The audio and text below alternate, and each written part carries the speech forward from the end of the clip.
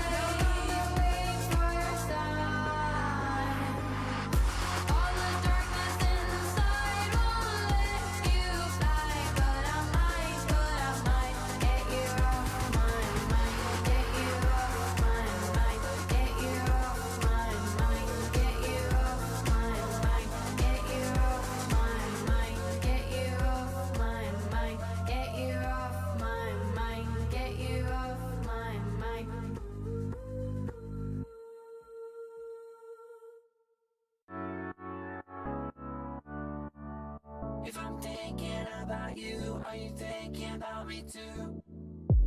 A summer day, your sweet embrace is all that I want. The way it feels, it's something real and heading for us. I mean it from the heart. I wanna be your light when it gets dark. Right from the moonlight until the sunrise. Can't get you out my mind. Can't get you out my mind. I don't know what you done to me. If I'm thinking about you, are you thinking about me too? I keep falling for you, can't help wondering. If I'm thinking about you, are you thinking about me? I don't know what you done to me. If I'm thinking about you, are you thinking about me too? I keep falling for you, can't help wondering. If I'm thinking about you, are you thinking about me? No time to think, 'cause we're all in, yeah, we're in a rush. Too late to change, making mistakes, just give me a touch. I mean it from the heart. I wanna be your light when it gets dark. Right from the moonlight until the sunrise. Can't get you out my mind. Can't get you out my mind. I don't know what you done to me. If I'm thinking about you, are you thinking about me too? I keep falling for you, can't help wondering. If I'm thinking about you, are you thinking about me? I don't know what you done to me. If I'm thinking about you, are you thinking about me too? I keep falling for you, can't help wondering. If I'm thinking about you, are you thinking about me?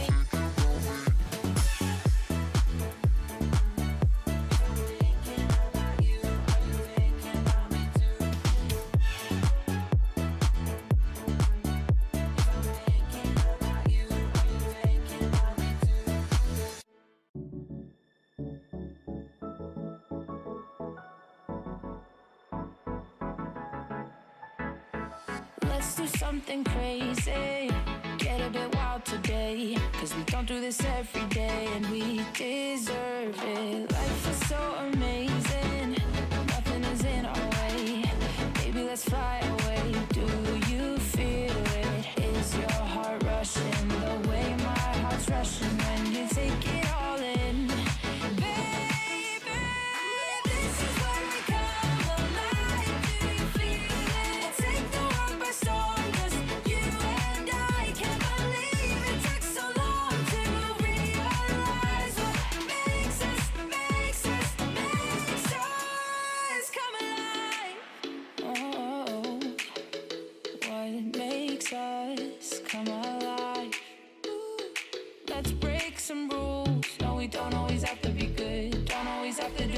should. We'll feed the fire. Let's see it through and let go of what's holding us back. Just light it up and we'll burn through the past and take it higher. Is your heart rushing the way my heart's rushing when you take it all in? Baby, this is where we come alive. Do you feel it? Take the world by storm, just you and I. You and I. Can't believe it took so long to realize. This is where we come alive. Do you feel it? Take the world by storm, just you and I. Can't believe it took so long to realize what makes us, makes us, makes us. This is where we come alive. Do you feel it? Take the world by storm, just you and I. Can't believe it took so long to realize what makes us, makes us come alive.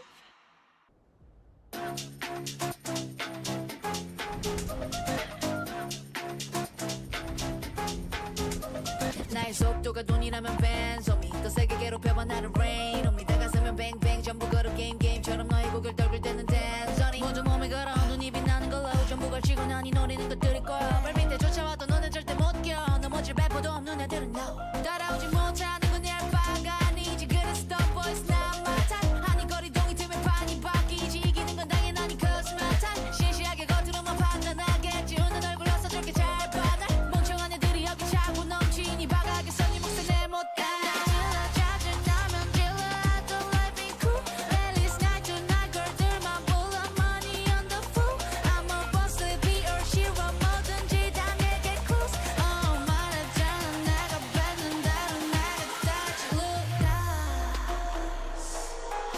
Told to myself I'm so bossy I'm so bad I told to myself I'm so bossy I'm so bad I told to myself I'm so bossy I'm so bad I told to myself told ya 느리게만 보여 눈이 핑 돌아가는 놈들은 한 곳으로 모여 Shall we ride 머리 위로 투 그래서 이건 누가 대신에 money dance on a private jet 여긴 닿을 수 없는 곳 올려놔 bus 하늘 위로 떨어지는 별은 looking like demons 자칭 날 구기는 것들은 전부 천했지 왜처럼 증오들은 나의 밑거름 꽤나 좁아져도 너의 시선은 어느새 풀려 숨죽여 Hey you better you turn when I pull up Can't slow me down 나 끝이 없는 ride 멈출 수가 없잖아 안돼 소리 망설임 없이 주사 위로 여전히 예상 못한 곳으로 향하지 like we to go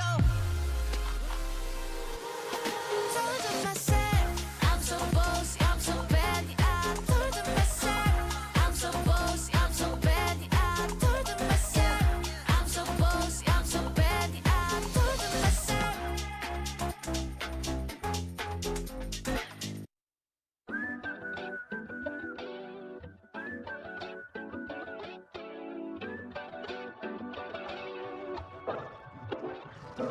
I don't know what you've been sold, but I'd be insane not to play my role. Yeah, I know I can break a fall, the stakes are low.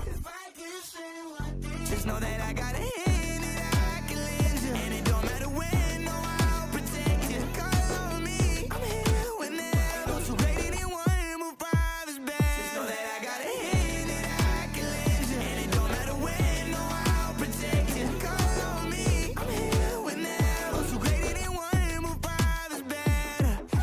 Oh, you think you tough, huh? I think that's unlikely. You can keep on looking, but can't find nobody like me. Eldorado pushing, while I'm pressing in a white tee. You know I love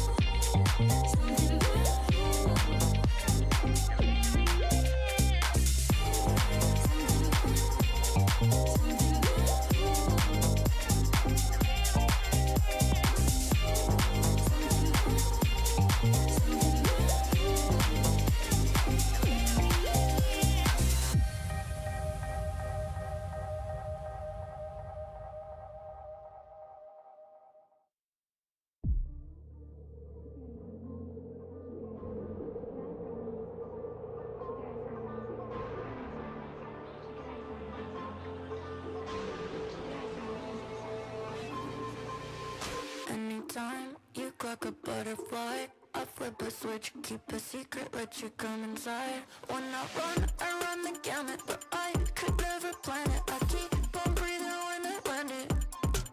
When I run the gamut, but I could never plan it. I keep on breathing when I land it. If you give me a piece of your heart, you keep easy when we are a part of two worlds. It could be nothing, maybe it's something. Keep your eyes on me. Keep your eyes on me. Keep your eyes on me. Me. Keep your eyes on me. Keep your eyes on me. Me. Keep your eyes on me.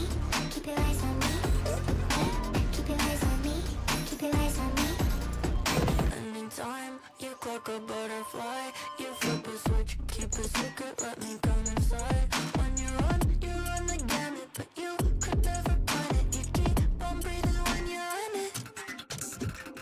If you give me a piece of your heart, you keep easy when we are a part of two worlds. It could be nothing, maybe it's something. Keep your eyes on me.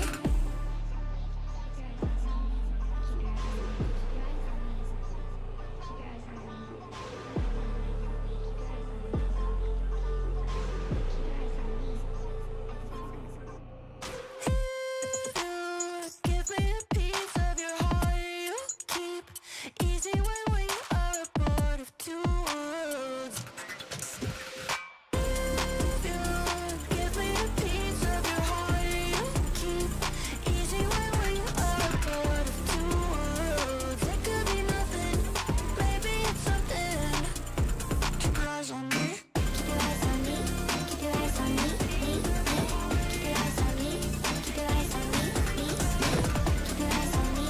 Keep your eyes on me. Me. Keep your eyes on me. Keep your eyes on me.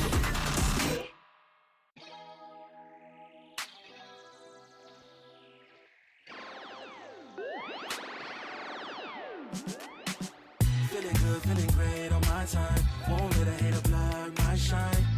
I'm just living my life. Too busy chasing good vibes. Chasing good vibes. Chasing good vibes. Chasing good vibes. Too busy chasing good vibes. I'm feeling good, feeling great now. A hater can't play with my day now. Get that negativity out of my face now. In my city, I'm the man of my state now. Yeah, I'm living life to the fullest. Baby girl, you talking to the realest. Energy and joy, you can't steal it. Good vibes all around. Baby, tell me, can you feel it? I woke up, so I'm blessed. Just another chapter in the test. I know I'm doing better than the rest. Got a smile on my face, showing teeth for the crest. It's no sweat, I'm a vibe in my own right. Go time in the sun, yes, I'm gon' shine. So fine, got a baddie on my phone line. Feeling good, feeling great, chasing these good vibes. Feeling good, feeling great on my time. Won't let a hater block my shine. I'm just living my life. Too busy chasing good vibes. Chasing good vibes. Chasing good vibes. Chasing good vibes. Too busy chasing good vibes.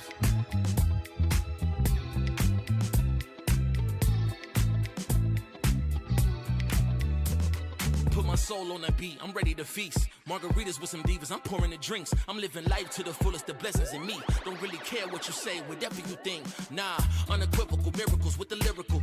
With the homies tryna pop like the cereal.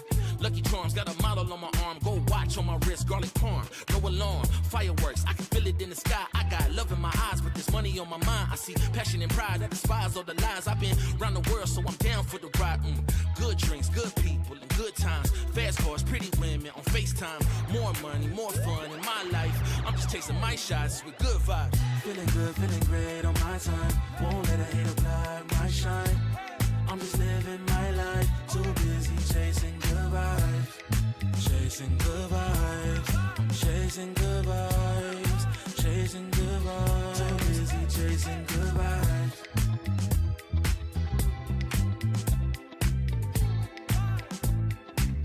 Too busy chasing good vibes.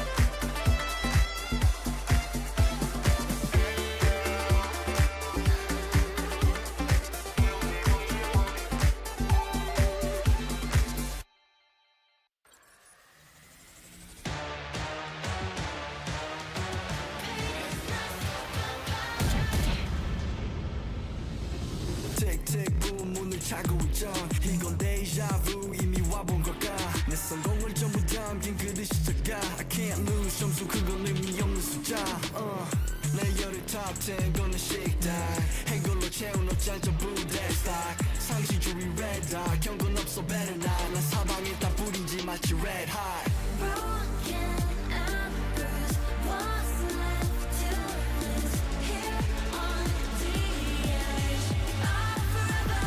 I'll never win, I'll never fight. Win or sacrifice, fight until the final hour. Pain is my superpower. Keep my head up high, run through rain or shine. Can't have sleep without the sour. Pain is my superpower.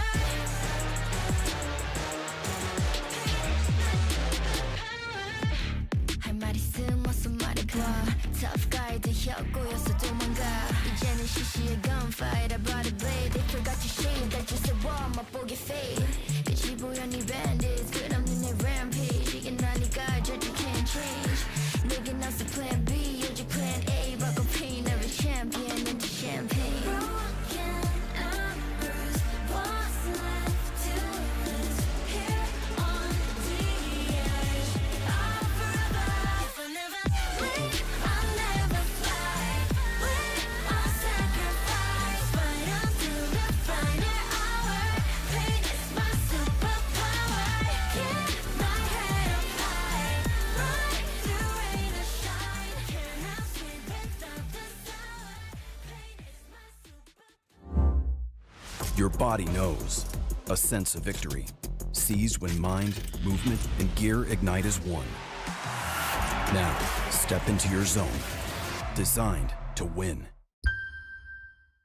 Hey! Hey, Tom. Alberto was looking for you, by the way. Really? Yeah, you better get there Okay, quick. I'll go check.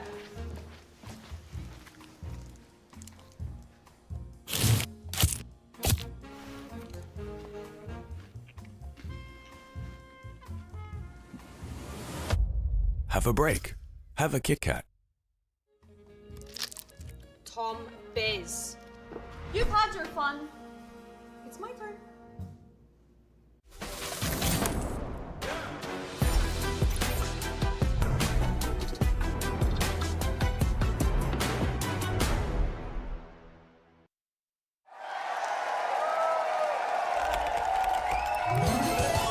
Red Bull gives you wings.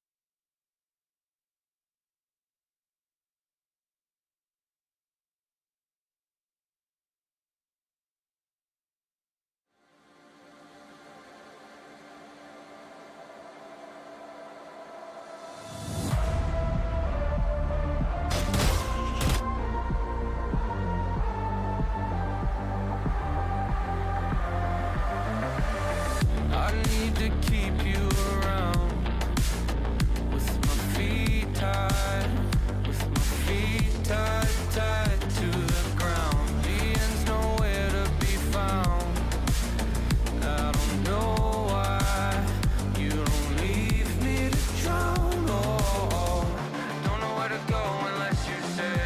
Don't know what to do unless you stay. Thinking that today will be our day again.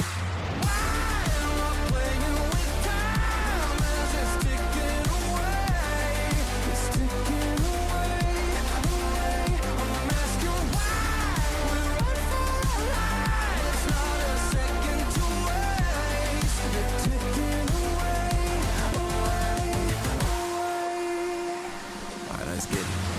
Winning, losing, either way I'm there. Got an attitude, I'm off the roof, up in the air. Let's run, I make it count, yeah, I'm talking right now. Feel like the comeback kid, got no time to spare. Double up score, 22-4. You know I win a lot, gotta win one more. On a hot street, never gets old. Sorta with the ace and my team went gold. Why am I playing with time as it's ticking away? It's ticking away, I'm asking why. It's not a second to waste. They're ticking away. They're ticking away.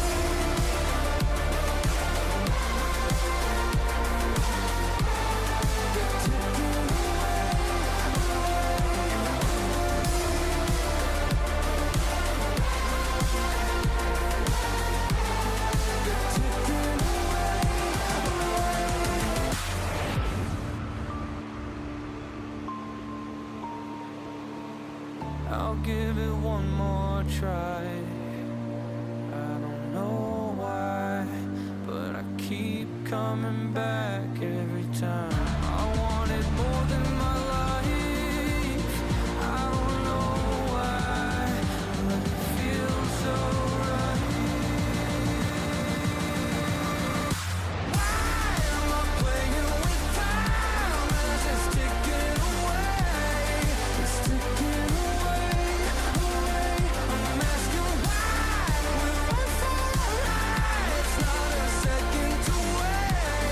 It's ticking away, away, away.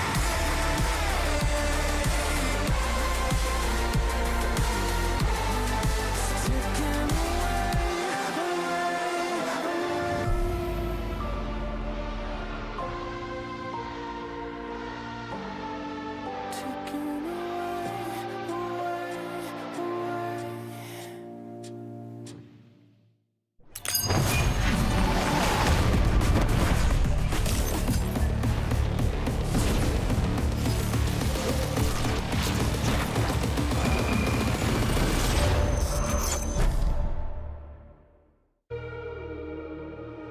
I'll take the shot.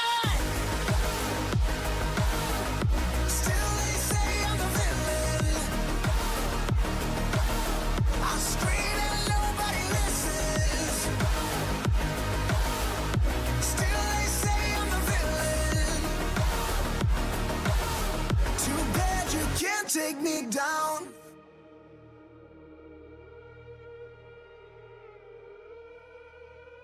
It's elimination day today as the lower bracket run is officially starting. 4 teams fighting for another day of survival as we're going to be bidding farewell to 2 of the teams, which means their story will end a little early. Welcome everyone to VCT EMEA Kickoff, where the heat is officially on full blast on the server, though not outside because it's cold AF here in Berlin. I'm Judy, your host, and I'm joined with Cairo and Minnie. Cairo, welcome! Hello, how's it going? Yeah, it's just good to be here, man. I'm excited, you know. They told me that I needed to bring up the average height of the analyst desk, so... You're off the desk already. Get him off. Security!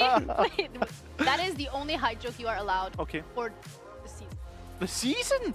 Oh my god. At least you didn't say IQ. Yeah. I'll accept height. No, he actually brings it down. All right. We're off to a great start, but also for those of you at home, just a quick little reminder. This is the last week for the Alpha versus Omega Challenge, so make sure that you lock in. You do need to play 3 ranked to qualify. Are you participating? You're asking the wrong person. I know that I'm on Team Viper. Yeah. I don't know which one that is, though. But hashtag Team Viper. Yay! Like, maybe, Cairo, are you taking part in this? Yeah, of course. I'm always taking part. I'm always playing games. Although what team are you on? I'm the opposite to Minnie. I'm Team Brimstone. Oh, so we got a rivalry on the desk today as well. I love that. But let's jump back to last week. You weren't here. Yes. But I'm still going to ask you questions, but I'm going to start with you, Minnie, because BDL Gentlemaids are in that upper final. Yeah, I mean, this is crazy. Like, I think that, like, if we just talked about this over and over again until the... Like, it's just such a good story. Like, to hit it just time and time again. Like, BBL are a team that 2 years ago were essentially a premier team. Go into Turkey, win every single time. Couldn't quite make it the first year. Second year, make it here. And then, like, I'm like, oh, okay, they'll do okay. They should be good. But they just come out guns blazing. It's almost like Destiny for them at this point. That they're just this good. Ooh, I like that. Yeah. Almost like Destiny. Yeah, I agree with Minnie as well. Like, these kids have been at it for the best part of, like, or doing this journey for the best part of nearly like a year and a half now, right? And they're going on to 2 years by the end of this one. They started that split to Ascension run way back in 24. So yeah, I love to see the story. I love to see everything they're doing, but Gentlemates and the rebuild that they've been able to do on the other hand, right? They've picked up a tier 2 coach of Paco, who everybody said, like, there's a lot of promise, and the way that he's coached this team, the meta read, everything about it excites me. Yeah, and to really put it into perspective, we're showing you guys the bracket because it means that they haven't lost a single game. That's the reason why they are in that upper bracket. That's why they're chilling for the rest of this week. They have a chance to look at every single one of the games that are happening. We have the middle bracket tomorrow, but today I want you guys to look at that lower bracket. KC Foot, Pacific ULF.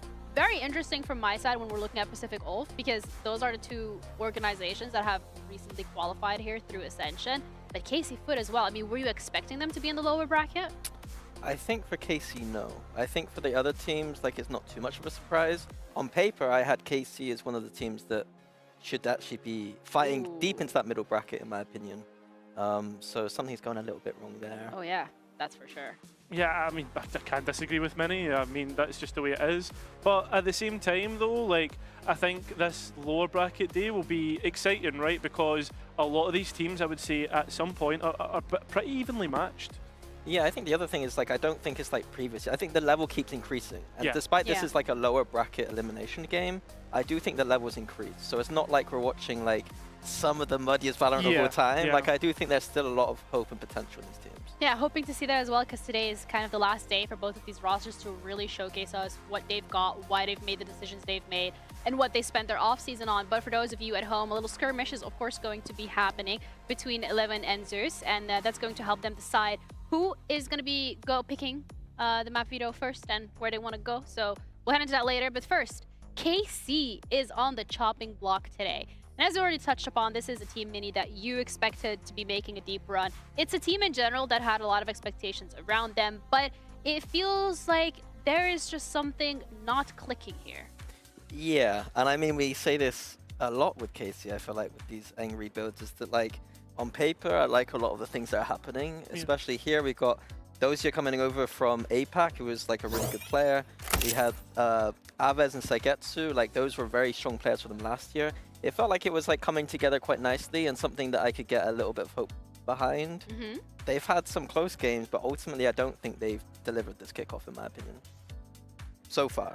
Yeah, no, I absolutely agree, and I think that's something that also I would like to get your opinion on, Cairo, because in regards to KC and their performance, where did you have them in your expectations? I would agree with many, and like even maybe I don't want to say like deep into the upper bracket, but definitely like thought they could challenge those upper teams, right, on what we thought on paper would be those upper teams.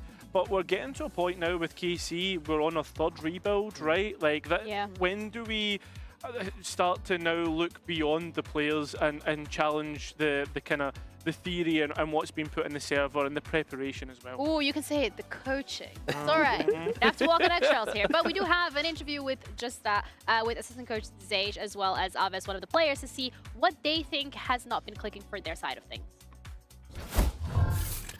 Thank you so much, Ginny. You guys are doing a great job on the desk. Zage, Aves, thanks for joining me as well ahead of your game today. Pretty important one because we're sitting here in the lower bracket. I thought we'd have a conversation with the both of you about what is happening in KC right now. I think it would be nice to have the coach's perspective, and then we'll come to you, Aves, after that and have a player perspective. So, Zage, what's going on? So we have completely new team, right? Like compared to last year, we changed 3 players, so you always go on a new base, and when you are a new base you need to build everything up. And right now we are struggling to reproduce what we are doing in practice since like 2-3 months, not in terms of gameplay, but more in terms of like you know, like taking our time, not doing like small stupid mistakes and stuff like this. And we are struggling to keep our calm in voice comms especially, so it makes chaos in a lot of like really important moment. We saw it against Liquid, like we could have won the game like easily on split, even on Breeze. We lose 4 versus 2 into 5 versus 2, and like it makes us like just lose the momentum of the map. And when you lose this type of rounds, it's super hard. I know that people are gonna say that we have like kind of the same mistakes as last year, but like we have a full new team, so you have to rebuild like everything from the scratch. And I really believe like when we are be able like to play like we do in practice. I'm not talking as again like as we winning everything and stuff like this, but I mean like about fundamentals and like how we would like to play the game, the system we put in place. We like gonna be really strong team, but right now we're just struggling to do this. Okay, that's a fair analysis. Aves, would you agree with that as well, or is it maybe a little bit different from your perspective? Yeah, to be honest, I agree with everything he said. I mean, I think we need more time as a team to get more used to each other. Other than this, I really believe in our team. Okay, well, when we're looking at time specifically, it's not really something you guys have because you're now in this lower bracket. So does that worry you, or are you more like, okay, it is what it is, we'll move forward to the next one? To be honest, I'm not worried because I see improvements every single day, official by official and scrim day by scrim day. So that's why I have a lot of hope. Okay. And I feel like we're gonna improve a lot. And then from your perspective, Zage, because you kind of talking about the comms specifically in game and it being a little bit chaotic, what is it that you can do from the coach's side to make sure that that is something that gets worked on? So what we're doing is every time that we lost the official, we insta-review the day after, like 2-3 hours review. Like we watch everything. We try like to even like implement our performance coach also. Like we make the players like take moments that they feel stressed and stuff like this. So like he can watch it with them and like see what happened at that moment, why they felt that way and stuff like this. We're really trying to improve that point because, as I told you, like and as he said also, we had really a lot of improvement like between Navi game and Liquid game. We could see it like out of the score, just the way we were playing. Like first game we just not connected to the server at all, and second one we were like super competitive. And even though, as I said, like we trolled the game, like we still like been playing like super well. It just like we did small mistakes, but overall, like as he said, I will never lose hope if I see improvement. Like even like it's 1%, I will like never like be mad or like lose hope, because we just need at some point to see the right way, you know, like when you are competitor and in every aspect, you have like to see the small stuff and how you're like, not the income of it. Like if you only focus on winning, like, and when you're a competitor, you don't win always. Like even the best team in the world doesn't always win. You have like to take what the game gives you and what your team gives you and like just make it with it. Okay, that's a really great mindset to have, but again, Aves, I'm going to come back to you because you play against Foot today, and it is an elimination match. And they against Fnatic, also, you know, first game that we saw them, I'm not going to say anything, but the second one against Fnatic, they were able to get quite a few rounds and push it to OT and go to that third map.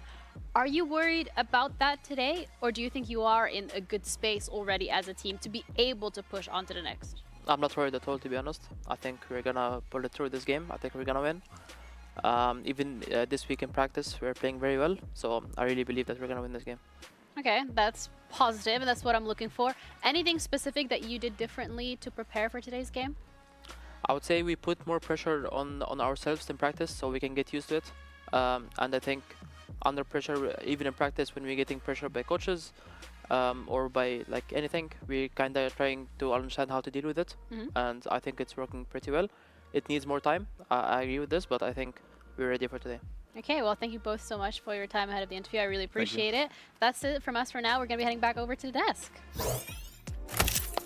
Not really a desk, more of a coffee table, but thank you, Ginny. And quite a lot of insight as well that we were getting from this interview. I think I would like to start off with the philosophy behind how everything's going. I think needing more time, I have a question about that. I have a question about it being more of a newer team. Like, how much really is there?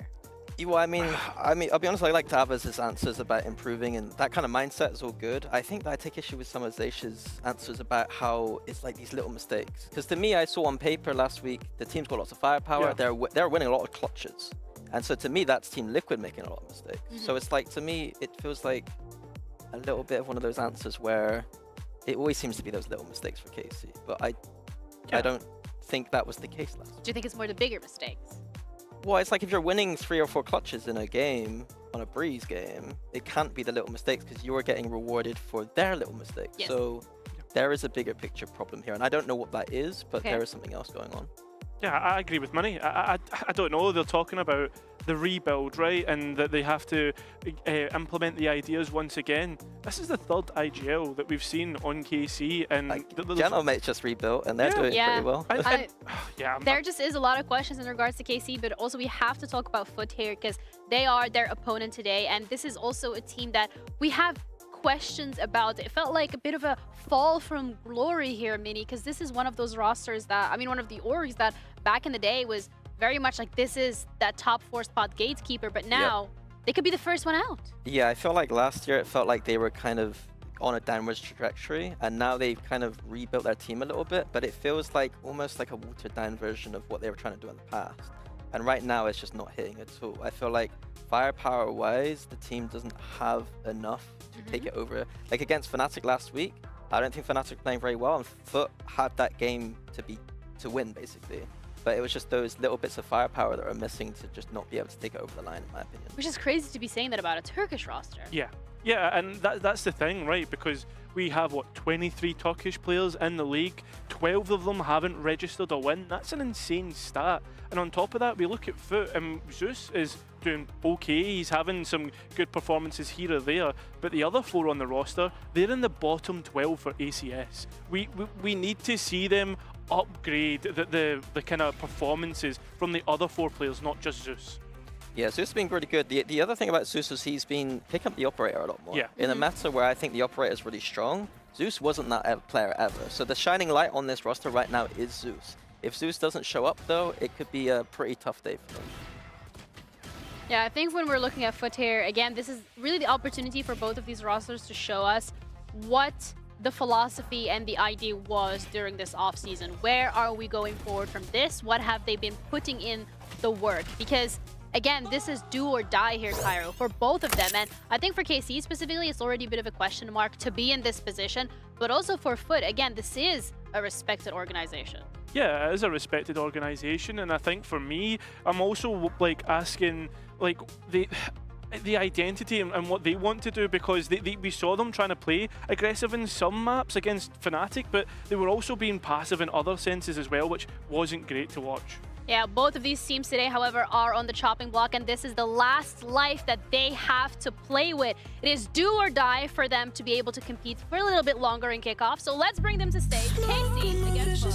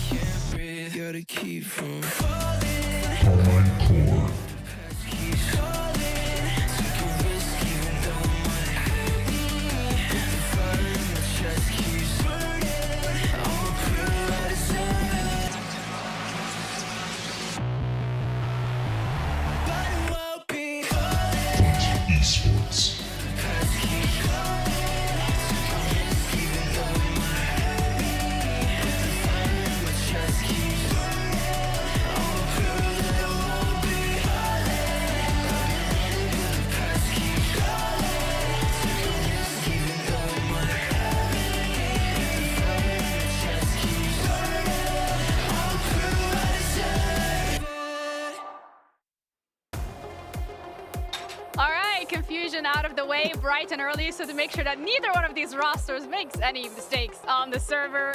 Mini, what a great walk-on we just had. I mean, I hope that team works a little bit better in the server than out of the server with the it's like right before it's like right before going on broadcast, you know, you just gotta curse a little bit so you get it out of your system so you don't accidentally drop an F-bomb when you're live. That's what they're doing. But the skirmish is what we're gonna be looking at, because this is what's gonna help either one of these rosters define their slot when it comes to the map veto, Cairo. Yeah, it is, and I mean, what better way to do it, right? You've got two Turkish duelists going up against one another. We had a big conversation about these two last year in terms of who was the Turkish duelist for 2025.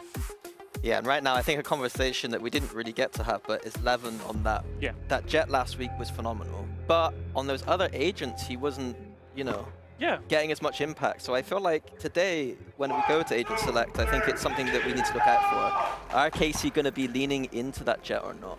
Yeah, I think like the thing is though as well is the other aspect of like the Levin conversation about what duelists he's playing. If we look at his duelist win rate towards that split 2 of last year, he actually had a 62% win rate on Jet, but a 65% win rate on Euros. So is it an implementation thing, do you think? Or do you think it's just like comfortability, like in terms of the game plan? Yeah, I think what we also have to highlight here is that Foot did end up deciding to pick second, so then they were able to ban out Abyss, which, you know what, Mini, after what we've seen last week, I think that is it's very funny call. that Foot picked Abyss 2 weeks in a row and now they're banning it, which is a bit of a bad sign for that map pool, but I think it's absolutely the right decision. I think KC would have picked Abyss into them and KC would have been 1-0 up into this series. So yeah, because it looks a bit silly, but I think it's a good choice. Absolutely. And then I want to go over Haven, that being the first one as well. I mean, KC picked it against Na'Vi.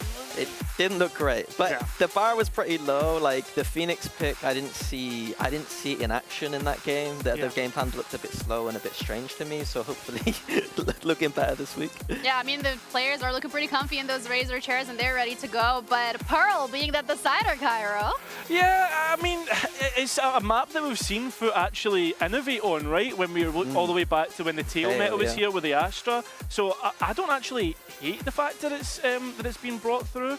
The other weird thing is KC banned it the last 2 weeks, so then now it's now part of their map pool now, and they left it to a third map, which is like, usually if you leave it open, you'll then ban it second, but the fact that it's now in their map pool that strong is kind of interesting to me. Yeah, it's bringing questions in regards of whether or not they have something cooked up for that map specifically. But in general, I feel like when we're looking at KC, we saw some of those funny picks, like, or a little bit different, well, I guess. So Pearl is a map you can play Phoenix on, and they Yeah. love Phoenix, so maybe it's just Phoenix. maybe it is, maybe it's not. But Haven then is what I would like to dissect a little bit further, because when we're looking at Foot specifically, we haven't like actually seen them on Haven just yet in this kickoff. So what are we expecting from them?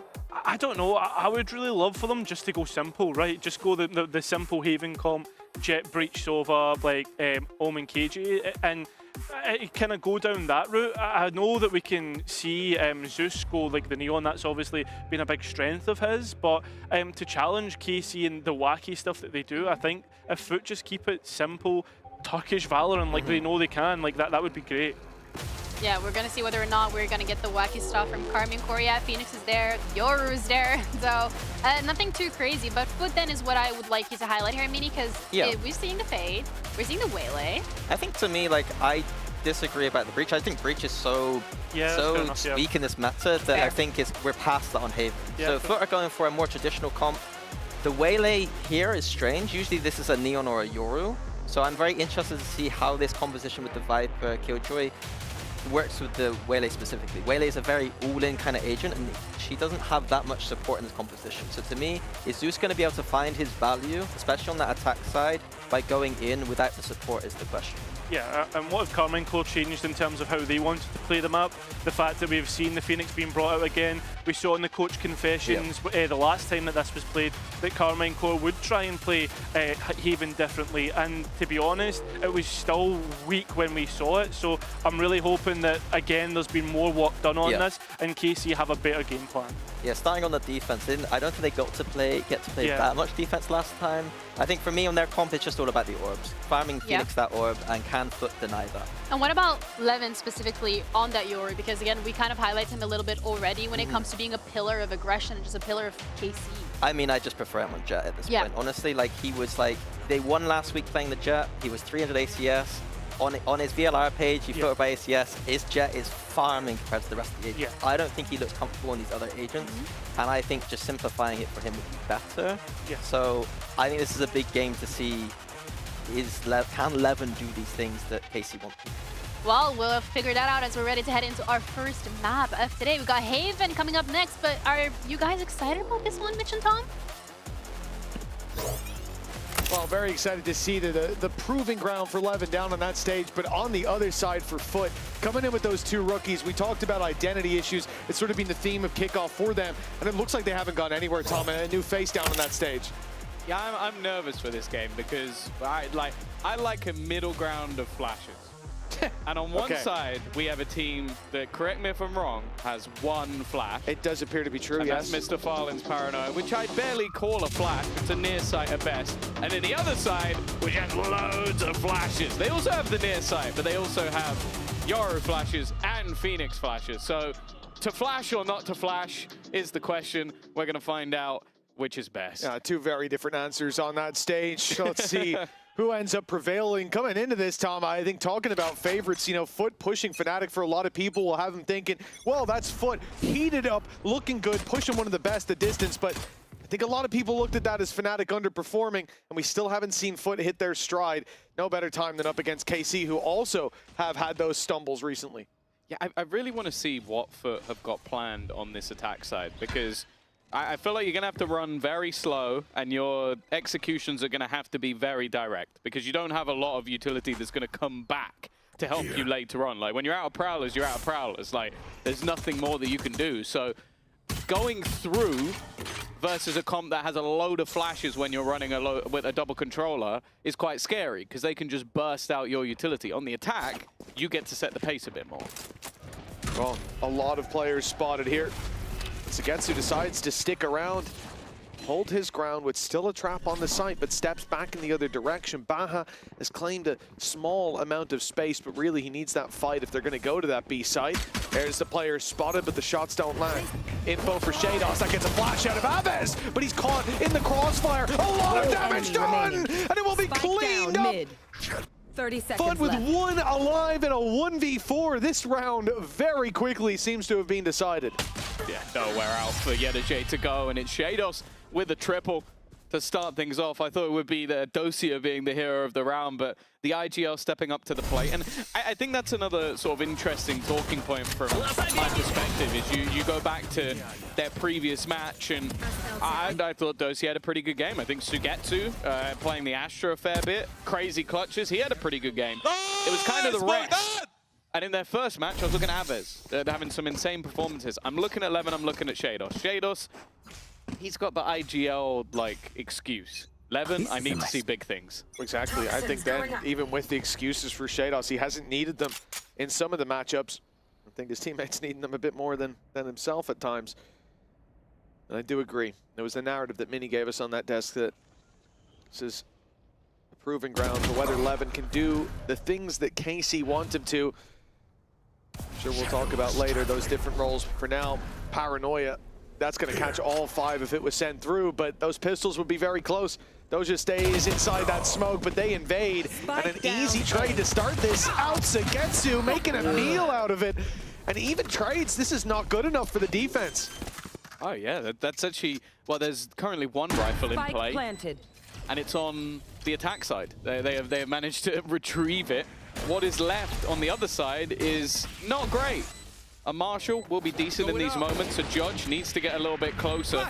And the Spectre's fine, but you need to get into position. Good work from Aves at least to clear one up. It does mean like they have a lot less to lose in these moments. And hey, they make it look easy in the end. An upgrade to the rifle. Only other than that was a pistol.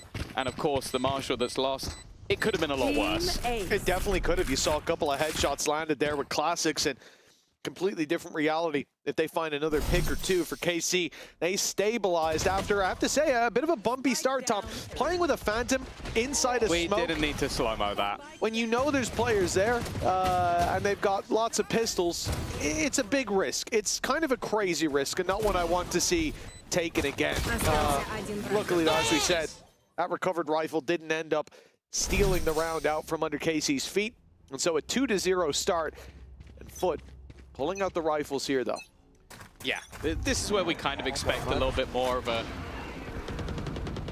break back, but the operator on the other side for Levin, having that early investment into him. Now, one of the criticisms I had was he would go for these fights but not escape before the TP. This time he lands a shot straight out of there, no risk. Overstaying his welcome definitely was a facet of we saw last time. Baha's gone walkabouts here. Breaking the trap at least, but doesn't overextend. Doesn't give away the pick. They've seen that second trap as well, waiting on middle, so a lot of Sugetsu's utility can be removed. We're still at the minute point as well. There's quite a bit for Foot to work with here.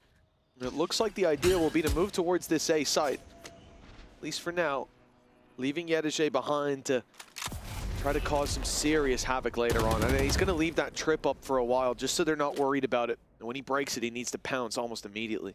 Yeah. The tough thing here is that for Foot, they're probably going to be a little bit worried that they don't have Zeus anymore. Because it was mentioned on the desk, like, you don't really have a lot to follow him up. But if you don't have him at all... 30 seconds left. Then getting in can be awkward. But they have just walked it up. Retake will be in play. And again, there's a couple of very close range weapons that they're going to have to put into position. But with the flashes that they have, it shouldn't be too difficult to get in.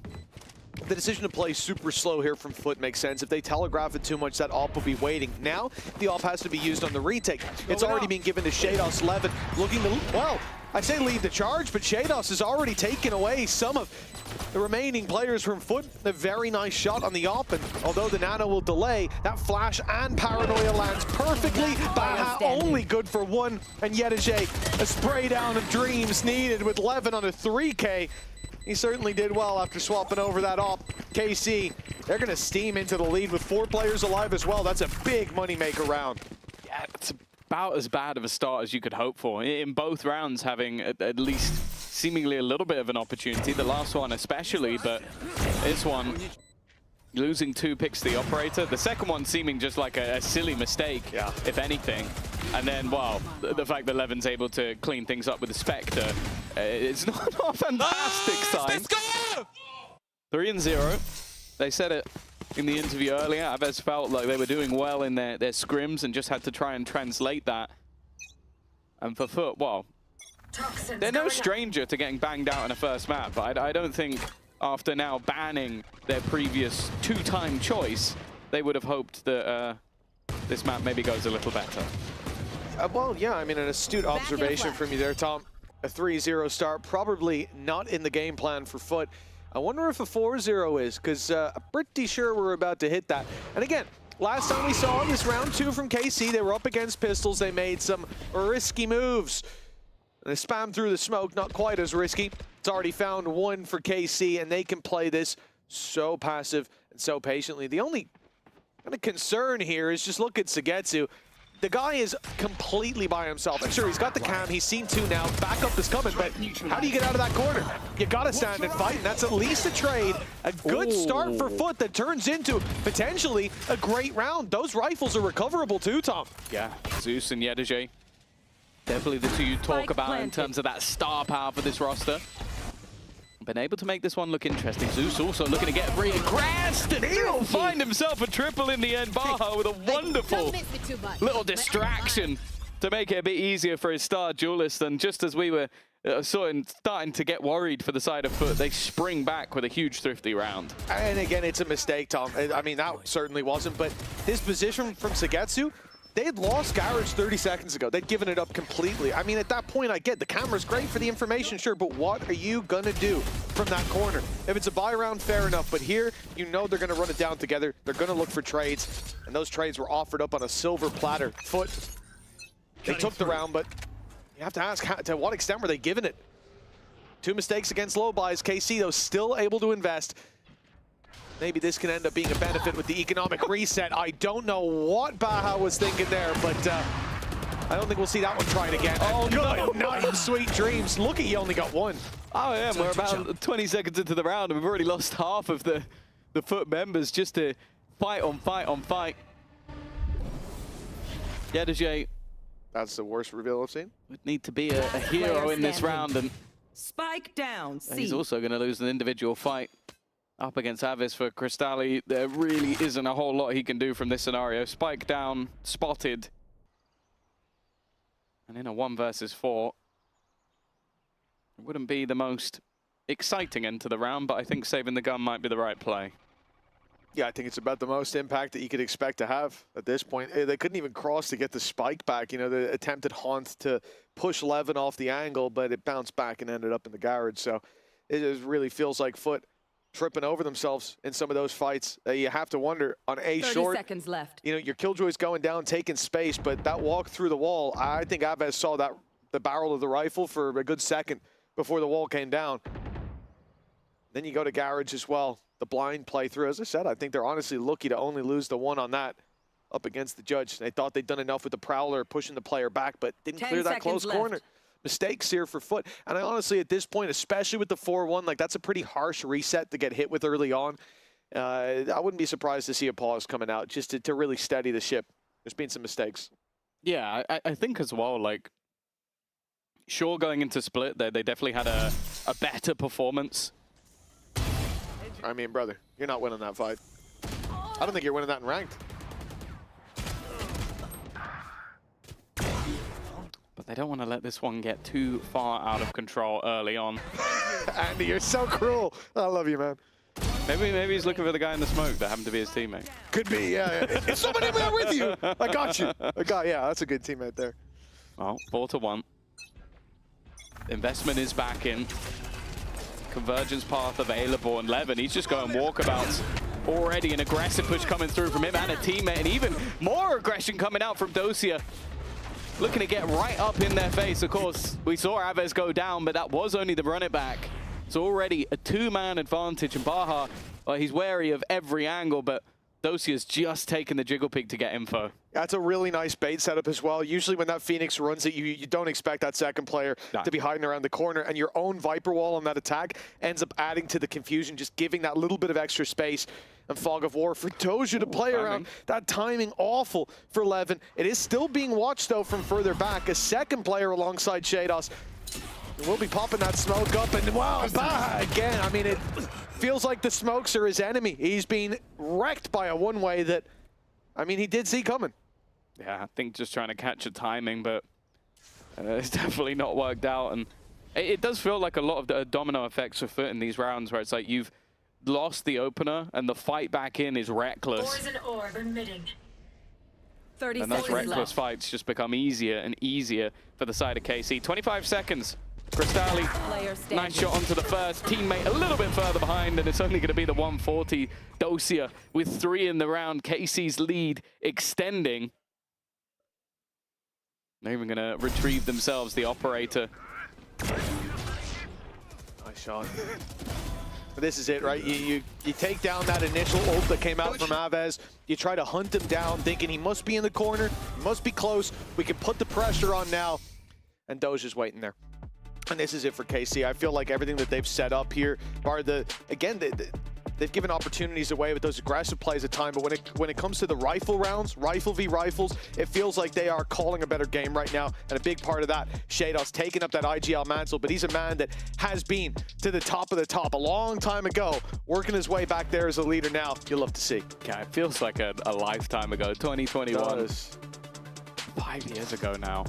But the fact is, managed to make it far in those international tournaments, but you look over at the Foot side and it's a different story, but one of more regularly making it to those international events, more regularly, and more recently. And it's whether or not they're gonna sort of miss out once again. The 2025 definitely wasn't the year for them. They made those changes. They looked to rebuild this roster with rookies, and as of right now, it seems like the pieces are not clicking. Like, we need to see more. Zeus, he's had his moments, no doubts. Yedeje, I still have faith.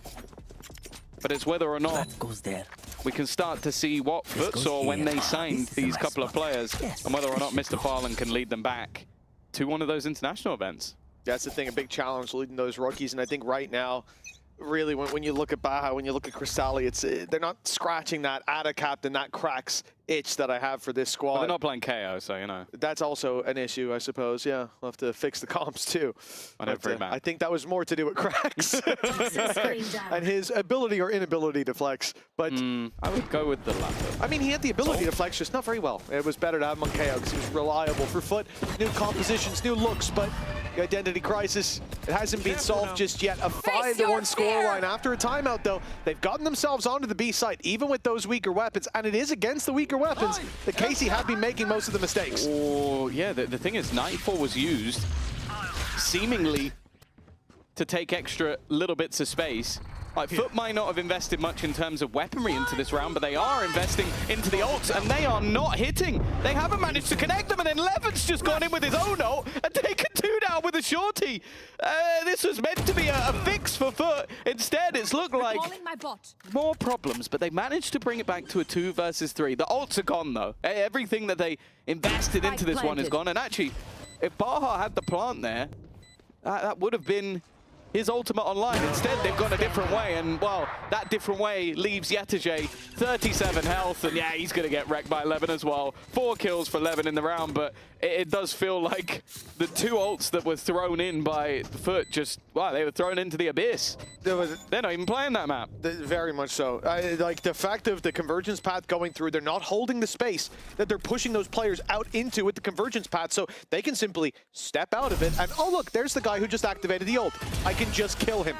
No one's holding that space, and we're using our counter exec. We're trying to fight them while the Yoru ult is just about to run out. So Levin has a chance to just strike from back there a second or two later, and I get it because you think the Yoru ult's about to run out, therefore they're about to come in, therefore we're about to hit them with the ult. And that's a great idea if we hit the ult where they would be coming in, but they were already past it. I mean, this is a timing issue, it's a synergy issue, and coming out of a timeout, that's not the round I want to see my team playing. Big mistakes for Foot, man. And we're 8 rounds in, KC not breaking a sweat. No, this has been comfortable, but maybe not in necessarily the way we expected.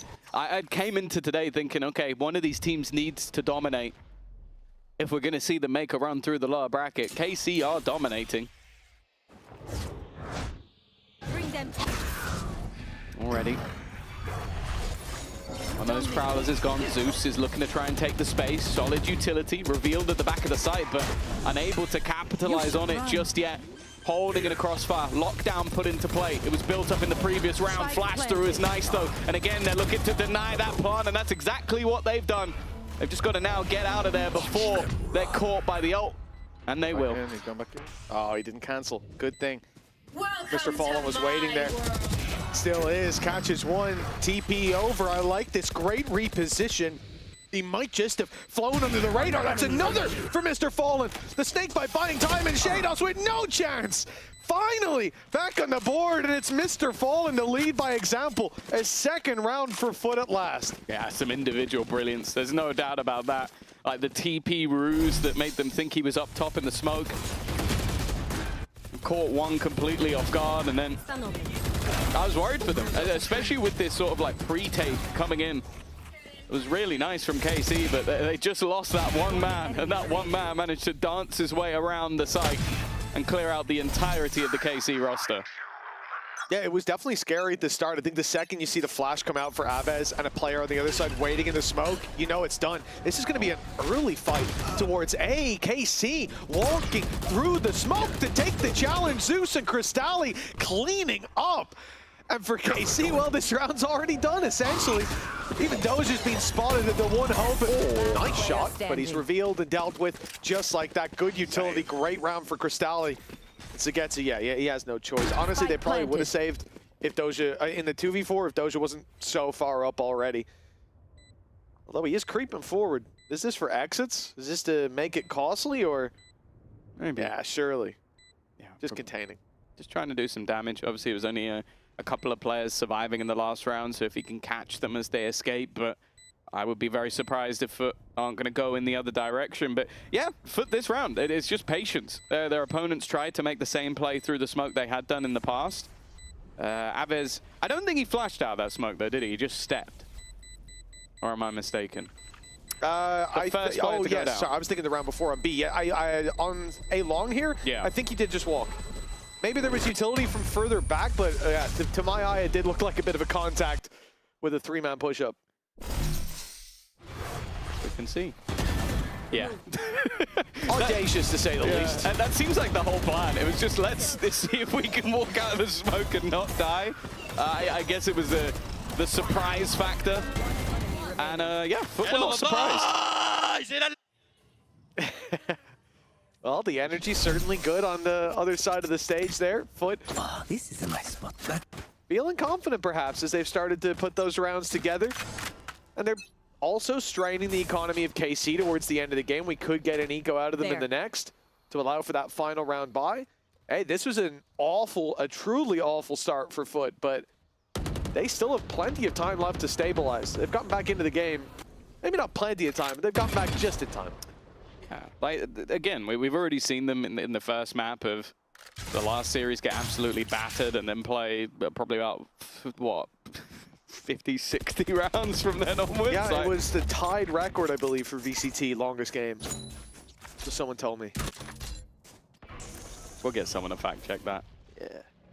I don't remember. All I remember is we've had a lot of rounds before. My goodness. But yeah, they've showed they can bounce back. If they can do it a little earlier in the game, that would be very helpful. Levin, just going to go out for information. 3 spotted. Does spot. It does leave his teammate a little bit out and dry. Again, we've seen this quite a lot from Zeus, where he's managed to stun one of them up. TP into the corner. Is it going to be checked? Dosi has done well.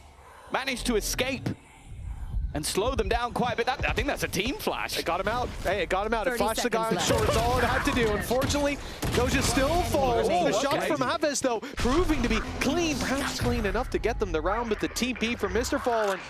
Over to the C site. They'll find him very quickly, but nothing they can do about that plant. They see him go towards long as well, but he's faked that time. He's walked towards long to let that extra pulse of Cypher's ultimate reveal him, and then tucked away in the corner the one way as well. This is, oh, it was beautiful. It really was, but now they know. Made sound. Maybe trying to bait them with the TP, see if he can get himself an individual fight, and he can! In fact, Avez was trying to jump, and instead he's the one to get caught at the end. It's a Red Bull clutch from Mr. Fallen. That's 2 rounds you can put down to him completely. Crazy rounds out of him. Was it 4K, and then this one here. They really looked like they were in trouble. Avez lighting up those players as they came through the choke point. But he got lost in the sauce there, man. It looked like both players calling that they'll bait for the other. I really wanted the Zeiss reaction. I knew he was going to be like, oh God, pain. Yeah, that you know, the timing a little off. The comms maybe a little off too. Honestly, I just hope the Mini's getting the telestrator after this one. I think he's going to have so many rounds to hyper-analyze. Yeah, that jump around from Aves. Is he keeping up the positivity from last week? I know he was trying really hard to be positive last week. I don't think he can get more than a week out of that. I'm surprised if he made it to the end of the week, I'd be shocked. 6-4. KC came in leading with a commanding lead. In fact, in almost every round, it looked like Foot. They couldn't answer up. They couldn't find anything. And then now there are weaknesses in play for KC. Let's not mince words there, but the momentum is back in play for the side of Foot.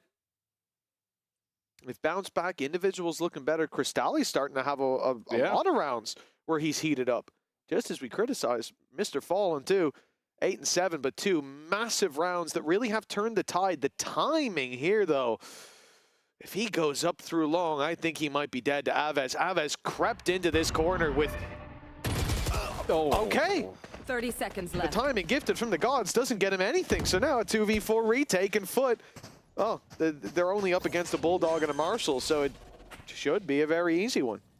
Yeah, it's one of those rounds where obviously you don't want to give too much over in terms of orbs, but your opponents aren't particularly close. You've got nothing to lose in terms of weaponry. Might as well give this one a go. Might as well try and see if you can find a gun for yourself or at least remove some of theirs. Ultimately, it's not going to affect too much unless you can actually steal the round away. And Yetage just playing very patient. Even takes down Shados, leaves it all on to just Sugetsu, and he's just decided he's going to be the raid boss. The other 3 hiding back towards long, playing for the post. That's now going to be 6-5 from a 6-1 damning scoreline. I'll be honest, I was already looking at the next map. We might end this half 6-6.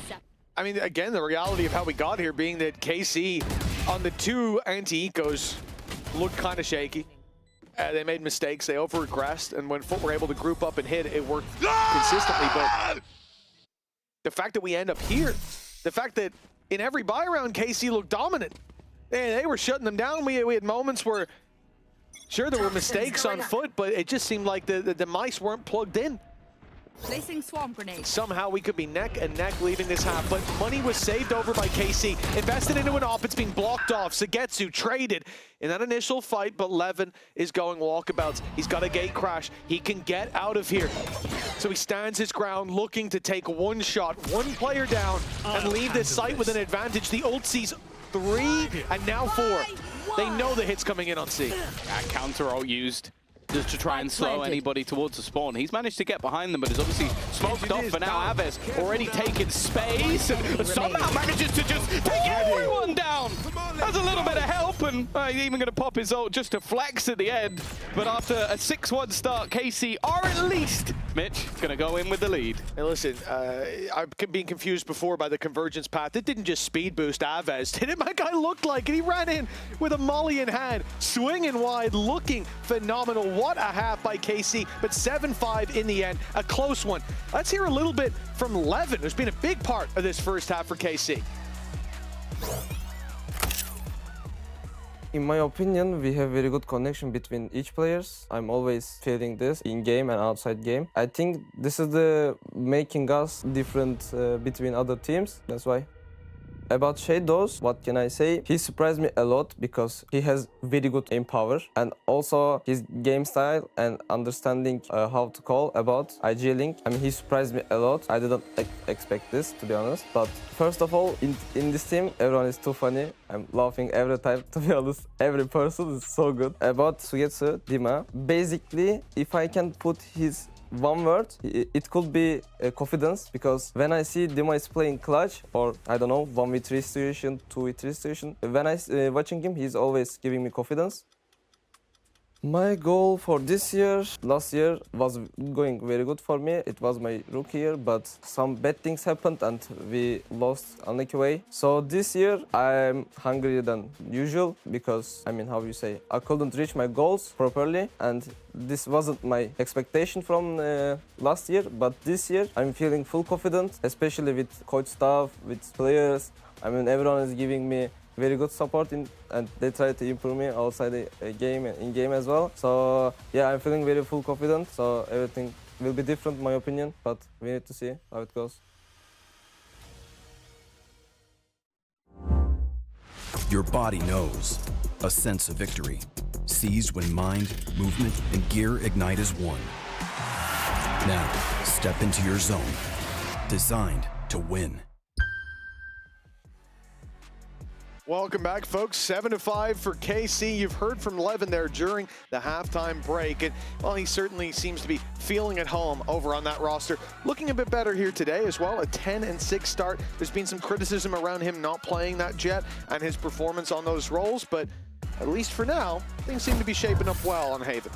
Yeah, like I think a lot of it was that defensive side operator and being able to get himself into position quite a lot of the time, but I want to see how he's going to work on the attack, because that's the synergy between him and Aves. That's where I need to see them working well together when they get in for those executes. And also I want to put a highlight on Baha, because now moving on to that Killjoy defense, he's again going to play a big part, but I kind of need to see a bit more from the numbers.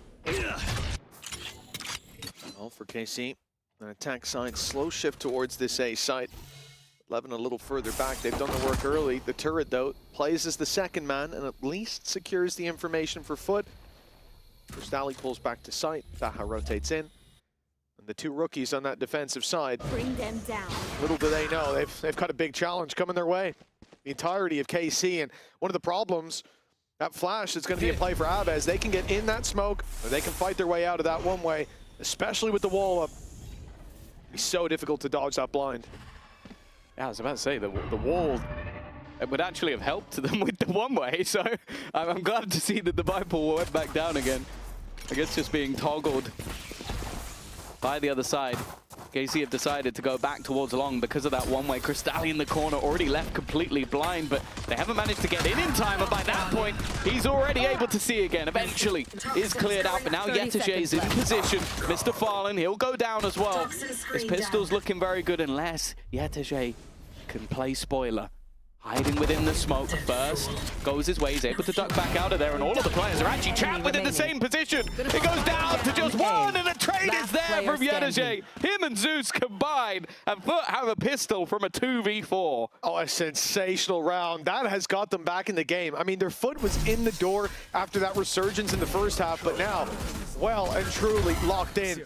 30 seconds left. They should be back to neck and neck. And the thing is, individuals were not there. And when you highlighted, sure, Baha's been a little shaky, but seeing Zeus, seeing Yetege pop off like this again, Kristali's had a lot of rounds towards the end of that first half.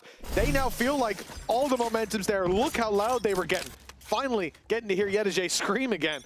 For KC, Classics, no chance to really disrupt this at all. Foot have gone in for a heavy investment. But that future-proofs them so long as they don't get caught off guard by a blitz out of these free weapons. This has been the worry with KC so far. Like, I think back to their Breeze versus Liquid. They're winning these big rounds. They had crazy clutches. I was like, okay, they won 3v5s in a row. That's ridiculous. Yeah. And then they started losing. And they never came back. Like it was like the momentum shifted and that was the game over. And it is feeling like the momentum has already shifted here. Mr. Fallen, he don't give a damn. He's gonna run straight through that utility and blink and you miss it. Foot a level again. That's the other thing about a team like Foot. You know, the reality is for Mr. Fallen, leading two rookies, it's going to take some time, but once they do hit their stride, they've got the good core three there that has an incredible amount of experience under their belt. Those kind of teams, they're not easy to crumble, whereas for KC, it feels like that's sort of their It's funny though, because they're the ones that has more tenured players, like players that have been around longer, players that, sure they haven't been together, but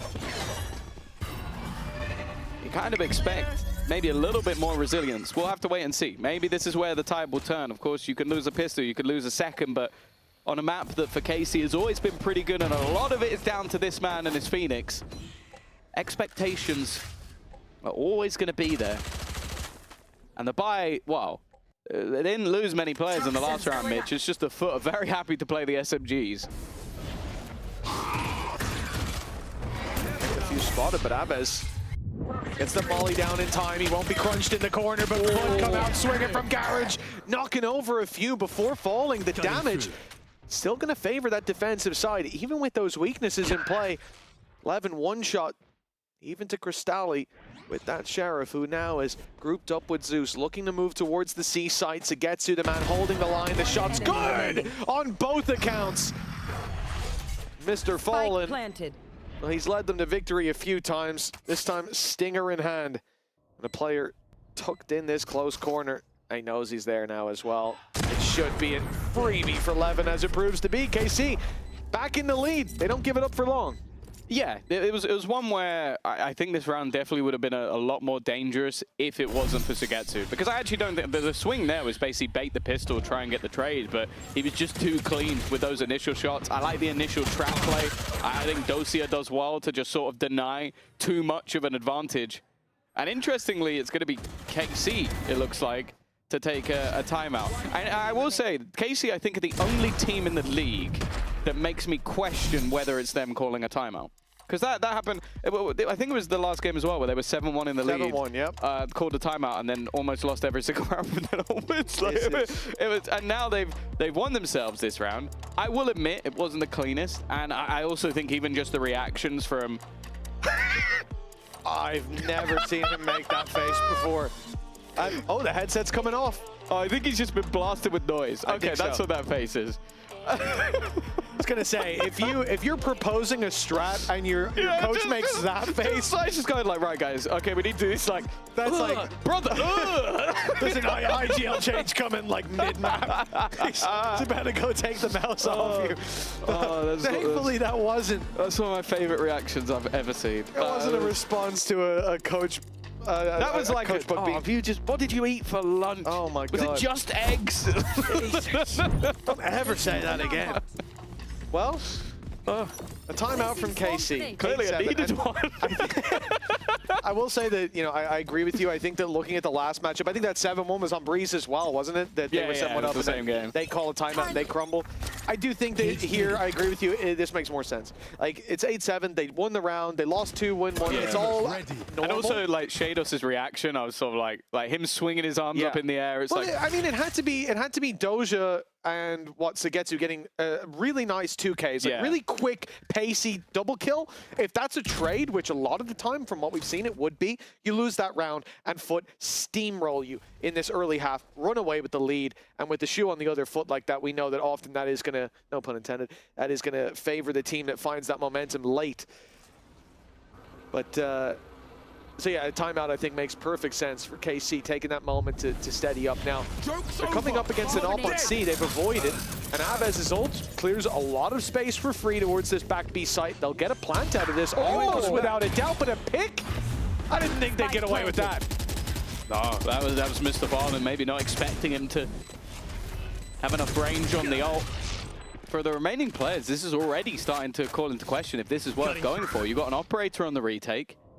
You've not even made it back into the actual site yet. And what they don't realize is their opponents aren't even playing it. They are all in the post plant. This is all time that's being wasted for them to get back in.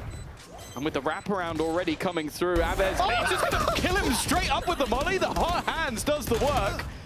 They managed to get a couple back, but even still, getting onto this is not going to be easy, and saving the operator becomes the point of call. It's KC to immediately extend their lead a little bit more, while the remaining two will at least hold on to their guns. That 2-round lead now. Foot being put in their place, losing those back-to-back rounds. The timeout with a round after it, a breath of fresh air for KC. And the hot hands kill is just ridiculous. Zeus expecting him to swing at any moment, but it was a little too low for those kind of shenanigans. Nice pause. Nice pause. There you go. The praise to Zeish. His Foot now called their own timeout. Now somebody that pair KC that are running away with the initial face. Yeah. And then him going nice pause. And I think that's a good meme. Yeah. Timeout for Foot. They fought their way back into this game, but a big round, a decent call coming through from the side of KC has put them with a little bit of space between their opponents. And the main problem now is just the economy. Like, you don't want to invest too much into this round, because then If you lose it, you're basically out and you don't have enough to go for the rifles. But the more you wait, the more chance you're going to have a round where you don't have the operator. And then that's obviously a big part of their game plan, having Zeus in on the sniper, which is not something I thought I'd be saying too much of. He was never really one for picking up that gun, but in the current meta, something you kind of need to have. Yeah, 100%. I think, you know, once we've seen that initiator utility peeled back, more chances to post up, more chances to get that first shot off. They do have a lot of flashes, though. They do. They have quite a number on the KC side. For now, at least that's translated to rounds in their favor, 9-7. An op in the hands of Zeus. A rifle for Yedege. So the rest are left with pistols. The Paupers fight alongside the Prince, and they're driving, at least in the early fight. A nice connection by Baha. But a plant seems inevitable for KC nonetheless. Spike planted. Still, that damage could come back to haunt them. Well, it seems like if at first you do succeed, still try again. They've gone for the same take into the B site. This time there is a flank coming through, but it is incredibly slow from Crystalli. I'll be honest with you, if he keeps at this pace, the round will have ended by the time he gets there. And he also only has a classic, so he definitely has the element of surprise. They managed to get it to half, but actually, never mind. He might have just timed it to perfection. Mr. Fallen ends up defusing, and Crystalli gets 2 with a classic. Thoughts, Mitch? No, none. I'm good. I was just kind of waiting for the replay so I could experience this round without an out-of-body experience in the middle. How the fiddlesticks does that guy get away with that? Nice! The slowest flank of all time with nothing but a classic, and he happens to get the angle on the 2 players whose sole job it is to stop the defuse, to win the round. Getting them both. Well, hey, clearly, hell of a game. Clearly you should buy the Foot Classic. Yeah. So there you go. This is going to be the advert. That's all Foot need to run from now on, is you can win rounds in VCT with just a Foot Classic and Mr. Fallen defusing. Come on, speaking of Mr. Fallen, there goes Levin. Shut down within seconds. This game has been a back and forth, but it hasn't felt close, if that makes sense. Like, at either times, one team has been dominating, and I wonder if this is the start of Foot getting back to that sort of streak once again.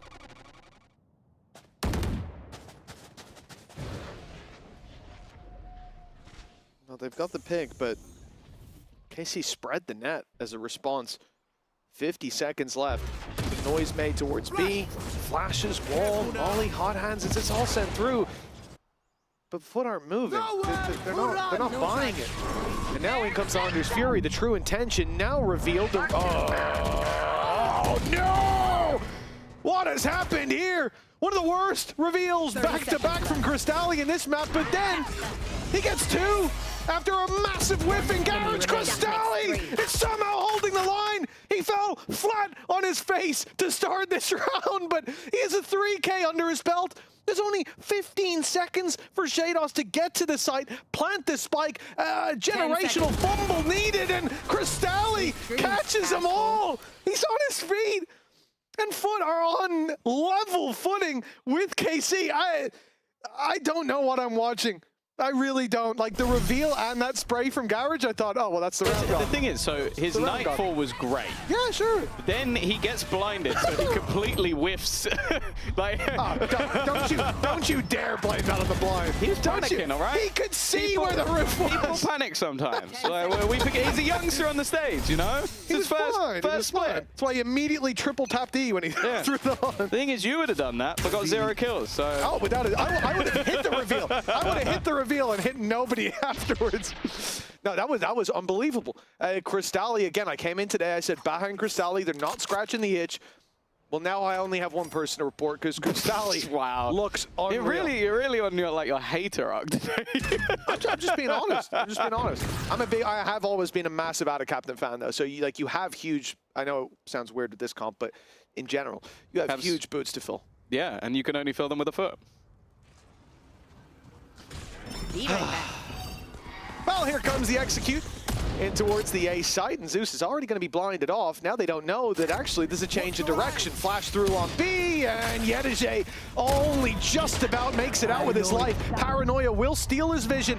Sugetsu steals his life with a few more following! The guardian of the B site, and he's letting nobody through that smoke! Finally, Zeus steps in to shut him down, and the spike still hasn't been planted. The pressure's still on, but Levin holding from far back's giving them a chance, and one that they won't soon relinquish. KC still with the lead, and the maddening rounds continue. That's just nuts. The fact that they were all revealed off the back of it, and then Sugetsu just almost with like a miracle spam manages to just wreck them all through the smoke. I don't think he expected two to be anywhere near that close. We spoke about him in his hero rounds. Like, I feel like you're going to get to the end of kickoff and maybe look at his overall statistics and go, oh, the Sugetsu's fallen off. If you actually watch the rounds in which he's winning for them, you definitely wouldn't agree with that. Zeus is going to go walkabouts. Early flash dodged, but he can't correct quick enough. And I believe that was the only gun they had. Yes, indeed. Unless my eyes deceive me. I see lots of pistols on the ground. Not too many left in the hands of the foot players. And now only Cristalli, 4K previously, was pretty impressive. But so what I need him to do is I need to throw his horn into a wall and then get an ace. Yes, if he can reveal himself, and then he should be fine. That's what we've seen so far. But look, if he finds this ace, I think we'll just forget all about cracks. Take his picture off the wall. It's not very nice. Well, at least remember him when KO is played. Here we go. Damn, so close. In-zone flawless. Again, I said it, there's been a lot of rounds where it's felt like this game hasn't been particularly close. The start for KC, the streak of rounds for Foot, and now a back and forth of 2 rounds apiece. And this one, in-zone flawless in its fashion. But this is where Foot will get a buyback up. And hey, if the pattern's anything to go by, they're about to win 2 rounds in a row. They will lose the map 13-11, unfortunately, as the script is showing, but... MIT sent you an invitation, Tom. Pattern recognition off the charts. Yeah, unfortunately I can't read, so I wasn't able to tell. Couldn't RSVP. Oh. KC after a huge lead to start this game off. They may be set to just take this across the line, but there are definitely challenges. No Hunter's Fury online for Shados. Meanwhile, you've got a lockdown for Baja, so a lot of potential to play retake into sites. Unlikely to be the A site, considering the pit's already been put into play. The only problem with this is that you have your pit up, but you still need to commit those 2 players towards that A site. Can't just let them walk around you. At least to start, there's some pressure put on towards A long, but I mean, it's just a decoy. Then a drone sent, then the ult. Okay, now we're starting to signal a bit more that we're really looking to pressure the A site. But the TP's taken, and we're all the way to the C side. Hold on, Levin's going to run out in the open. He's going to stick on site.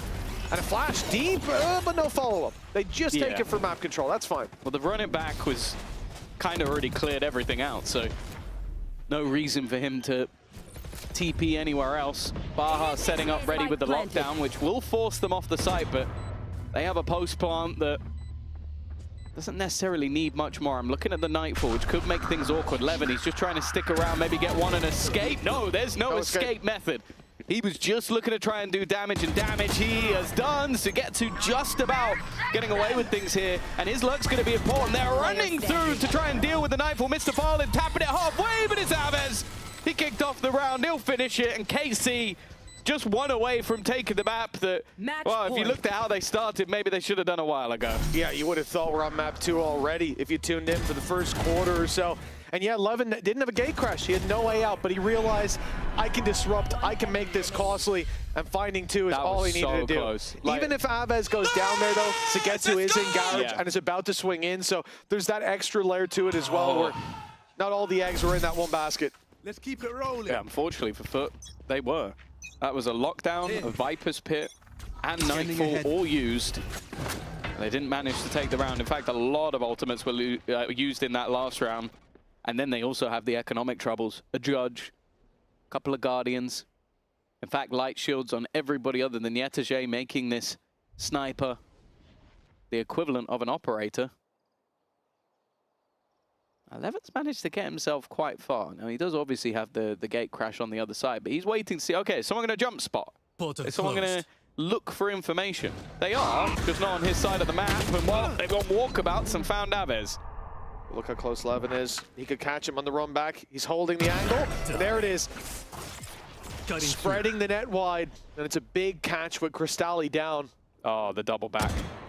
Oh, there we go. Got there in the end for Sugetsu. And the A site completely gone.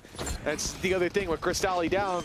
You've got one guy to watch 2 angles. And if you include the flank, it's 3. Never really going to happen.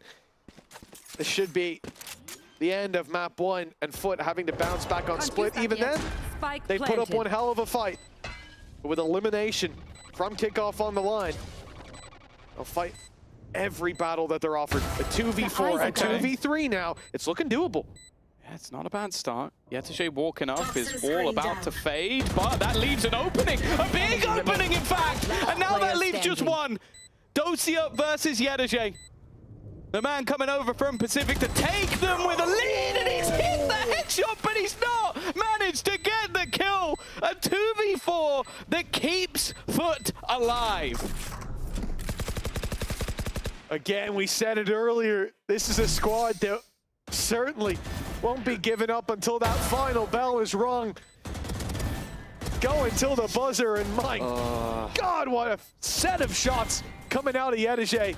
It does feel silly though, like Levin being that far forward, when you know that the Viper wall is up and there's someone watching it from a deeper angle, like that just seems like silly mistakes coming out of the side of KC. And a timeout called for that exact reason, seeing those mistakes be made. And I think we saw some signs of this from this roster. Again, you look at the discipline up against the anti-ecos in the first half, a lot of aggressive positions, a lot of one and done or corners that you're stuck in. You got to go big or go home. And, you know, those risks they're taking again here. It's just the gameplay on KC needs to be tightened up a bit, but the game plan in general seems solid. They're coming in with different ideas. One of the people that we've criticized, obviously Levin, we've had that whole conversation, but Aves as well. He's had his ups and downs, and on the Phoenix there is an argument for control and how oppressive the utility can be as well. But really, if your Phoenix is, you know, 15 and 22, something like that, we're gonna have expected that little bit. The funny thing is like the take was great. Like they had the early aggression, then the reposition from Levin was fantastic. The wraparound that came in from Sugetsu was perfect. The post plant just left massive gaps, and like especially when you basically close the map. Yeah. If you just like, I think it was Shados was just holding too deep an angle, but that just needs to be communicated. Levin takes 2 steps back, he doesn't die there, and that never happens. I think the thing is for Shados as well, as that new IGL coming in, you've got a lot to learn, and I think that is the hardest part, is in those post plans, because they're the least rehearsed. In sort of, you end up in that moment, okay, what utility do we have? What positions do we have? What map control if we had to give up? Where are they fighting? You have to answer all these questions and then come up with a good plan on the spot real quick. He's busy doing that, and so you end up dropping an angle or something that you would be watching if someone else was doing that thinking. That will change over time with experience. For now, those are the things they have to contend with. But we can see that those more rehearsed parts that executes those plays and giving players a little bit of space to thrive, that part of the game plan is being executed pretty flawlessly by KC. 2 chances to lock in their map pick. And again, with the stakes being this high, you had so many chances to fall and falter, but now down to just 1. This series will send one of these teams home. This is KC's 2 chances to make sure it isn't them. I think as well, like KC's expectations. So you have a huge fan base, but also just the players that were brought in. Like Levin was definitely up there as one of the best rookies of last year. Dosia made a huge impact over in Pacific. And this is getting late on the time. 25 seconds left, and while the run through has found nothing, it's all about the push on the other side of the map. I'm getting a little bit nervous about that convergence path. It's already being put in. It has missed, but even still, they've got to try and bypass the player at the back of the site. Everybody now set up and ready to go. 7 seconds, and they need to get that plant in. They need to get it in now. It's being stuck, but I don't think it's going to matter anyway. Zeus, it was irrelevant how much time was left. He's managed to take the ball down, and KC just too slow to get in. That's an 11th. And that's now an opportunity for Foot to take us to OT. I don't know, have they played any OT so well this tournament? No, I think probably not experienced with that sort of stamina drain, Tom, you know? It'll be tough, such quick matches. Maybe we can ask Pansy and Hypok if they've seen them play any OTs. They started planting after 4 seconds. Unless I've misread that twice, I'm 99% sure they had no time to plant anyways. I thought you could only count to 3. But I saw the number 3 okay, before the plant started, so I was like, hey, that's the number I know. So yeah, there was a few errors there for sure. And now Shados and Aves tagged heavily by the spray from Mr. Fallen. Oh yeah, he can. Well, he can actually ult and heal himself up properly, but and now use the blaze or the other way around. Use all your utility. Fine. Maybe let's focus on the ult before we waste our wall on healing. No. Who needs a wall? KC a man down already. Shados being, I mean, he was 2 away from Hunter's Fury coming into this post plant that could have completely turned the tide in their favor, and now they're 1 away. Wading through this. Yeah, 1 away, fantastic. Yeah, if they can res him, maybe he'll get the orb on the plant. Over! You're dead! Watch your Here it is. The run it back put into play. Look how far back Foot are. They've learned their lessons. It was Mr. Fallen who got caught out by this before. Baha's basically in the same position, but time to jump. Has that little bit more room to fall back. And now KC, the ones with the pressure on their shoulders, they have to find a pick here. They're a man behind in the post plant. Oh no, he didn't know there was a second player. Baha's starting to spring to life. Dosia and Sugetsu. They need to try and win themselves a 2v5. They almost lost it on a 2 versus 4, and they will end up in OT. A nice attempt from Dosia, but it is Foot streaking rounds together. I've said it multiple times, it felt like a one-sided game, but at different points of the map, and we've now ended up in overtime. It's actually unreal as well that even with the headset on, with Tom shouting, with gunshots there, I can still hear Yedege shouting from the he's stage. definitely louder than me. He's so loud, man. But yeah, Baha's rotate here was so key, and the fact is, that should have been checked, right? It takes you a 1/4 of a second to spin your mouse around and see, is there a dude behind me? Kind of the point of the old. Levin came in there like a horse with blinkers on. It was like he was in one of them's really pumped up, and then guy's like, yes, been here a lot. He's like, we shouldn't have been OT. Should have been regulation. But yeah, that was a bit shaky, to say the least. KC, 12-12. Again, I look at Foot as the side favored, not just because, you know, momentum, the fact that they bounced back from a map they looked out of, but nothing. This game. Start with KC, it certainly hasn't. It seems like the momentum has flipped at least 5 times in this game. Yeah. But I think the main thing for me is the fact that Cristalli's the one top fragging. My guy's looking unbelievable, the rookie. Well, he's stunned again. And they're going to find him. See you later, Sugetsu. Shados trying to hold the line. He's looking for that TP, and he's found him. Not quite enough on the 3rd, but he's done well. Dosia into the corner. Yeah. Baha has an idea of where his opponent will be. But in the meantime, his teammate has retreated. Bear in mind, Yeteshe has clearly been dinked up. 10 health.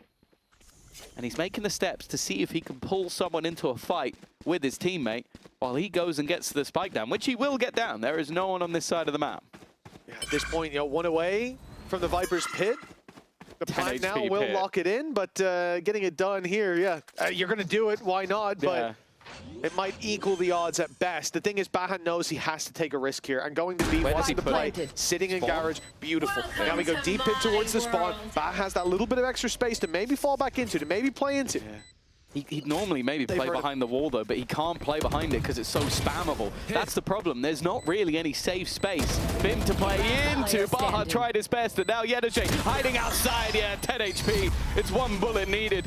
KC, I feel like a Foot ever taken the lead in this game. They brought in level plenty of times, but each time KC have reclaimed the lead the second they level it up. Yeah, I actually think you're spot on. I don't think they've had the lead. It's constantly been a game of catch-up for Foot, and then they fall behind the second that they get sights on the coattails of KC. That was a nice flick back from Shados. You can see him putting the pieces of the puzzle together as well. He's TP'd, smoke up top, maybe he's there. Wait a second. 1 health. Spins to his back. And yeah, for Aves, 1 health was enough to survive that. Shots traded, but he had that extra HP. KC, another chance to close out this map, move us on to Split, where they'll have 2 chances to send Foot home, send them out a kickoff, maybe out a clash as well. It's all right. Foot always come back when they're at a deficit, so no need to worry if you're a Turkish fan. Oh, Zeus is about to come under a lot of pressure, though. The trade's back effective. Aves doing the work once again. That could be it. And Sugetsu, he's caught a massive time, and he's heard rotations, but this is the problem they had before. You've heard rotations from one player, you haven't heard rotations of the second. Does Baha even check this angle, though? I don't know why he would. No expectation of Sugetsu to be there. And you almost have to wonder, do the other players start to question, okay, do we just go back to B? It doesn't seem like it, and the drone is not seen either of them. Look at the freeze from KC now. They saw nothing A, but they made noise with the drone. They think players could be close. They could rotate in. They could push. Foot could be confused and wonder where they are. Well, now they found them. The snake's waiting in the grass, and it's a big bite from KC as they take a map away from Foot. Their pick under their belt, and now 2 chances to knock Foot out of kickoff. It is a sort of crazy game, but we're going to go over to the sideline interview with Dosia. Okay, Dosia is here, still high-fiving his teammates, but I have a quick question for you. Really great individual performance, momentum going back and forth. How are you going to make sure you don't overheat going into Split and you stay grounded? We just trust our stuff that we trained for a long time. We just fix the mistakes that we had in previous matches and working on our strengths. So yeah, now it's going in the right direction, I would say, maybe. So let's see the next map. Excited to play. Yeah. All right, well, thank you so much. I'm going to let you go. We're going to be heading over to a quick break, and we'll be back with the second map of the series.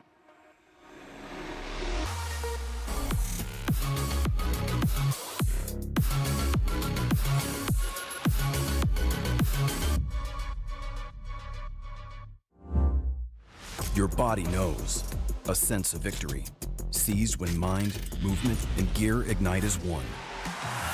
Now, step into your zone. Designed to win.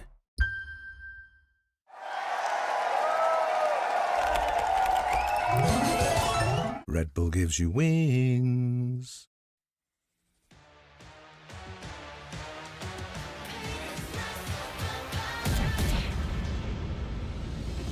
틱틱 문을 차고 있던 이건 데자부 이미 와본 걸까 내 성공을 전부 담긴 그릇이 작아 I can't lose 점수 그건 의미 없는 숫자 내 열의 top 10 거는 식당 해골로 채운 옷장 전부 대스탁 상시주의 red dot 경고는 없어 better not 난 사방에 다 뿌린지 마치 red hot Broken and bruised, what's left to lose here on the edge of forever? I'll never fight, we all sacrifice, but until the final hour, pain is my superpower. Keep my head up high, run through rain or shine, cannot sleep without the sour. Pain is my superpower.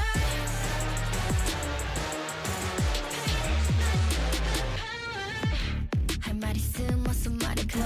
Tough guy 되었고여서 도망가. 이제는 시시해 gunfight. I brought a blade. They forgot to shave. 날 주세워 맛보게 fade. 끝이 보여 네 bandits. 끝없는 내 rampage. 이게 나니까 저지 can't change. 내게 나서 plan B. 오직 plan A. 바꿔 pain every champion into champagne. Broken and bruised. What's left to lose here on the edge of forever? If I never win, I'll never fly. We all sacrifice, but until the final hour, pain is my superpower. Keep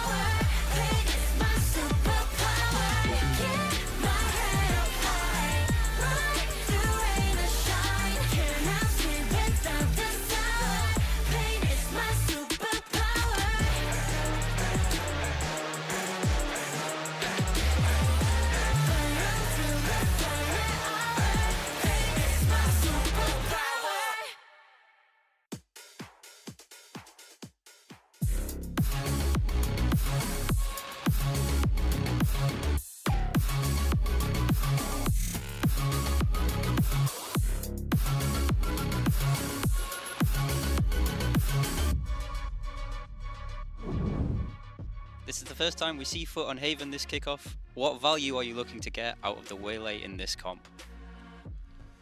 We make sure Waylay bit aggressive when we are on attack side, and his ult so strong.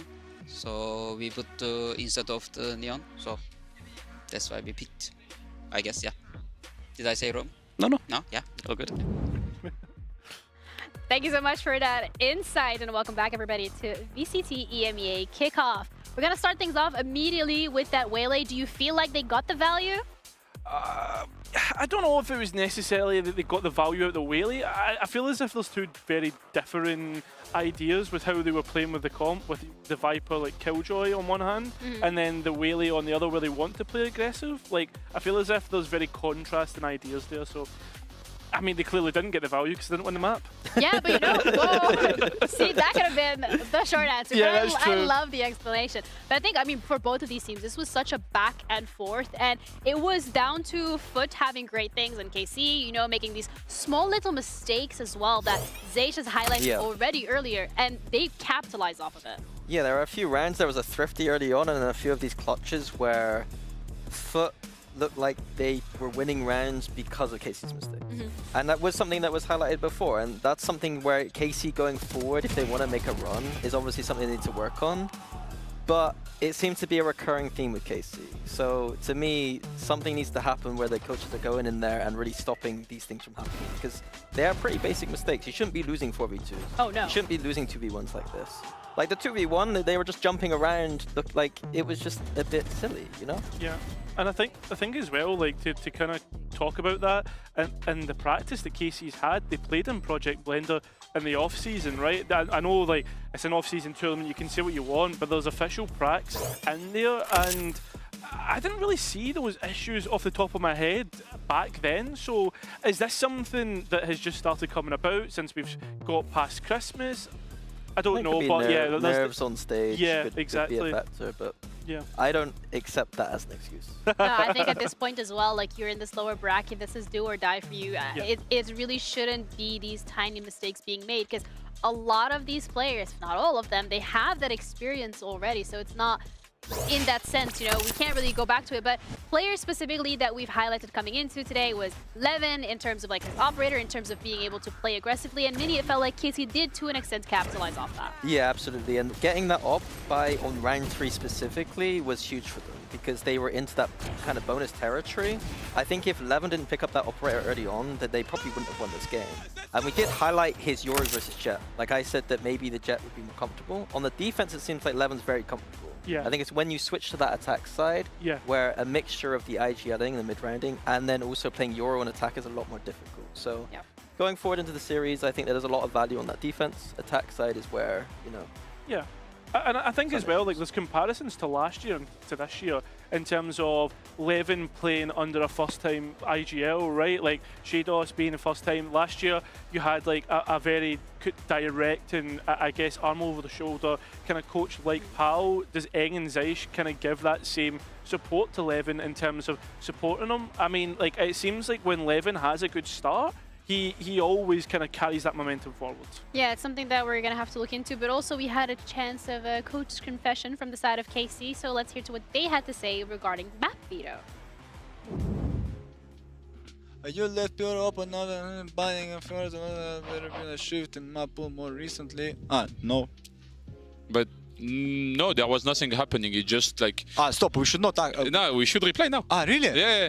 There is nothing happening. It's just like we need to work on our maps, and like as you can see, they banned the Abyss. So like we have other options, and we just need to show it. Like because if we lose today and we didn't practice it like before the next season, it means it's bad. So yeah. I agree. All right, this really is the point where we are going to be trialing different things. For those of you at home wondering what the question was, it is in regards to the map veto and Pearl being a permaban, and now it is the decider, which we had a couple of questions about Mini actually coming into this. We're like, oh, that means something has to be really good because you don't want the decider to be a weaker map. But first things first, though, Split coming up next, and that is a map that Foot played already, but I mean, it's a very close game against Fnatic. I think again, the story for this map is that Yetojay plays Waylay, which is very strange. Like the first composition they played Haven, a very cerebral composition, but then with Zeus going in by himself on Waylay, now he's going to have that double duelist angle.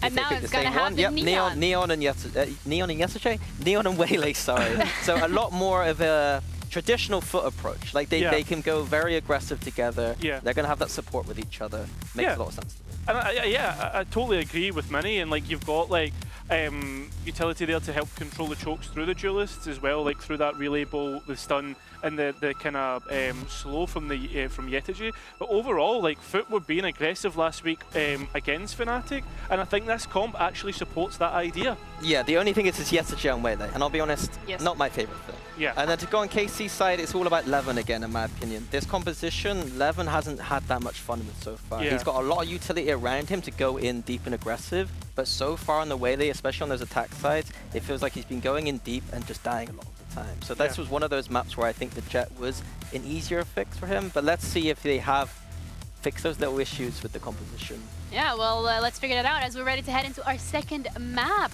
of this matchup. This really is do or die for Foot. They have to win this if they want to push us to the decider, otherwise they are going to go home. But we have our lovely casters, Mitch and Tom, to break it down. Yes, do or die time for Foot, but they're on their pick, Tom. Where's your confidence level at? Because look, it started out horrendously, but it was a close game on map 1, much to the surprise of everyone involved. I'll be honest with you, my confidence in both teams is pretty low. I don't think this has piqued my interest. I said, if a team is going to make the lower bracket run, one of them needs to dominate. Neither of them dominated. They both dominated at different times. Sure, okay, well if they both could dominate and then swap halves and then dominate in the same half and one of them win 13-0, okay, we need then I'd have faith. consistent domination. Yeah, I need to see a big performance, and so far there's been a lot of mistakes, a lot of silly moments. For Foot going in, I agree with Minnie. I've actually spoken to their assistant coach about the Yetiji Waylay. I think you take one of the best Sentinels in the region. I know that we've moved away from like the Sentinel meta, I understand that. Putting him on Waylay, sure, he's got good aim. But I think that if you're looking for a duelist player in Turkey, there's quite a lot of those. And I think you could have had him and maybe the Viper, for example, which he is excellent at. And that would make a lot more sense. And especially, we haven't seen the best of Baha so far. So I want to see why he's in the team and why he is taking a role that I would rather see Yetiji play. Yeah, I mean, again, it just sticks with the narrative that we've had for Foot throughout the entirety of Kickoff, which is identity issues. Figuring out how these pieces can fit together, what that puzzle actually looks like. And that has really been the trouble for this side of Foot. Over on KC though, Tom, like this is a squad that had the lead concretely. It was in their favor, hands on the reins, and it looked like they weren't letting go, but they passed it over to Foot as well. What do you think's missing on KC side? Because again, we've talked about Foot, their issues, the rookies, and the identity and everything like this. But for KC, like in terms of the individuals they have, I think Doge is probably the one that will have the least eyes on for most of the scene, and yet still has been delivering massively. So it feels like there's no shortage of individuals, there's no shortage of individual experience as well on that roster, and yet they find themselves here fighting for survival. It's funny because I'm kind of on the other side of the coin in the fact that Dosia might be the one I'm looking at most, just because of the crazy performance he had in Pacific last year. Sure, yeah. Like this was one of the most exciting pickups for me, but I agree with the sentiment of like, I expected this team to come in and be like maybe top 6. Like I expected them to be challenging for top of the playoffs, challenging to make it to the event, and so far they've struggled with what I would call the basics, like, we can't hold on to a 2v4 post plant where players are rotating from the other side of the map because we forgot to check an angle. Like, these are silly mistakes, and I think those are things that you can fix, but it's also more infuriating when you go, okay, if they could just get through all of that stuff and actually just look at the actual setups and ideas they have, I think they'd be all right. I also think as well that you've gone into a meta where Yoru's super important, Waylay's super important, and you have one duelist who Flex that plays a lot of off-meta stuff, like plays a lot of Phoenix and okay, can play a decent Raze, but Raze isn't even that popular in the meta right now. And then you've got Levin, who on Jet is a superstar, and even on the last map on Yoru is okay, but also the guy that left your team was one of the best Yoru's in the region. So there's a lot of big shoes to fill and a lot that I need to see before I'm starting to get on the hype train for KC. The fact that we're going into a map where they lost to Liquid and lost to Na'Vi doesn't necessarily fill me with confidence, and a lot of the problems arose on that attack. So again, can they set up Levin properly? Can he take the space that's needed? And more importantly, can Foot stop them and survive? What I find most surprising, the fact that Tejo not really played too much here. KC already taking the advantage with the early push towards the top of A ramp. Levin's found the opening onto Zeus. The other chase is almost dead. Well, the pace pickup seems to have halted here. A minute 20 on the clock as the attack side have an opening pick. They have control. They have no need to make any further pressure. Foot have rotated in, but sooner or later, they have to send players back to clear all those gaps, or send players forward to confirm the forces are still here. Toxin screen down. Oh, Flash alongside utility. Nice counter stun, and actually Baha has managed to bring this back once again. Shados puts it further in their favor. Yedaj's just checking the other side of the map just in case, but he'll eventually look to wrap back around, and the heal will make things a little bit less dangerous for the side of KC. Are they going to walk spawn? Yes, the smoke.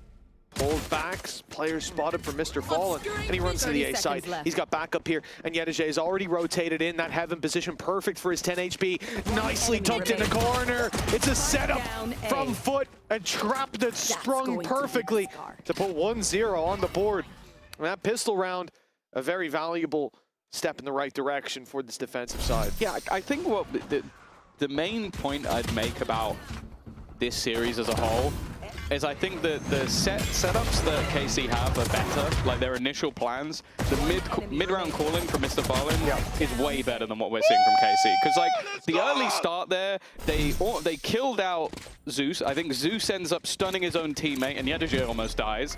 And then just the adaptation to have a decent piece of utility in place, a crossfire that worked well, and a reposition from Mr. Fallen was far better from a disadvantageous position from Foot. So one of the things I was going to say is, like, for KC, bringing in the Tejo, this is, I'm pretty sure, the only Tejo that we've seen. Okay. Not bad for Mr. Fallen, yeah, a little eco frags.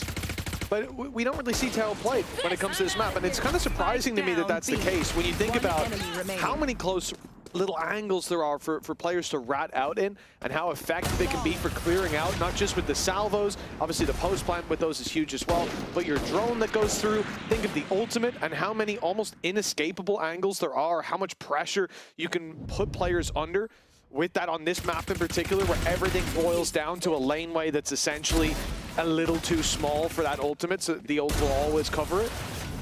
It's a very effective agent, and I'm honestly surprised to see that no one else has picked it up. That said, unless I'm mistaken, they haven't won with him, any of the times. KC have played 3 times and lost all 3 with him. Yeah. So, an in-zone flawless coming in for Foot. We'll give them a nice setup in terms of the economy. But again, they use a lot of SMGs in their second rounds, which, it makes it a lot more likely that they'll get something. But then in these rounds, they need to pull off a lot that slide through. Well, Dosi has done well to hold the line.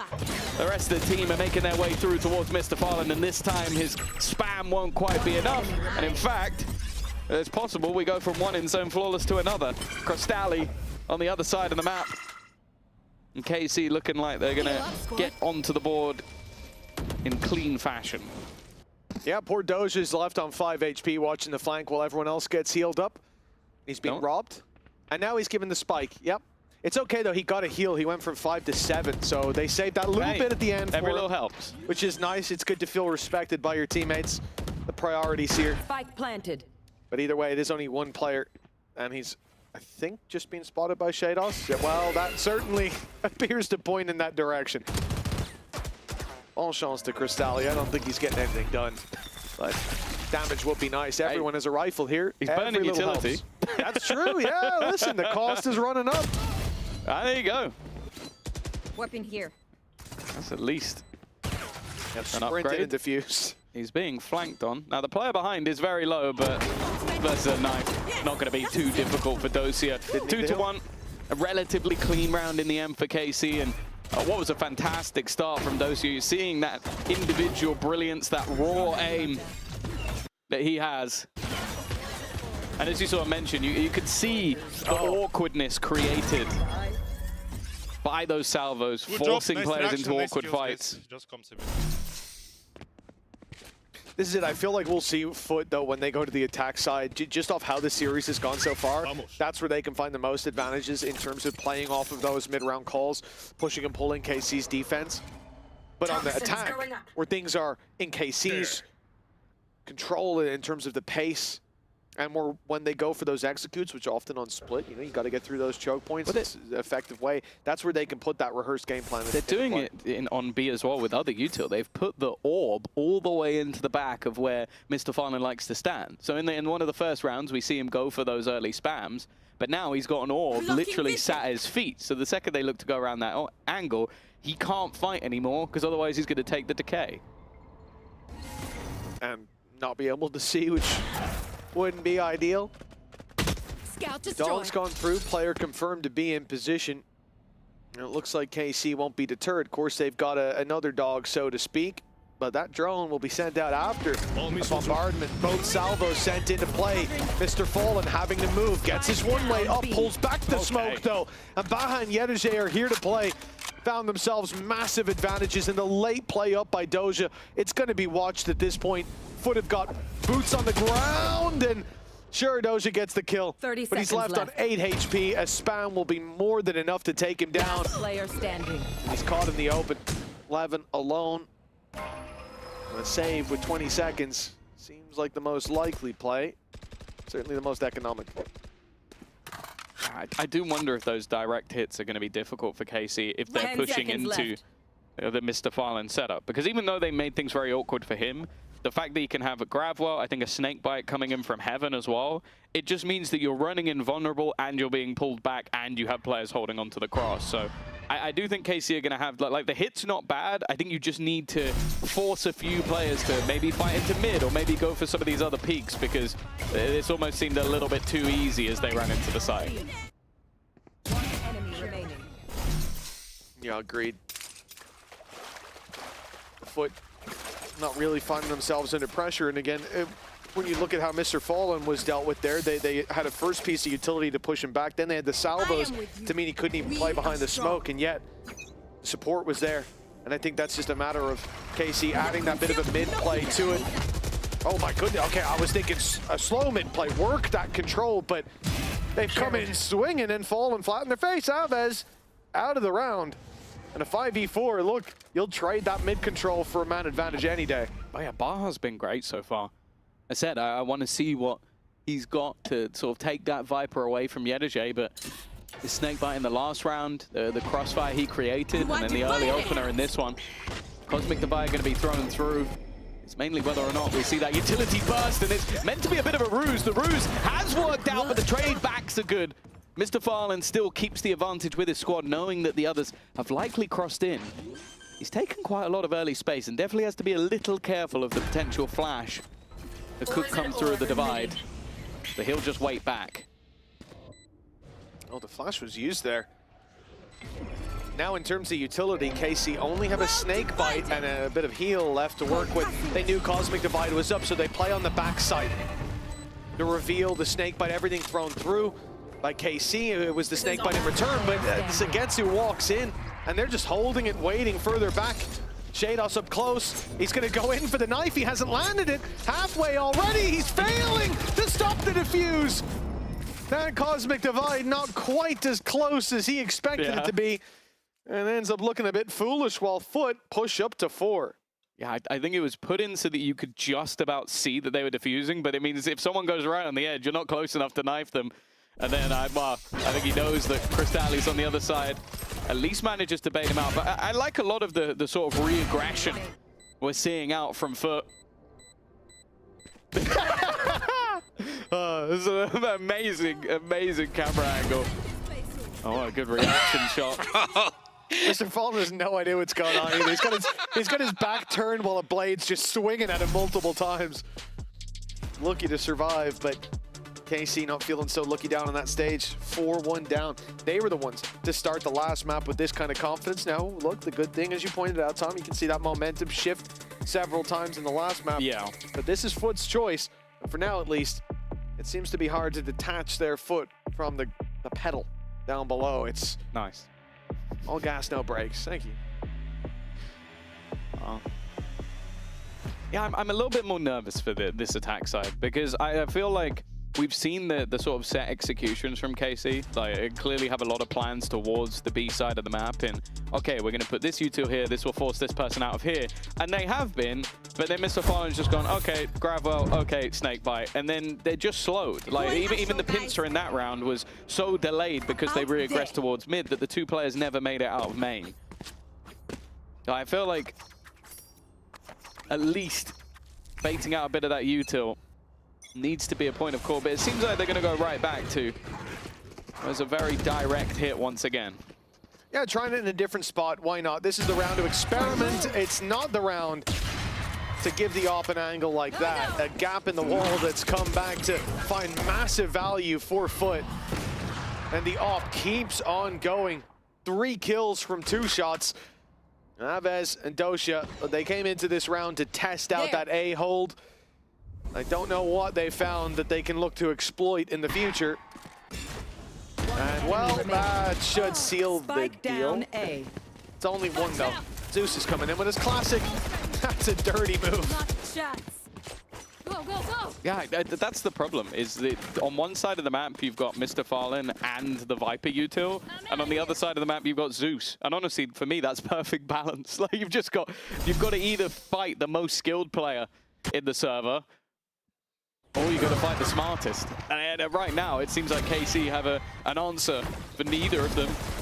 Of course, this round wasn't much expectation. My worry is, I feel like we see this as a trope for a lot of teams where they go for a heavy A execution on an eco round. It doesn't work. You go, that didn't work. And then you go back to what you were doing before. And so every buy round has just been B aggression, which is now going to be worse because there's also a Viper's Pit. Yeah. And now the double duelist is on the other side of the map because probably Mr. Fallen's gone, well, they've got to change something up here, right? I think the reality is, you know, that middle control was what KC needed to solve. Like, coming into this round, you think that the direct A, direct B doesn't work. The B splits haven't worked because of the mid control. It was too pacey last time. They have to try to work that control. They have to try to catch those players off. And in the round where I think they're starting to realize that, you have a pit in play. And what do you do about that? Now we have to look somewhere else. And it looks like a fake will be the idea. Moving towards the B side, we've already seen the dog put through. What an opening from Sagetsu. That should fully sell it. Seekers sent in, noise being made. Crystalli went back. But the A side is still held with 2. Yeah. Numbers are still here for Foot. They haven't fell for the fake. Yeah, and he's still got Nightfall in play. Timing here is going to be everything. Prowler goes through, and that will already catch one. The Viper's Pit still needing to be cleared if Sagetsu's going to join the action. In fact, though, Baha is walking to the edge of it. This is a very risky position to play, and he's going to walk out. Just gives the game away.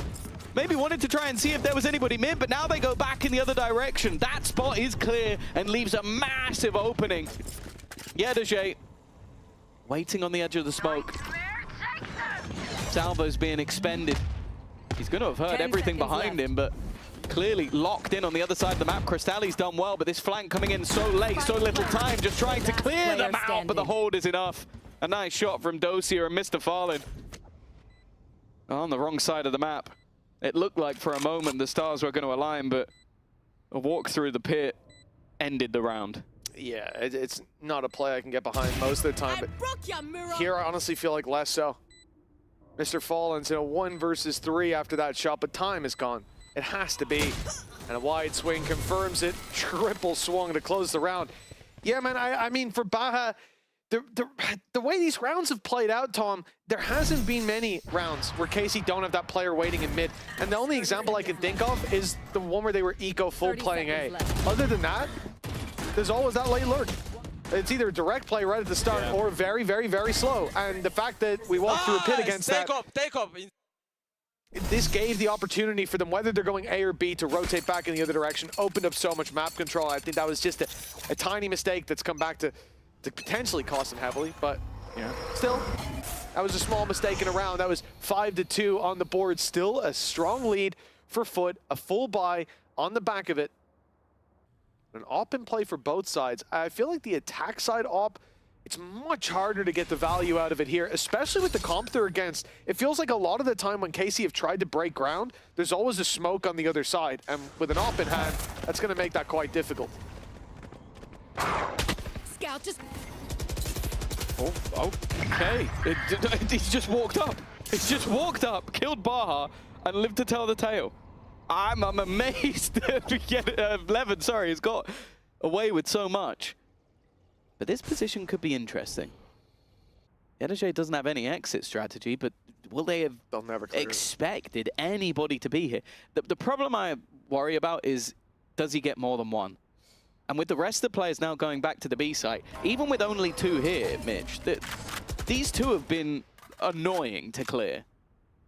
Yedajay. Oh, that timing. He's gotten around. This could be the flank of the century. It all depends if Doja comes out of his astral form, and he does it. Now they're wrapping up behind as Mr. Fallen tries to delay, but they've broken through. The gates are fallen, and Levin is in. A clean spray down from him. Cristalli and Mr. Fallen on the ground, but here's Yedajay's chance. The spike drop, a double already, and he sends in the ultimate. A nail in the coffin if he can take Avaz down, but instead, the plant is found, and time as low as it was, no longer a factor. It's chosen its side, and it's on KC with Zeus, an op in hand. There's no way he goes for the 1v3. He's already backing off to spawn. KC, that one was a nail-biter, but they've gotten away with it. Yeah, really nice round from Levin. Like, the almost sheer disrespect. Like, we heard him at the end of the last calling for the operator, get me that operator. But then he also did stellar work on the execute into the site as well. Being able to leave the players stunned at the back. I believe that was his ultimate, the convergence path that left them completely screwed because of the lack of angles that were created. With all of that utility coming out of the Teo. And well, after a blitzing start, it does seem like the tactical pause that came out from Zeiss has sort of made the difference. They've immediately found responses, they've immediately found gaps. And yeah, that's just filthy. Yeah, really shouldn't have gotten away with that one. And a dive in, this onto Mr. Fallen, his third. Just as ridiculous. And this is a player that we talked a lot about, as we said. Last map felt like a real vindicating moment for him, where we've seen that Yoru, he hasn't looked comfortable, but we kind of came in thinking, man, does Levin just have to play Jet every time? But the Yoru looked better last time. Now we're getting to see the Waylay as well, and he's certainly looking more and more comfortable. I like this, and it is one of those things where I think we come back to, sometimes it does just take time. Look, there's the stats. Look how much better those stats were for Jet before this matchup. Yeah, it's crazy stuff. Like, this is him going into that map of Abyss where he was just running right, having a great time, and they obviously dominated the series. And it's something that we spoke about a lot last year. It's like the simple fix to a lot of the problems that come with a bit BBO or maybe KC was that, okay, let's just put this guy on Jet and see if he can just dominate. But the fact is, it seems like the goal from KC is to go the long route. Like, get him comfortable, get him competent, so that in the future, they can run a lot more compositions. And I think it's important. Like, we are in a meta where Waylay and Yoru are incredibly competent, incredibly strong. If he's not able to play those, it puts them at a disadvantage. Now, in this series, he seems to be doing well, but I worry more when he comes up against tougher opposition because, well, one of these teams is going out in last place. Exactly, right? And again, it comes back to the conversation from the start of the day about if you're going to make a long run, if you're going to win the 5 games after this, you got to be dominant here. You got to look clean. It's a clean opener, at least for Foot. The thing is, you know, this B site's the only place there's a threat. You know, they get that A aggression, but can they hold on to B? Well, there's been no execute off the back of it. There's now 3 players towards the B site. Heaven controls back under the possession of Foot, and the dive out from Waylay gets nothing. So we're a step back from square one. Grenade is live. Still, where do we go from here? Salvo's being sent through. That's the kill on Tabaha. Him being caught out has been a big issue. In a lot of these rounds, Levin able to clear out another, and the back of the site is gone. Nobody left to tell the tale. With a Viper's Pit in play, but also Levin. Spike planted. Quite an aggressive position. He's now going to be healed up, but that leaves a lot of space, potentially, for Foot to try and re-clear. Well, Zeus is taking the ult, which might look strange. Retaking with an ult against a pit, but there it is. The ult's going to be activated. The stun's already hit. The spray through doesn't get anything. Down to a rifle he goes. 11, 30 HP, but knowing that Neon ult's online, he's not risking it. Strong connection from Zeus, but Zagetsu still stands. The pit will not fall until it's a 1v1. And now 11 creeping into the corner, holds the hope of KC. This attack side keeps climbing back. 5-4 now. Especially with the opener, especially with clearing out Dosia. Like you mentioned, all of those late lurks, this basically forced them into repositioning. Like instead of seeing Aves go with the squad, he ends up going up top just to try and hold on to that ground. But it mainly came down to just Sugetsu. These couple of kills made this possible, gave a little bit of extra space, and it's only 7 HP that ends up being the difference. Around the Foot might look back on and be a little bit upset about, but ultimately it's the one that's broken their economy and potentially leads KC to level the score. Well, that's it, and that's 3 in a row now as well for KC. As we said, the momentum switching side, wind direction keeps on changing. Flip a coin every round, that's where the momentum is. Yeah, building off of it seems to be impossible. If it's tails, it's Foot. Just the opposite of heads. See. Oh, God, well, it is indeed a broken economy for Foot. Pistols. 11 taking a bit of a risk on that walk up with the Outlaw. But it, well, yeah, that was an unfortunate situation for Yedege. I don't know, it looked like a smoke was up and he got spammed through it. I think that's the case. Yeah, that's tough, but at least it's only happening on a pistol. See what Crystalli can do. He's up close with a stinger. In a different meta, maybe he would have had a chance, but right now, hey, Kama did it. It was very impressive on Abyss, but they've got enough utility and well, at that range, he was never going to win it. 30 seconds left. Revan really coming into his own on the last few rounds. A big clutch in the last, a multi-frag on an execution the round before. And this is the guy we kind of wanted to see if KC were going to make that climb back through the lower bracket. Planted. Man on the other side would be Zeus, but anything in this round from this stage should be almost impossible. They're just playing for the exits. so they still expect Hero and Split Foot to look that bit better on the attack. Put up their numbers there. My ult's ready. When those weaknesses of newly built IGL will shine through that little more on the defense, much like they did in post plants in those discipline-heavy moments from the previous map. For now, though, scoreline equalized, and it was Foot on the last map who managed to constantly climb back, but never took the lead until the final hour. It was the same old story. Or did they take the lead at all, actually, last map? I don't believe they did. Actually, no. I think, yeah, they might have been behind. I think every time they brought it back, they then lost the previous round. Well, it's their chance to give KC a taste of their own medicine. That 7-5 half still possible, but this is what's going to decide it for Foot. Big investment, putting all their credits on the line, getting an off-out as well. They haven't got the ultis, and I mentioned Aves, the utility that's brought to play. 0 assists, so a bad time to mention it, but he's got his ultimate. And this can be a very, very dangerous ulti here on Split. Already. Zeus. There with that opener. So much utility being placed onto him, but Baha's moved in to try and play stopper, try to help them out a little bit while the flashes definitely helped him quite a lot. Maneuvering his way back out of there, the salvos haven't been able to deny him anything at all. With the spike up top, you almost need a miracle play, and the Prowler has given away exactly where Aves plans to go. Still should have himself a 1v1, but teammates come in, and even the stun up has helped quite a bit. Leaving the clutch for Aves, okay. It should have been dead to rights a long, long time ago. And eventually he will be. The swing from Baha, a 3K from him, another high impact round, and well, for at least guaranteed level at the half. Round in the half. Yeah, Baha definitely coming into his own on this map. As I said last, it felt like that was Crystalli's arc. And now perhaps it's Baha's moment. Blinded. The lead kept by Foot again as these scraps for KC. There's not a consistent answer for them and how to get into sites. And I think, again, we can see the ideas behind this composition, behind Teho, but the reward on A. No, I don't remember the planting, eh? No, I think it's all been about that B site, late mid fights. And it looks like that's the game plan to end out this half, round 12. Especially with the ult.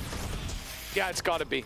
And actually, I'm kind of surprised to see Mr. Fallen sticking around on the B site. Yeah, he's backing off a little bit now.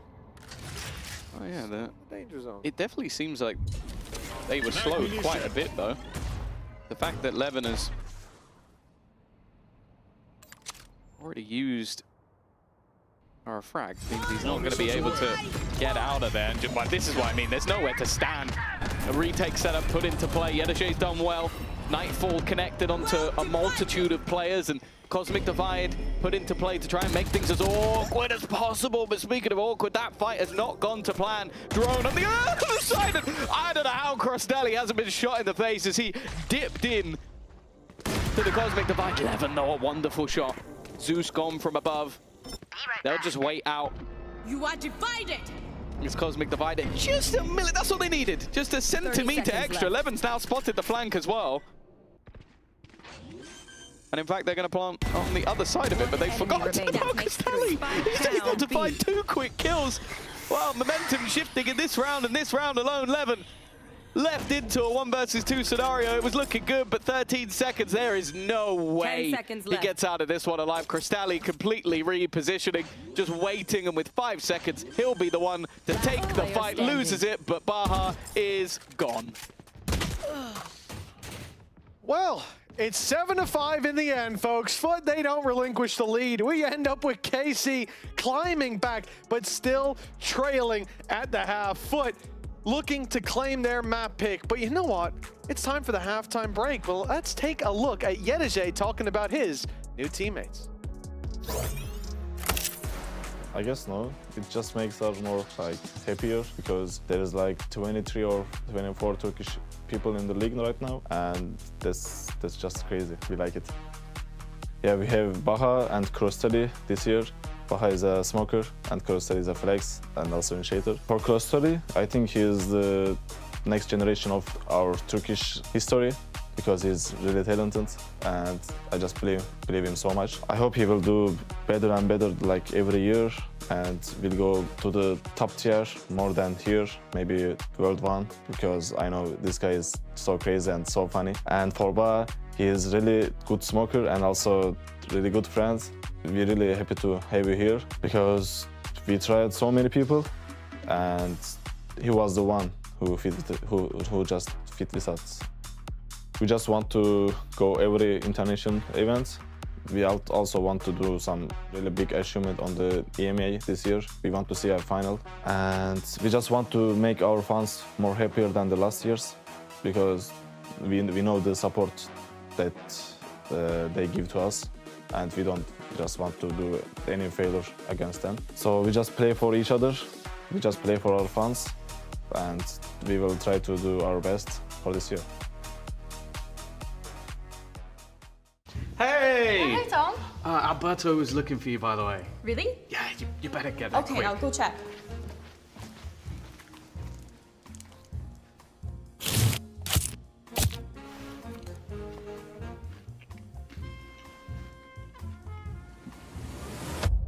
Have a break. Have a Kit Kat. Tom Biz. You've had your fun. It's my turn. Well, you know what, Tom? You've had your fun, your little Kit Kat ad. Now it's my turn as we get back into the game. 7-5. Foot right now in a very, very strong position indeed. And yeah, there's that last round. We had a bit of an oopsie. Shados comes up to plant the spike, and, well, Crostelli comes through the wall. Crostelli, again, this map has been Baha's highlight as well. Some really big rounds from him. But this series, it's hard to take your eyes off Crostelli. He looks so much more comfortable there than in his first few games. Yeah, well, for again, it's similar to the last map where we saw an early sort of blitz out of Foot a streak back from Casey, some decent rounds from Levin again. I think he's been having a good game thus far.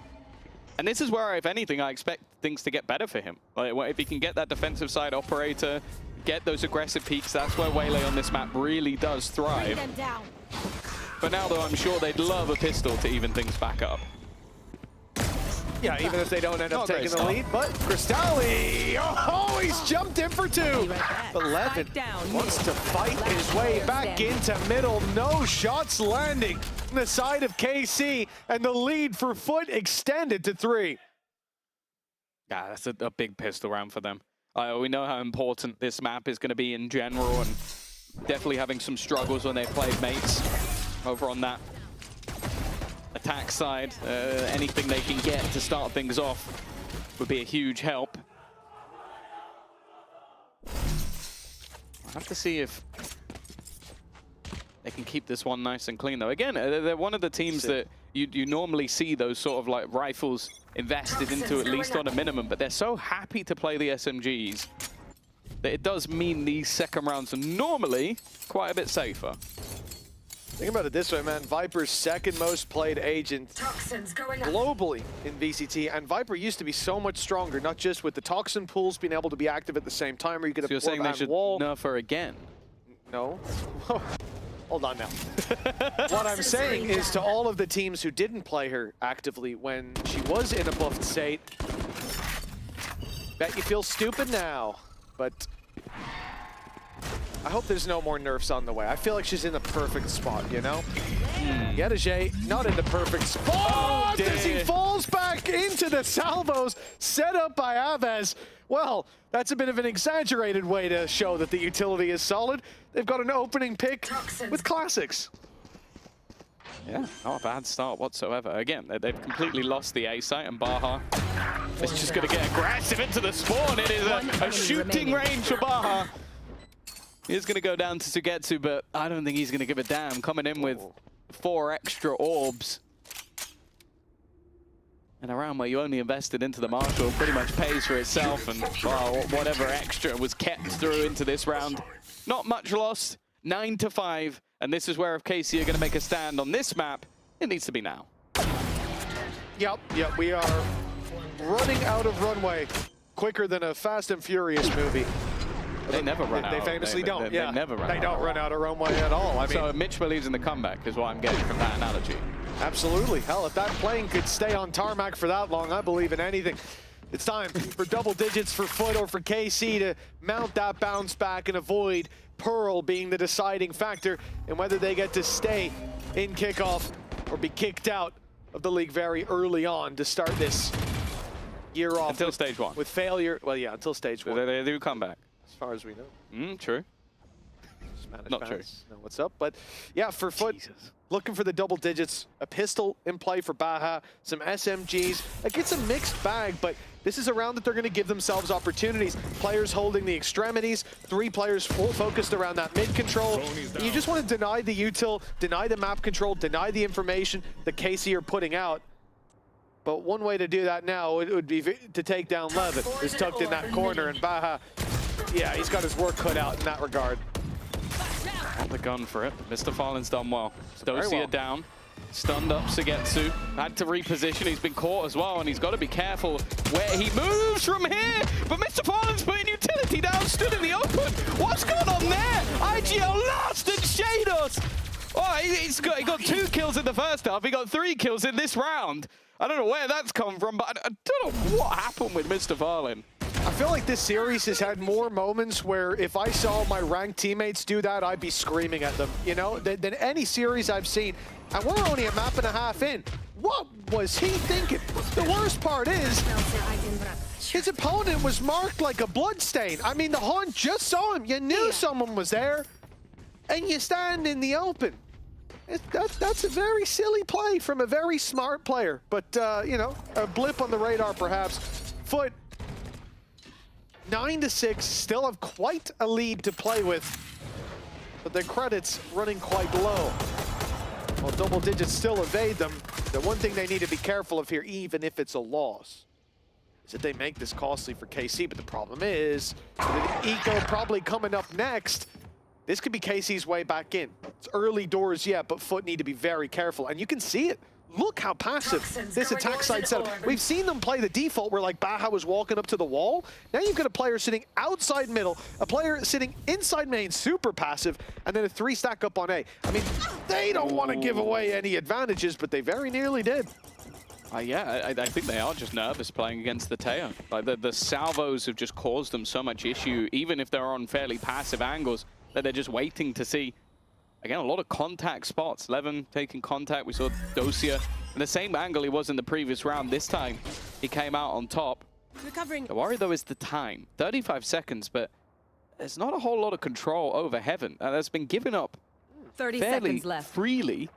And KC clearly have the idea that this is a B hit. Well, they saw the information on mid, right? There were players there, there was pressure, and the control was taken out. Now, going to site, they're going to hold this together, bunkering down and looking to defend what is a difficult position, but 12 seconds on the clock. The time forces Foot forward. 10 seconds left. Sands leaving the hourglass. Aves still inside the smoke, runs out of ammo. And because of that, they may actually get this planted. It's a 1 versus 1 for Doja. He's isolated it to a single player. Yedege tucked in on the site, but Doja has no idea. Every angle to be cleared, but the same goes the other way. Yedege has to be worried now about his opponent walking down onto the ramp, but they're moving towards each other. It's Doja who catches the timing. A 1 versus 3. KC continue the climb back, and well, that should put some wind in their sails. Fantastic round from Doja. It's absolute madness what he was able to do in that moment. Like, such quick reactions. The sort of dome. The guy on site, barely a pixel showing, and that was enough for him to take over the round. I thought they might lose it just to time individually. That was all it really came down to, but the first shot and then the immediate clear onto Baja. Just nasty stuff from Dosia. And as you said, like, that was the backbreaker round. That was the round where Foot had a chance to put daylight between them and their opponents. Instead, they now have an eco, they have a Bucky, they have a singular ult, and they're up against a sniper. Yedege down. This, I'm out of here. Zeus on his way in. Levin can't fight that, surely! He's in the salvos for more! Levin lighting up the kill feed! What a round from him. I mean, there's weaknesses in play for Foot, but he's just styled on them there in middle. And Baja creeping up. Great round from him in the previous, by the way. That double spray down he found into spawn was as clean as could be, but yeah, there's nothing to be done about this one. Mr. Fallen alone, and you sort of look to the next round. It's going to be chaos, Tom. Foot so close to having almost all of their ultimates online. And for KC, they're not that far away, but it's really the convergence path that's going to have to hold off against the assault and onslaught that's going to be coming their way. You know where he is. There is no escape, and in-zone flawless for KC right after a big clutch round. All that economy goes trickling back into their pockets, and it's an immediate response. That was nasty. That's quick enough reactions. Otherwise, he was getting buckied. And then also, yeah, again, it's when it's your...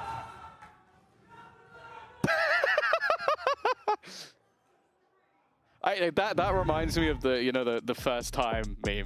The first time. Yeah, Geis has learned. I think he's got some advice from his physician about returning to this role. So I think during his break he went up into the mountains or with like the monks dressed up and was just and now he's just zen. He's had his Kill Bill arc, like exactly. He's done his training arc. He's good to go. I've not seen him break a sweat once. It's true. It's true. I saw that man get lightheaded from standing up once after a matchup, and now he looks fine. Yeah, he's just like, hey, we lost a round. High five. He's passed on the... The funny thing is, that first time also works both ways, because Bambino can look across having a record of being on tough teams. I'll put it that way. Tough teams. 9-8. Foot's lead is disintegrating in front of their eyes. And with elimination from Kickoff in last place, the outcome, if they lose this map or the next, They have definitely got to dig deep. They've definitely got to have got something done with the pause. Now, ults-wise, they're not in too bad a position, but they need to get to a point where that Viper's Pit becomes valuable. Levin is just walking out immediately. You can see he's feeling confident. Well, I think you could definitely see that last round with the Outlaw, even holding as close as he was in events before, running through Salvo's Doja. Not ready for Yedishe to be that close. Now the Cosmic Divide should get them through to the site. Snakebite's there to delay them. And in fact, the ult sent in by Levin, but he's hit by the Hinder as Segetsu falls. Who can pull them out of this deficit? And it seems to be nobody. A pit online if needed. And Aves, hold on, that pit might actually give him a chance. Well, never mind. A really good pre-spam coming out from Zeus. He had an idea that somebody might try and make that play.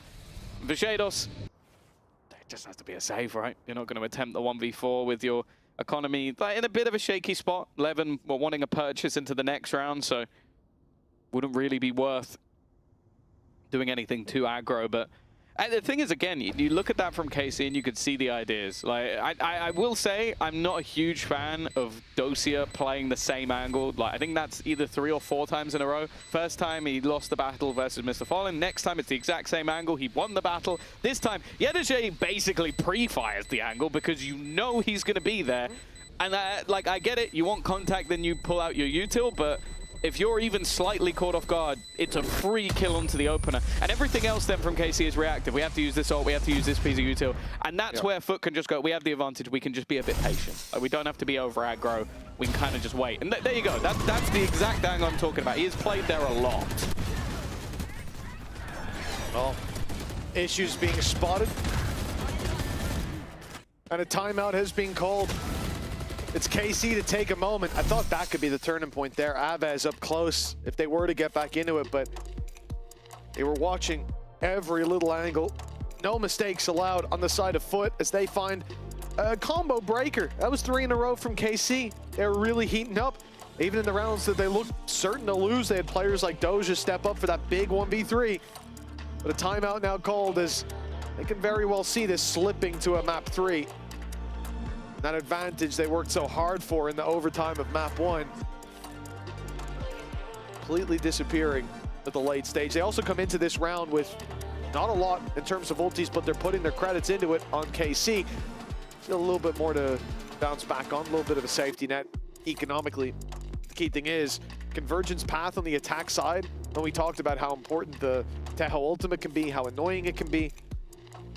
But we've seen on both sides the potential impact of something like that. For Foot, it would be a big round to win, putting them up to 11.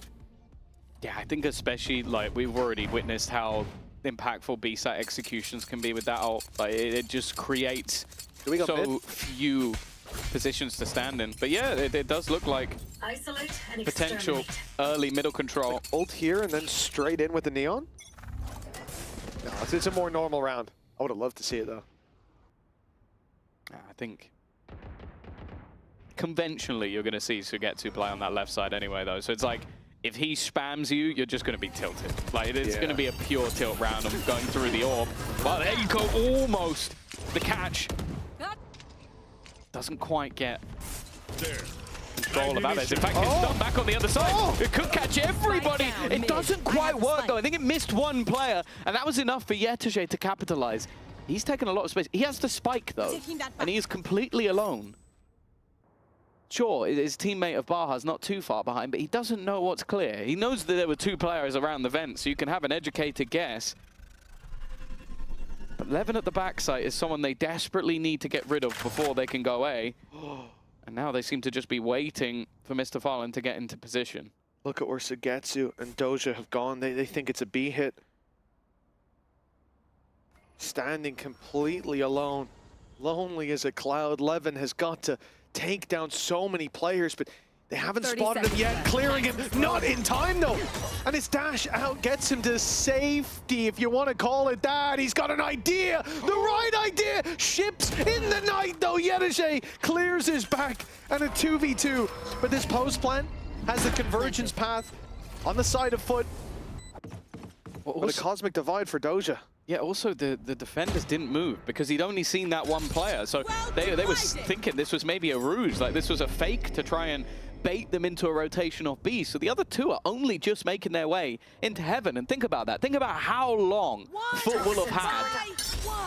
Foot, though, also don't realize. They think they're right on them. They think they're just around the corner, but they're only just making their way into the site. It's kind of a battling two different paths. And, well, Yetege is the one that ends up closing it. Had a bit of a quieter game individually, but this round was massive for Foot. Yeah, I'm really excited for this replay because that stun goes down. Zeus isn't caught up close, but Yetege was, and still manages to get the weapon out. He thought about putting the convergence path down, but didn't have time, and thank God, sets it up for this. He ends up with another kill, turning his back in a player, but spinning just in time, and then catches the double walkthrough. There's a reason.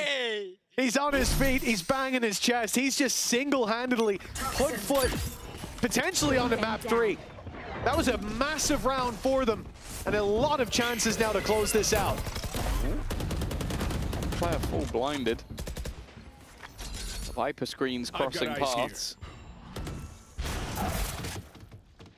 Tiger will go through first. They had the salvos ready and raring to go, but the problem they have is you might be able to force a guy out of an angle, but if the screens go up, countering it's going to be difficult. Levin's done well, though. That's already Yetege, hero of the last round, gone. And Zeus is tagged a bit as well. Seekers, the 3 players towards the A side are about to be detected. But all this tells him is that Heaven's been taken over. KC don't know about Mr. Fallen, and he's getting himself embedded into a nasty little angle. Good potential for him to find a pick, and Baha's doing just the same. Smoke, though. There's 2 sides to it. He can't watch them both. The timing will be everything. Shanos does walk through it. The Foot seemingly with no idea of where they want to take it just yet. 30 seconds on the clock. Mr. Fallen now wraps around. He's going to the backside of B. They're going to try to play this wrap. Actually, this might work perfectly, especially if noise is made from mid. If those players give it away, Mr. Fallen should be able to stab them in the back. A beautiful lurk, not so beautiful of a spray, but with 12 seconds left, he might just have done enough. That reveal is perfect. Yeah, that's all they needed. We've had some criticism of the Cristali haunt so far, but... Map 1, they sucked, Tom. Map 1, he didn't know what he was doing. That was definitely a good one. An important one with the judge on the other side. And while the defenders do still have 3 standing, Shadow says full blinded himself as he makes it round the corner. Salvo's out, but it hasn't cleared the angle. Mr. Fallen tagged low, though. He's got to be a little bit careful here, but Baha... Another backstab, a second layer could be so problematic, and Cristali's done well just to slow them further. Shados needs to find everybody, and he's surrounded. 12-8. Foot continue their streak, and well, KC need 4 in a row if we're going to overtime again. Yeah, this is what I was expecting out of Foot when it comes to the attack side, being able to find those gaps. And the reality is for KC, they've got a new IGL. And we've heard even recently from Angel about Xiao in a similar position, how much there is to learn. The difference is for Xiao, he's fitting into a game plan, a game identity that they already have. When you come to this matchup, it's not quite the same. And on the defense, that's where teams are able to make those gaps. They're able to push you out of your comfort zone. And right here, we see one of those gaps ripped wide open by the IGL on the other side. Masterful mid-rounding from Mr. Fallen. It has made this purchase a little bit awkward. I saw Dosia during Project Blender play quite a few shotguns, but a lot of that was because I believe he was still in Kazakhstan and was playing with 80 to 100 ping. So that made a little bit more sense. Enough. Him playing it right now has made less sense, but it seems like he's given that over. So Getsu in the pit. Baha with the Baha blast has just taken out Levin immediately. I'd like to retract everything I said about Baha earlier. If we could delete that VOD, that would make me feel a little bit better. Because I came in today thinking like, okay, everyone here but Cristali and Baha, I don't understand the pickups. Map 1, Cristali was great. I was still critical. All they needed Baha, was a Mitch curse. He's really shown up, genuinely, yeah. Now he's going to be taken down second. I praise him by Shados, who's really at a struggler of the game. Oh, here we go. Shadow saves. Into the side they go. Pop flash. But bear in mind, there's still quite a lot of utility to expend. Mainly looking at the salvos and looking at the annihilation, but it's not actually going to go through. They're waiting to play the retake instead, not going for plant denial, which has bit them a little bit in the past. They are taking their time. Toxins Only just getting into position now. The clock has been burning. Yeah. Armageddon day is coming. Here it is. It's backside, but it's already been cleared. Cristalli stood in front of the ult. They were ready for that play. Cristalli's double proves it. A fantastic showing from the rookies on the side of Foot. They have claimed their map pick and bought themselves one final map. For one of these teams, it's the end of kickoff on Pearl after the break.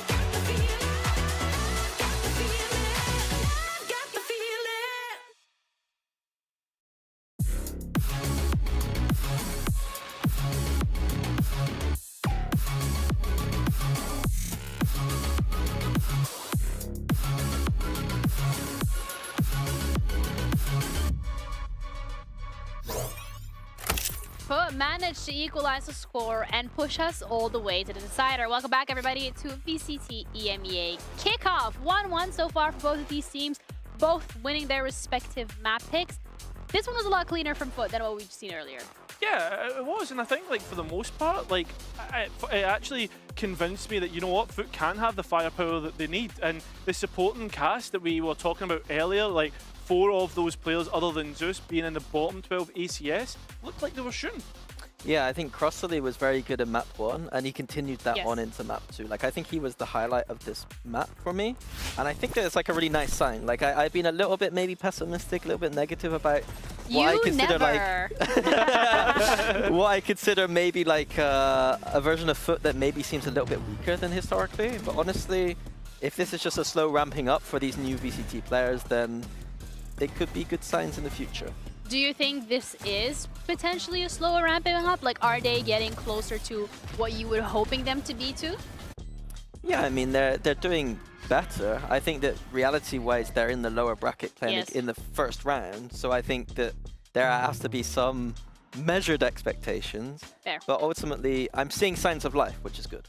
Yeah, that's what we ultimately want to see from Foot. And Crossley also coming through with 210 ACS, Cairo. Bit of a big man job there. Yeah, he's doing well, you know, playing on the Fade as well. It's not a bad thing to have a high ACS, especially when you've got Zeus and when you've got Yetiji, who on the Whaley, I know many of you were criticising it, but for overall, I think it gets pass marks for this map.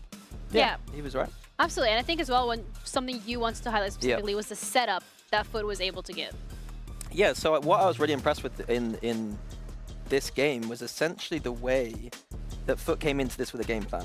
Because Zeus is now using the operator more, it allows them to explore deeper game plans. So here Foot is on the defense, and we're going to mostly be looking at the Neon and the Fade towards the A side of the map. So you're going to see at the start here, the Neon is waiting here for a potential waylay dash with the operator. So if we play this out, he's just going to be waiting.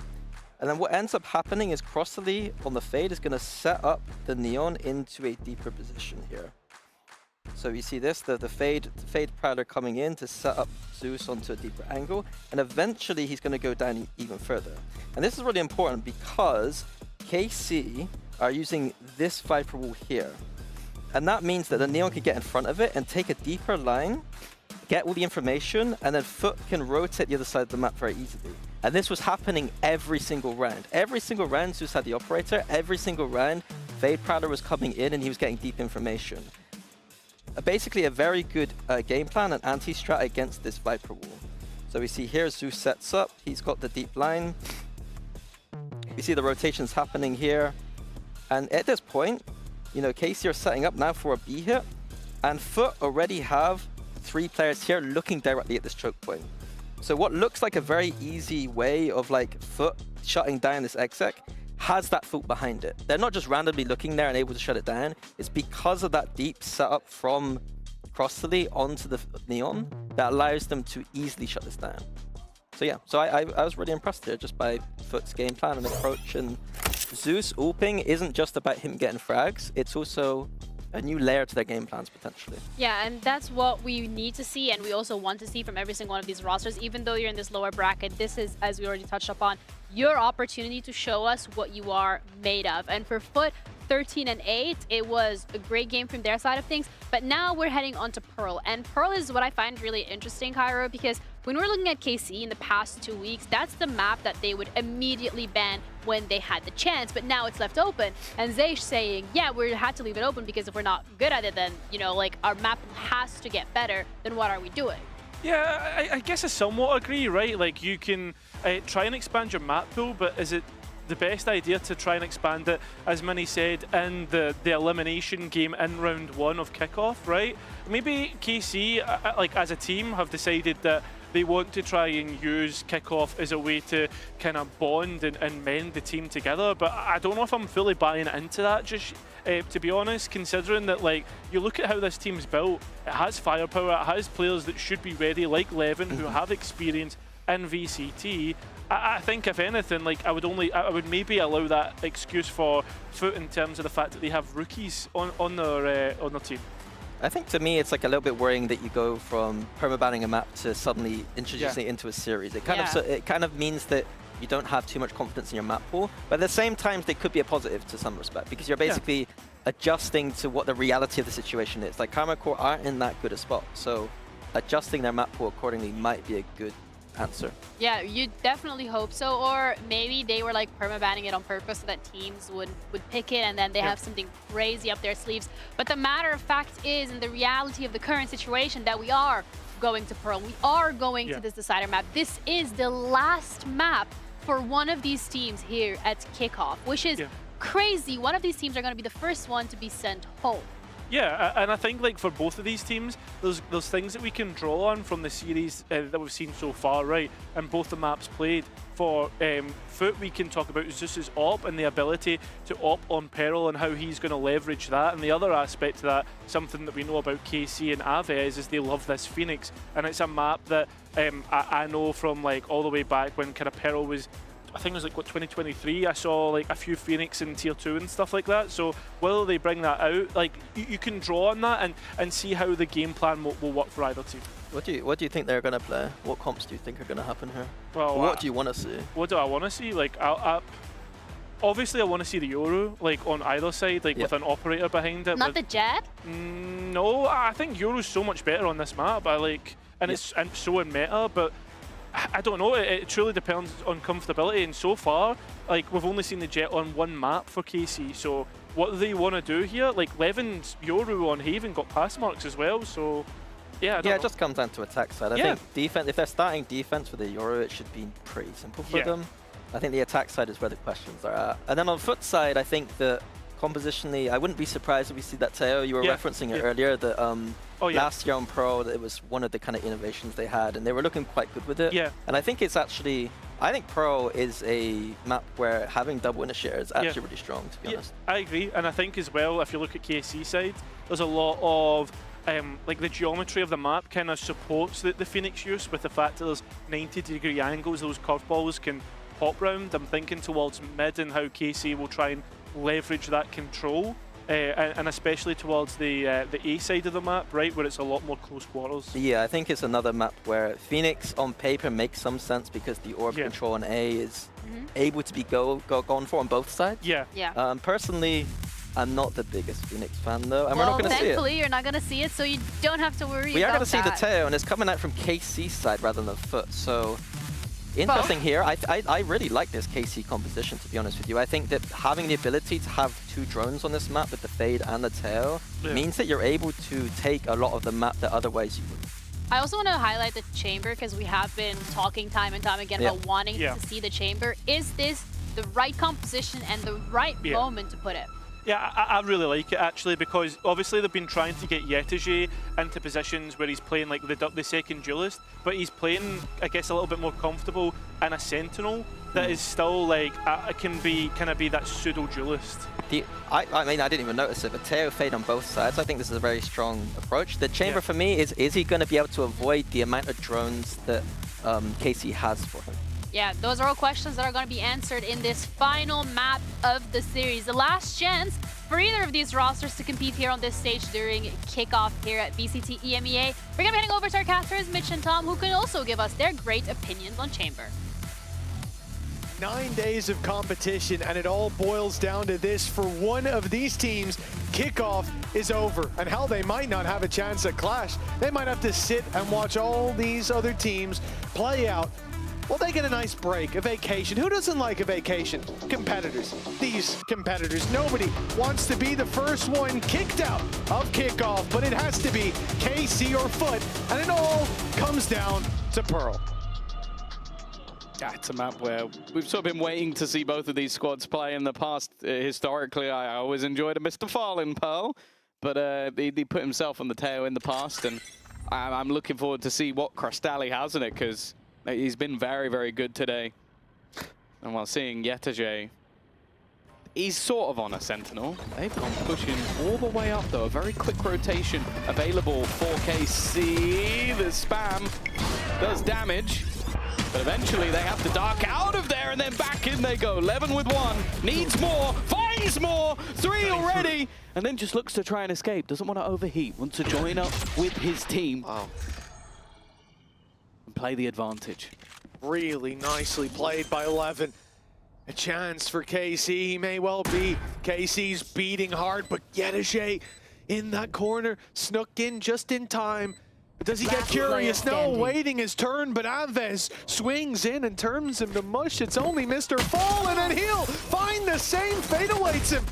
Levin with a 4K in the pistol has given KC the leg up.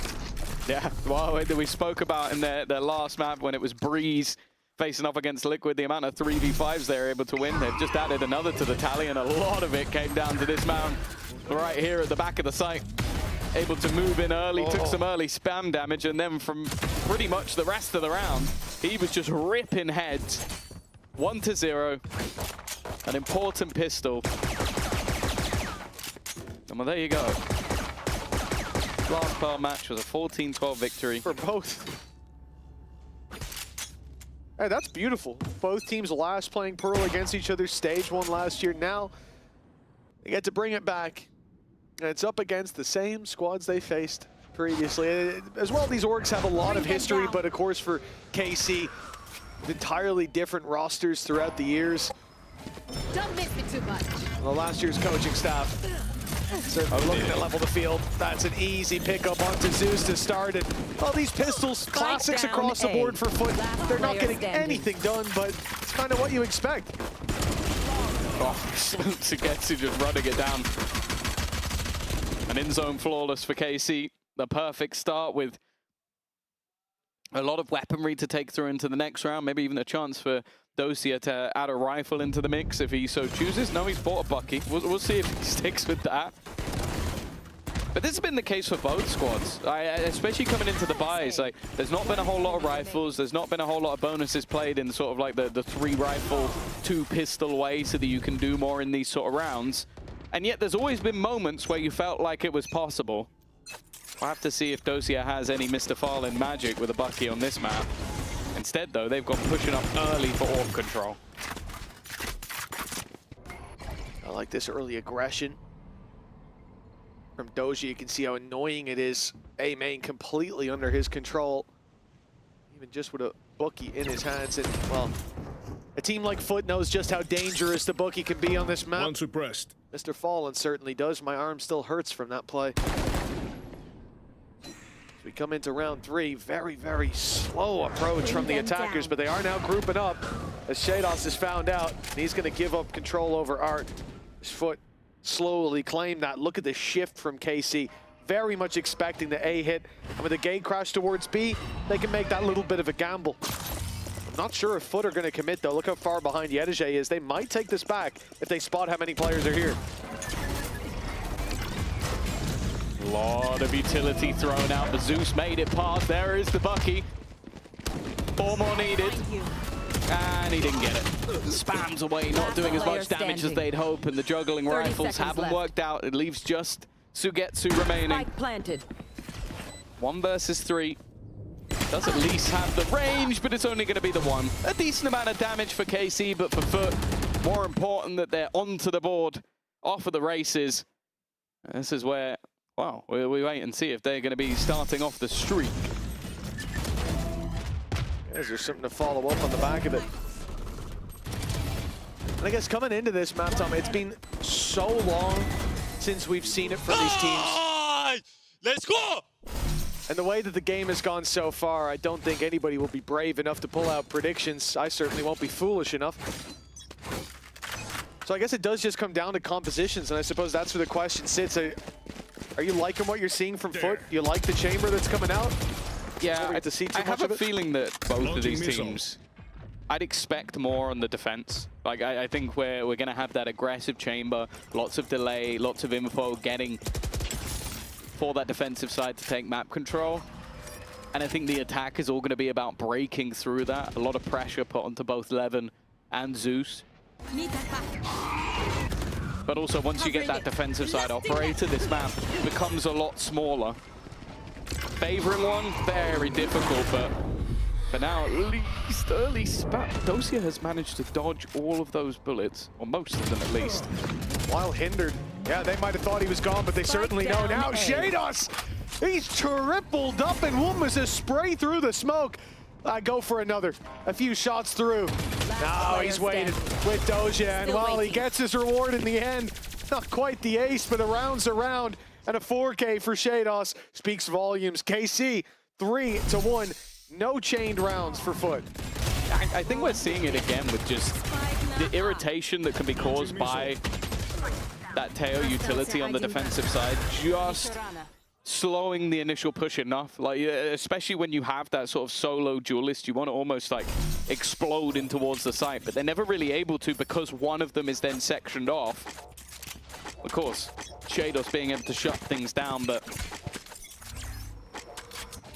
realistically, I am looking at Yedajay here because I know that as a lurker we can see high impact from him, but with what is basically just firepower as your utility, I need you to be getting numbers up on the board. Well, no timeout for Foot after going 3-1 down. Now they're on pistols. The next buy round, really where the line in the sand has to be drawn. Remember, we start this series out, you think about whose map pick it is, the future maps and all this, but now all of those questions, they don't seem to matter anymore. It's do or die. It's elimination time, and for Foot, every round that goes up in favor of KC, just another straw on that camel's back, and we don't know how far it can go. Don't know how much weight they can take, how much pressure they can stand tall under. For Foot, trailing by 4-1 seems inevitable, but they have got a lot of space towards the A site. There's not a massive stack up. With a headhunter and a sheriff, they can get some damage done. Already ground being taken, and Shados, does he stick around with Abez or do they give it up? They're looking for the fight and they're finding them with great success. Yeah, a lot of damage done on the initial sprays. C's also slowing them further. It makes it so difficult to break through these A-site chokes, but when you've been running it over to B, you know there's going to be an operator homing in on you, so getting through that choke's going to be difficult. I think the main thing I want to see now is how they put pressure on some of that mid-control in the other direction. Like, do they take lane? Do they sort of make that B site a little bit more awkward? Because I feel like so far KC have been able to have minimum 2, but in most cases 3 players on A, because there just is no pressure on B long or that link position. Yes, and this is one of the things we talked about for Foot on the attack side. The experience there in terms of those calls, you expect that to be where they find those gaps. Right now, no gaps being found. KC plugged it up like they've got too many planks in Sea of Thieves, and with another round lost here for Foot, they'll be almost forced into a pause. But for now, confident that they can find their way back in. We saw Mr. Fallen quick to dispense some words after the last full buy round loss. Yedajay's made it across with the op. He doesn't know there's a player tucked in on the left, and here come the salvos. He's just about made it out of there alive. I really like that, using the special delivery to destroy the trap. Just to keep the bait going. Keep the bait that there's potentially not someone close. Again, though, they're falling into the same trope. Back to the A site they go for the umpteenth time in a row. Nightfall sent through. I like the Cosmic Divide off the back of it, but the counter utility is already being thrown out. Drone to go in. Of course, spam's not possible unless they go on the other side, and there's been continuous utility put into place to make sure they can't make a move. This will be the first time we actually have to see a full-on retake out from KC. They've got that flank protection from Baha, miles away, but still when it starts to play, that flash doesn't quite land as intended. Zeus marked in the corner, gets one. Ult, he's managed to get the ult off. That's a disgrace for KC. It should have been a shutdown. That was their way back in. A trade at least, but so much time. Boy, they've got to run. They've got to sprint. And all through, and all of a sudden, Baha's alone. How has this happened? They're blocking it. The defuse still underway. KC, they fumbled, but they did not falter. A ridiculous round, and honestly, if there's not a timeout after that, we won't see one all game. What a chaotic round. They used everything. Nightfall, Cosmic Divide to take the site convergence path to slow them down. Even throwing in the tail ult at the end, and they just kept past all of it. This final shot as well had to be lightning fast from Abez. I don't know how KC made that work. They were fighting against every ultimate that was possibly on offer for Foot. And even when they used all 4 of them, Nothing. I know it's a cliche, Tom, but it was a 4 versus 3 post plant. I genuinely blinked and there were 3 things in the top right on the kill feed. It was a 1v4 in a split second. That's ridiculous. And they haven't called a timeout. Footer, they're happy to go. I get it on the first buy. You say, you know, I noticed the problems. Here's how we fix it. Let's move on. That last round, though, I almost want a timeout just to breathe. And now the drone didn't spot Doja. He's just walked right past it. And it's a low buy round for Foot, so it's whatever. But these little mistakes, they're going to add up. Surely a timeout after this one. They're also just going to irritate. Like, these are things where you go like, well, I don't know how this has happened. Like, I don't know how I've died here. And that frustration is definitely going to start building, because the last round is the sort of round where you go, that's unlosable. Like, you can't use 2 ults to take the site and 2 ults in post and still lose. And still lose convincingly. Yes. 5.5 seconds and 3 players standing. Like, that's just not good enough. And KC almost have to be laughing. We'll see. Can there be some damage for Yenergy? Yes, there can. Sugetsu not expecting it in the corner, and this is a round they definitely shouldn't be winning. But now, with a tour de force, that one remaining ult, and 2 players up against. Look at the guns. It's an operator and a judge. It's chalk and cheese on the retake. Foot have the advantage, but Yenergy stepping into the angle. Shot landed. And now, Doja alone, a pistol and a judge, a tour de force on the other side, and I don't know how Foot have gotten away with this round, but somehow it seems to be theirs, and that easy shot from Mr. Falla confirms it. A thrifty for Foot at 5-2. And you give Yenergy an inch there, just that small gap that they left, he filled it in right away. Gorgeous shots. Yeah, that's why you put Yenergy on Chamber, like, because the raw skill is undeniable. Nice! Well, from an unlosable round to an unwinnable round, flip the script, other way around. Doesn't make sense. Not going to try and explain it. We're moving on. Still a buy up for KC. Yenergy now has that operator in hand once again. The problem is, again, you kind of sit there and go, is that just a flash in the pan? I think, I'm assuming Levin thought that was going to be shot for him. I would guess so, yeah. All right, there's a Prowler coming, and it's gone, and it's gone, and I guess I'm gone. Look at this playthrough art. Zeus has already put so much pressure on Avis, he can't get out. He can't get away. They managed to make that little crunch and now change direction towards the B site. Gate Crash is in position. Levin can rotate very easily. There will be 3 players on B as those steps are heard. Here comes Levin any second now. And he's now here. Lockdown in play, buys more time. 50 seconds on the clock. Doja in the corner, landing a double. And another to the tally. He's in a different dimension. And yet still, he's not dropped. Finally put in his place, but buried alongside him is Yenergy, and with Baha 1v3, Spike down in the open. Only 2 players on the site. Got a 1v1, yeah, if he checks it. Can pull these angles into individual fights at least. And he has been very reliable, but it's not to be this time. Course correction from KC, right back to winning ways. Yeah, Dosia just, again, dancing within the madness. Aves again, that's got to be an annoying one. Just being caught. And nobody checking that backline. I guess, again, you see the ult go down, you go, oh, retake setup. Okay, they're all outside the site. They've got 4 players. Maybe they gambled the other way. And yeah, oh, Dosia waving at them, probably questioning how nobody checked that back angle. 6-2.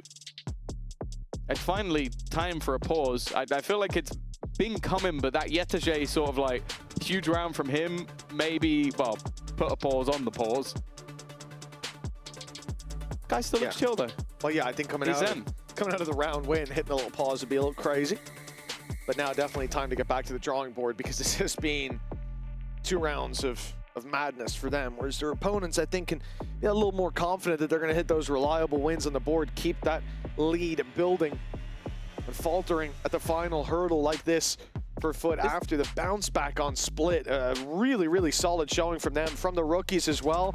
This is no time to take your foot off the gas. The funny thing is, obviously, the meta has sort of shifted so that you're running more double controller, a lot less sentinel play. And don't get me wrong, like I think Sugetsu's still been putting up numbers on the controller. The thing that is upsetting, and it's similar to a couple of players, like I think we saw Benji have some decent performances as well. You put them back on Senti, and Sugetsu's just like, breath of fresh air, 10 of 4, top of the server. He's just been having a great time, and there. I don't know. It is sort of the meta versus comfort, but I wonder if they might look to put him on a little bit more Senti.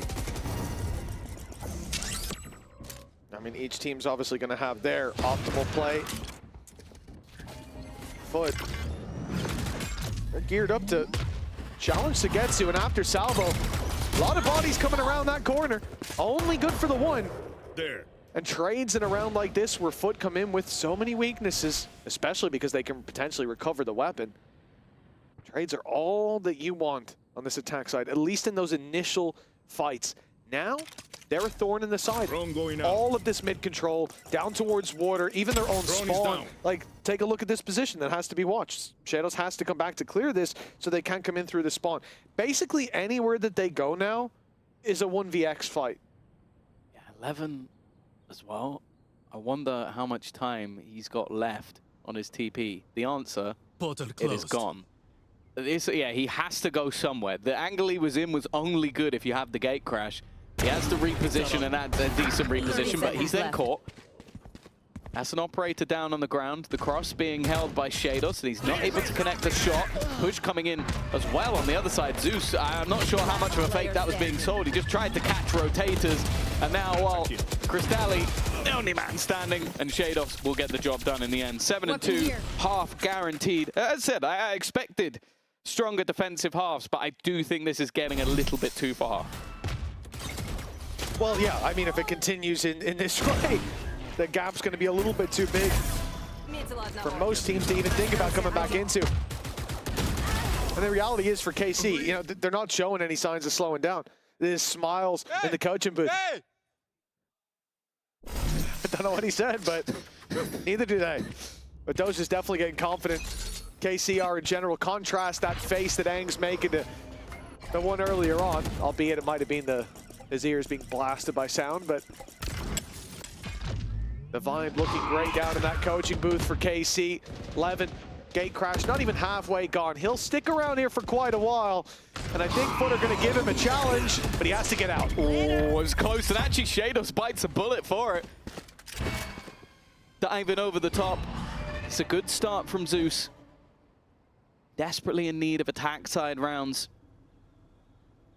Oh, Yetege, other than that singular round, I haven't really seen much impact from this chamber. Playing the other side of the map, looking for space, but I feel like he's been isolated. I like the idea from Foot, though. Like, you get that early fight, then you just sit patiently. Wait for your opponents to go hunting for information. Wait for them to use all of that utility.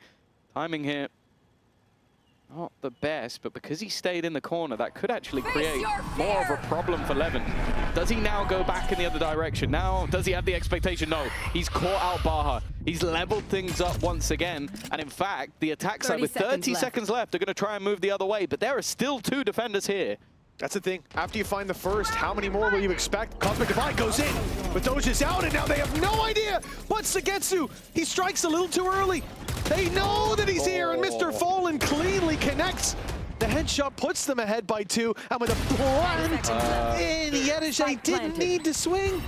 Now, perhaps a chance. Everybody in individual fights, but they'll look to swing together as they do. Levin finds another, but he's all alone. Oh, it's getting dicey. It's getting close, and he'll find himself a rifle. 14 shots still in the mag as he wraps around, but they're set up to swing this together, and he has no chance when they do. A third found for Foot. And they can still bring this back to 7-5 at the half. It's not too far gone just yet. Yeah, again, I feel like the actual setup from KC wasn't a bad one. Like, they didn't fall for the bait. I think it was just the not waiting for the divide to be fully up and not realizing how many players were here. And then also Sugetsu just unable to find the trade. It gave him nowhere to go. Like, he had to just stay and fight. And when it came to the important kills of the round, Foot found them. And this is enough to, well, just look at the economy. Look at the money that's on the board for KC in this round. There's going to be pieces missing. are likely going to be fighting for the next one, but well, we've already seen a fair amount of individual brilliance. I wouldn't say this is a guaranteed round for Foot. Oh, anything but. When it comes down to numbers, take a look over this side of the map. Just how many people are here. You've got 4. 2.5. And we see 3, yeah. 2.5 at best. That's because Shados has used the Haunt already, so he's only half and a Prowler, so half his belt left. Oh, yeah. No, it definitely wasn't because of the circle. No, need a bigger circle, man. I knew I should have done the click to drag to stretch, but... Oh, no! Oh, that is cursed. He looks away from the angle for half a second. And that leaves the A site wide open for business. Singular rifle left, a pistol for Sugetsu. Gotta be a little bit careful facing off against this man with the sheriff in hand. And actually, okay. The Verge's path used. Clearly feeling there was a need to try and deny this retake, and denied it has been. Yeah, it's not like they have a huge ultimate online for the next round, but they nearly do. I mean, in terms of getting in, finding that space, Convergence Path is obviously going to confirm this round, get rid of any possibility of individuals taking over, and then coming into the next, we potentially have the Armageddon ready to roll for Crystalli. Well, yeah, I guess the importance as well of an in-zone flawless, making sure that you have everything for the next round and your opponents don't get to get anything brought back home. And especially when you are, as I said, like you were down quite a few rounds, just confirming that that's not going to get any more dangerous, I think was the main reason for Foot throwing that in. 7-4. A 7-5 half, I think especially the position they were in, Foot can be very happy with that.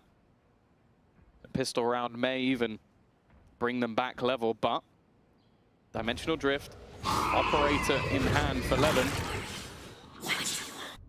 There was no one even close there to shoot that one, so I think he was just hoping that someone would face him on the timing, but not this time.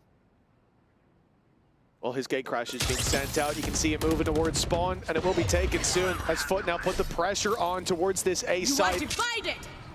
Cosmic Divide's already gone through, and it's going to be an initial fight favoring Foot. 2 big pickups. Are KC going to go through? They are! And Levin even wins the fight as Decoy, serving as a little bit of cover there. And although the plant comes in, and Armageddon is online, Crystalli very low as a fallback to main, picks up an up, but now the time's on their side. And KC need to be quick to bait this ultimate out. They need to get on that spike.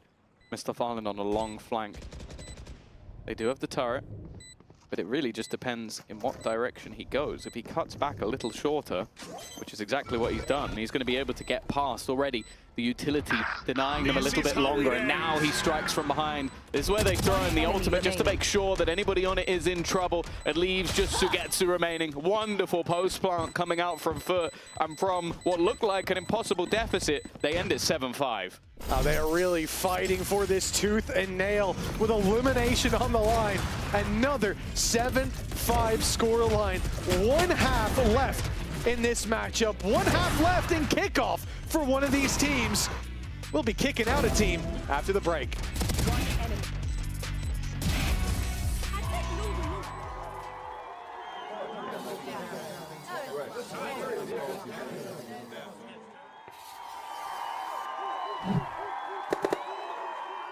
Red Bull gives you wings.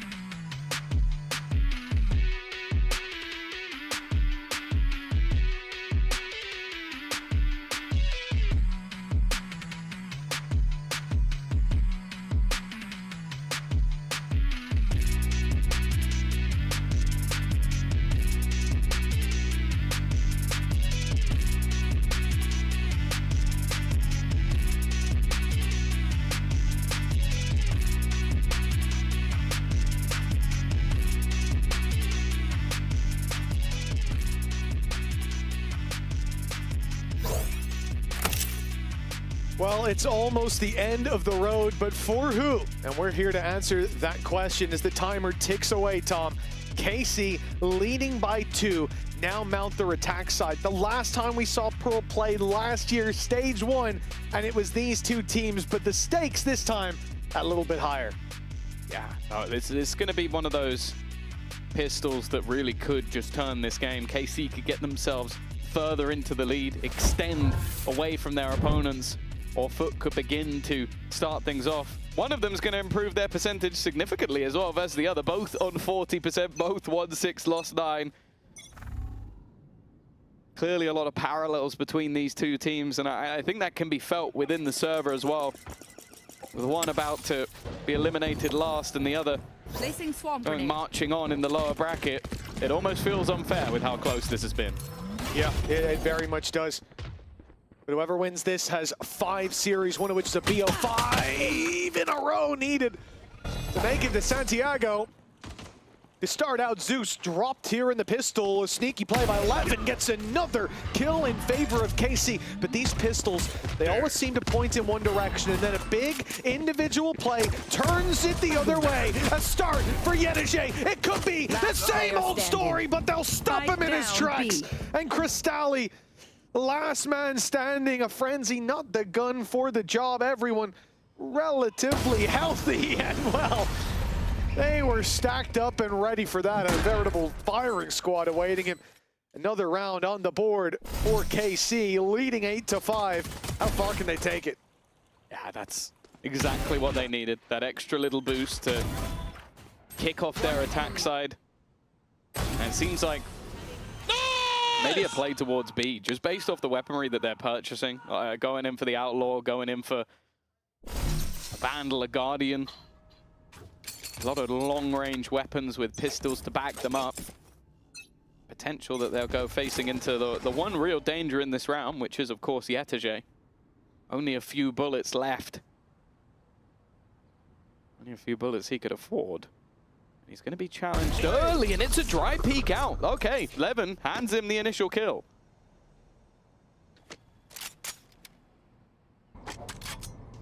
Headhunter being offered another pickup as well. Doja playing with fire, but he will back off.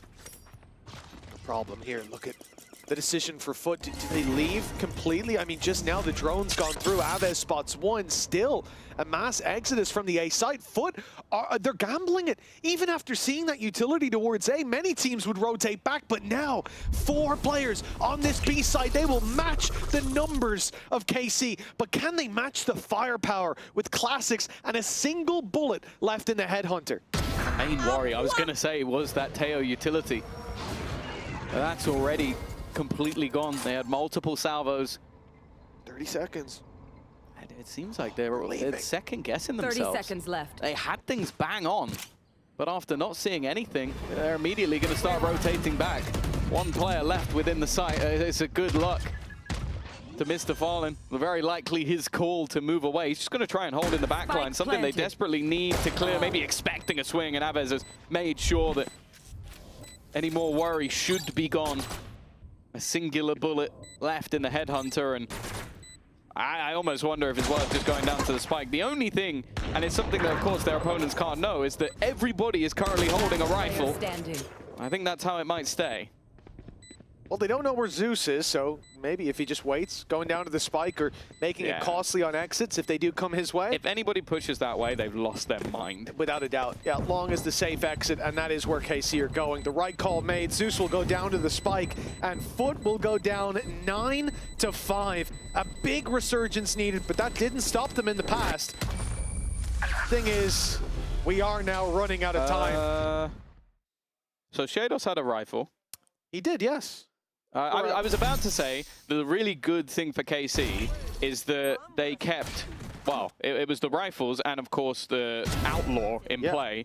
And so you didn't actually lose anything. And they probably did, because I saw them all laughing and giggling on the stage. Seemed like good vibes, so... Oh, instead of 0.5, you have 0.7. Good job, bro. Well, the stat padding on the other side, has been called out. 9-5. Double digits is what KC is looking for, and if they find it here, it is pretty much the beginning of the end. Foot need to stop them here and now, and it has to be more than a speed bump. We need a full-on barricade, a blockade, as they keep pushing further and further into the lead. KC now set their sights on B. Nobody anywhere else on the map. Full dedication to it. And Yetejay's op's already been pushed back. The next wave of utility might take him out of this hold altogether. He's been revealed. He's dead, surely. He didn't even start this round with shields, but he survived longer than expected. The utility dump leaving him with nothing. I feel like this is round over. There's no way that Foot can hope to break back in on a 3v5. This is going to be an opportunity for Dosia to go from just having a ghost at the beginning of this round to potentially having an operator. Look at the utility here. Look at that. They used everything. There's nothing left. Of course, you don't know that, and you see a very direct play as well. You assume there's some little bits left in the back pocket, but that was a full dump coming out of KC. They knew at that point, like, okay, first bit of utility gets us down long, second bit gets us into sight, and there's nothing they can do but give it up and play retake. Well, Foot didn't do that. They stuck around. A perplexing choice, and I think usually Yetejay would already look to recall back, snap his fingers and get out of there, or reverse Dorothy, but the reality is he couldn't, because he already did. And the position he held was just, it was greedy, but it was kind of necessary. Get a pick, get out. But once that utility comes, that's get out time, and he missed his time. He missed his window. Yeah, like that. But that was the thing. Look at this. It was hit by. It was revealed,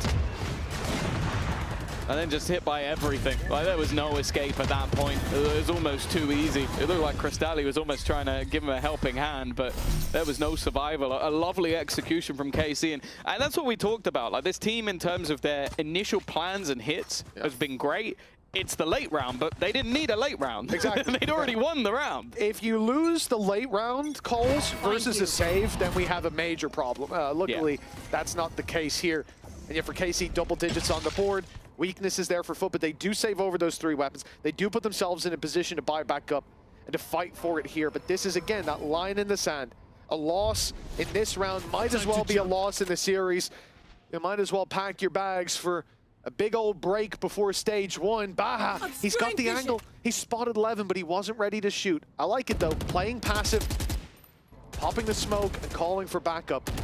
Look how spread out KC are though. They've got a net spread across this, and the only real danger is that Yetejay could walk up right behind them. It does leave a bit of a gap in mid. Obviously you've got the trap there, but if it was broken, it would put Yetejay in a pretty awkward position, but there hasn't been any pressure on that side. Already though, that's a huge pick. What? Mr. Farley just taken out. This 11 operator that they definitely knew was there has managed to find an opening. Nice shot from Baha, needs a little bit more, and he does. A second kill, and Sugetsu desperately low. Post-plant available, and a late lurk coming in from Dosia, but an even later lurk coming in on the other side, and they don't even get the plant down. Zeus has done well. Yeah, it was a nice hinder thrown in alongside the salvo. Pushes a player into the open or forces their hand for an early death. That spike, 14 seconds, needs to be planted, and Yetejay's got the round in his hands. Nicely done by the chamber. As we said, the only real danger in this round was that Yetejay could just walk right up behind him. And eventually, that comes through, playing with the time a bit much. I feel bad for him there. Yeah, I didn't understand how he died. Looking at it from his perspective and seeing it a second time, I still don't. That's unlucky. Shoulders a bit too wide. Oh, they're back on the board. Love that game. And he's got his operator back. Or the one he bought in the first round, has a second one in his back pocket as well. But yeah, Yetejay having a good half is going to be integral. Just look at the setup they're currently going for. 3 A main early, 1 player mid, Yetejay B.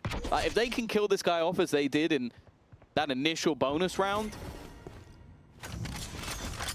and this hold is going to become impossible. An immediate rotation. Cristalli is going to spot out Dosia, but that tells a different story than they're pushing this way. It tells them that they're likely not. Yeah, but look at the play towards A main.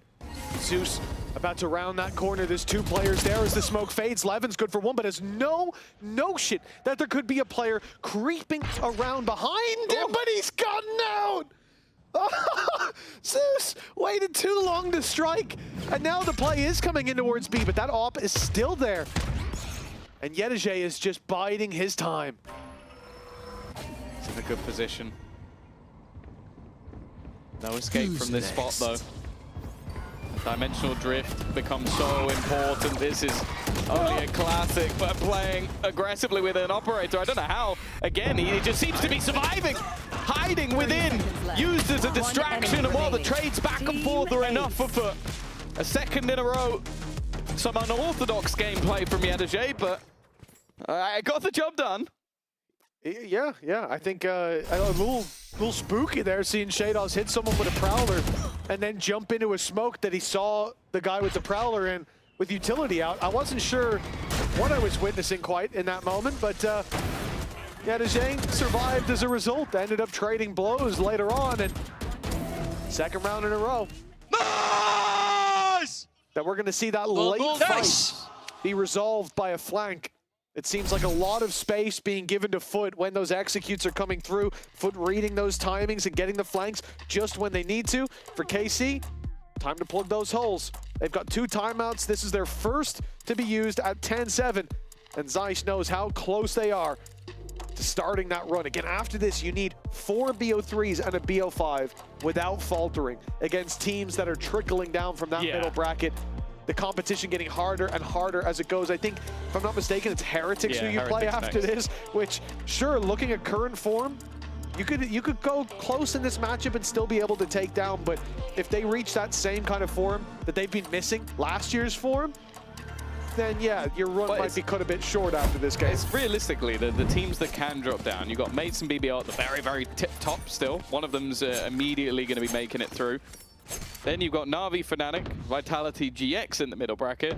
And then waiting in lower round 2, you've got Heretics and Liquid. So it doesn't really get easier from here, I'll be honest. Like, this is probably the easiest match either side are going to get.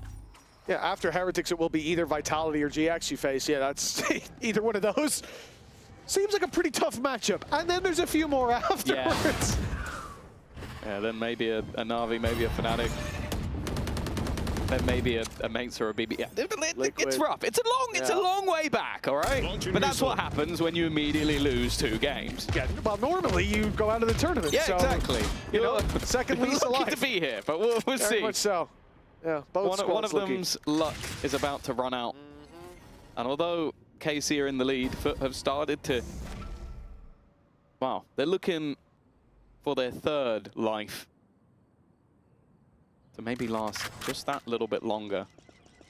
For now, though, again, it's a similar trait as the opposing side. I want to see a bit of pressure put into that link, like put in to that runway down to B, break the trap, make it more awkward, because that trap sits there pretty much the whole round, and it means they could just do this, leave 1 player on the other side of the map to hold half the map. Reveal, gone through, hasn't landed just yet, or rather has landed, but it's going through.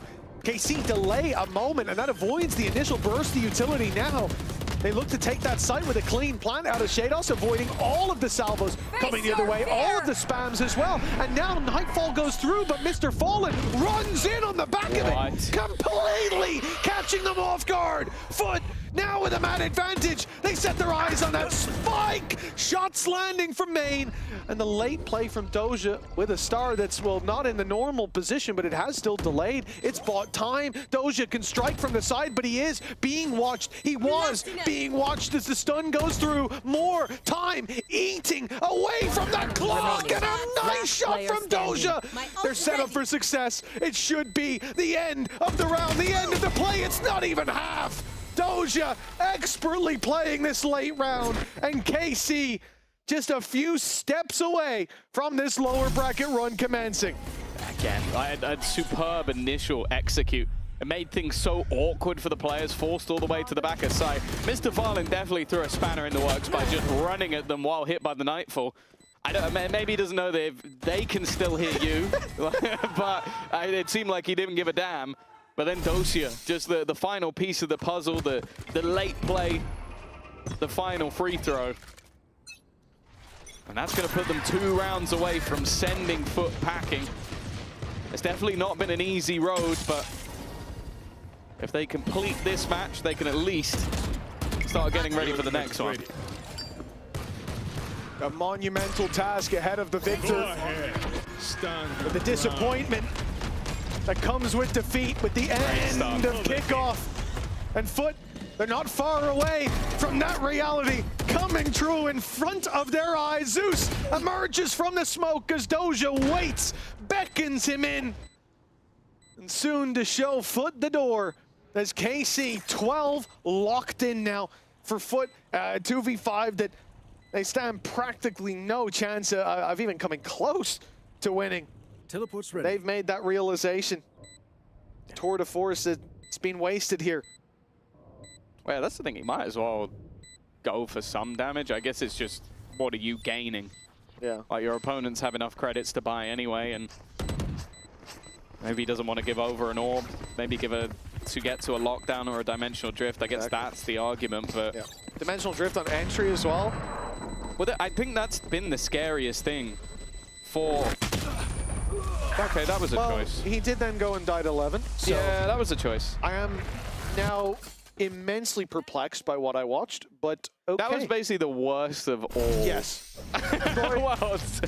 Troy has been sent to get the pizza. I mean, that I could stand there another 5 minutes. I don't think I'd be able to put the pieces together of what neurons were firing at that moment. But unlucky.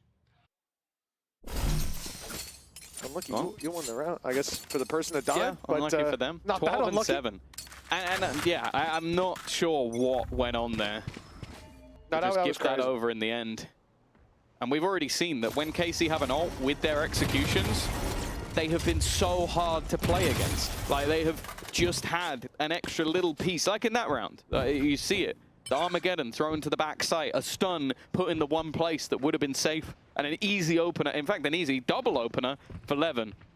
Now he has his ultimate in play to just make this as awkward as possible for Yedeje. They already know exactly where he is. Counter Nightfall thrown out by Foot to try and slow this push as much as possible, but there is Levin with the backstab. Yedeje dead, punished for his own mistakes in the previous round. And now 3 stand to try and keep Foot alive. Oh, 2 stand to keep Foot alive. These retakes haven't looked good, but when it comes to a spam like that from Aves, well, I think you'd have more success shoveling snow with a fork for Foot.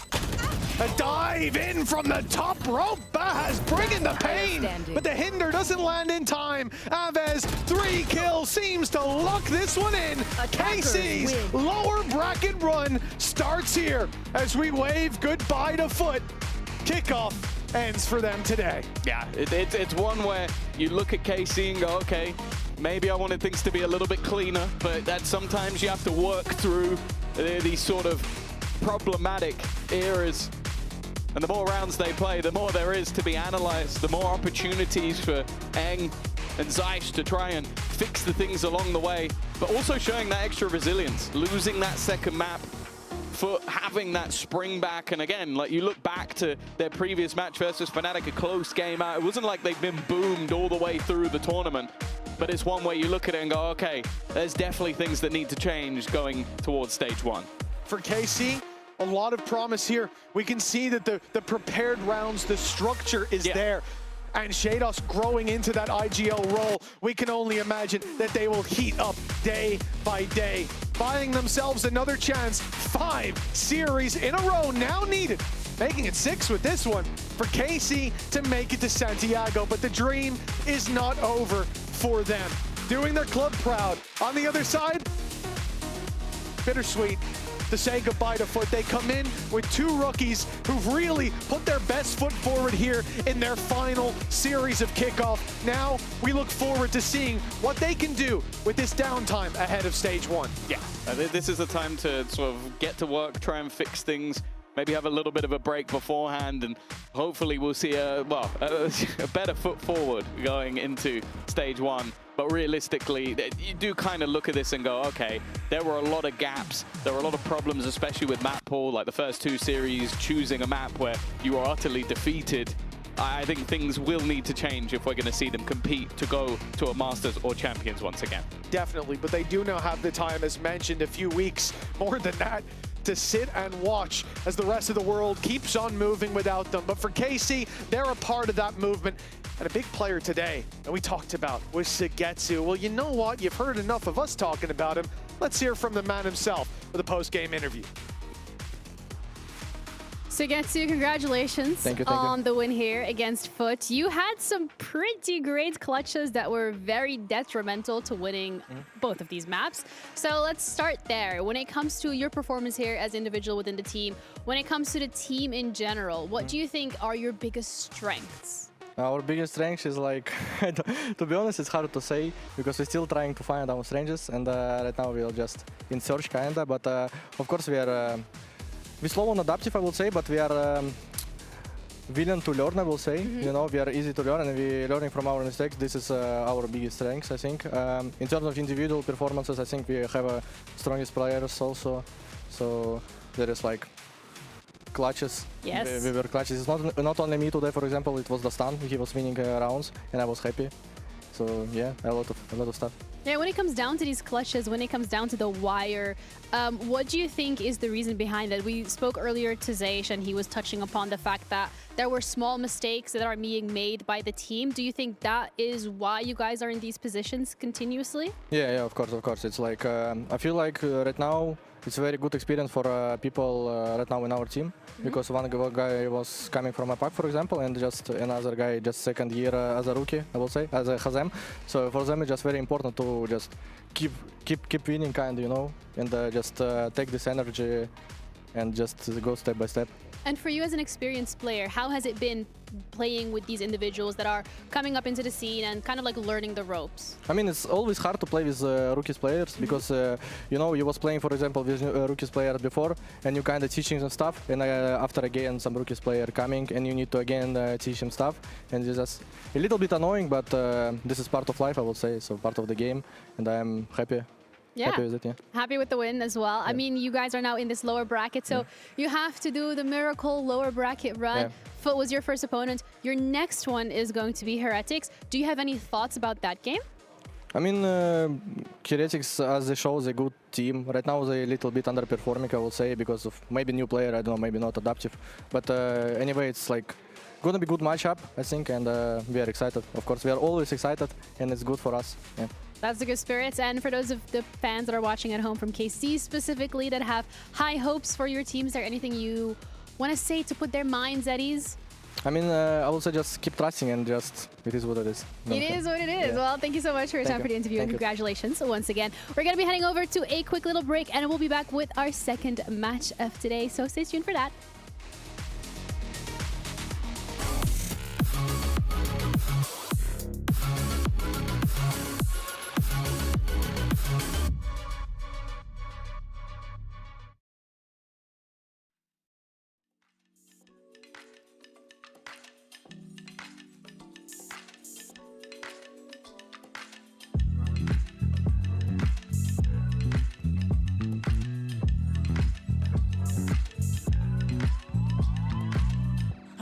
You're stressing right, you need some meditation. Don't let them ruin your vibe, no time for rumination. Let's leave it all behind, think of flight aviation. Want you, girl, by my side, let me show my appreciation. I want you here with me, I'll miss your body, baby. No, I cannot believe that you're still single, lady. Wishing I could retreat. I want you here with me. Be my lover, be my trophy, be my woman, be my lover, be my trophy, be my, the only one I want, be my preliminary. Let me caress the way I think it's necessary. Monday, Tuesday, Wednesday, babe, 7 days, are you ready? I don't need to say you know it, girl, you're extraordinary. I want you here with me, I miss your body, baby. No, I cannot believe that you're still single, lady. Wishing I could retreat. I want you here.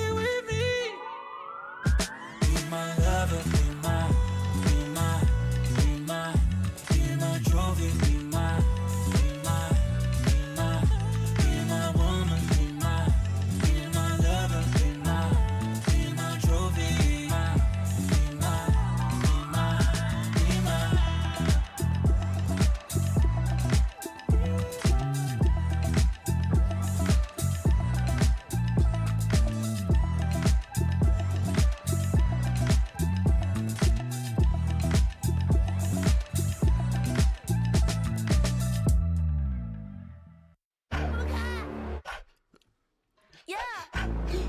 Yeah. Let me get a punch. Let me get a punch. Let you feel the punch. Let me get a punch. What a hoop, don't sleep, oh yeah, yeah. What a hoop, don't sleep, oh yeah, yeah. What a hoop, don't sleep, oh yeah, yeah. What a hoop, don't sleep, don't punch me. Don't keep getting me pissed before I make you bleed. Pray for your rest in peace. It's the only peace that you need, even a punch. This is the purge. Everybody, please, your perk. Your perma kick these people.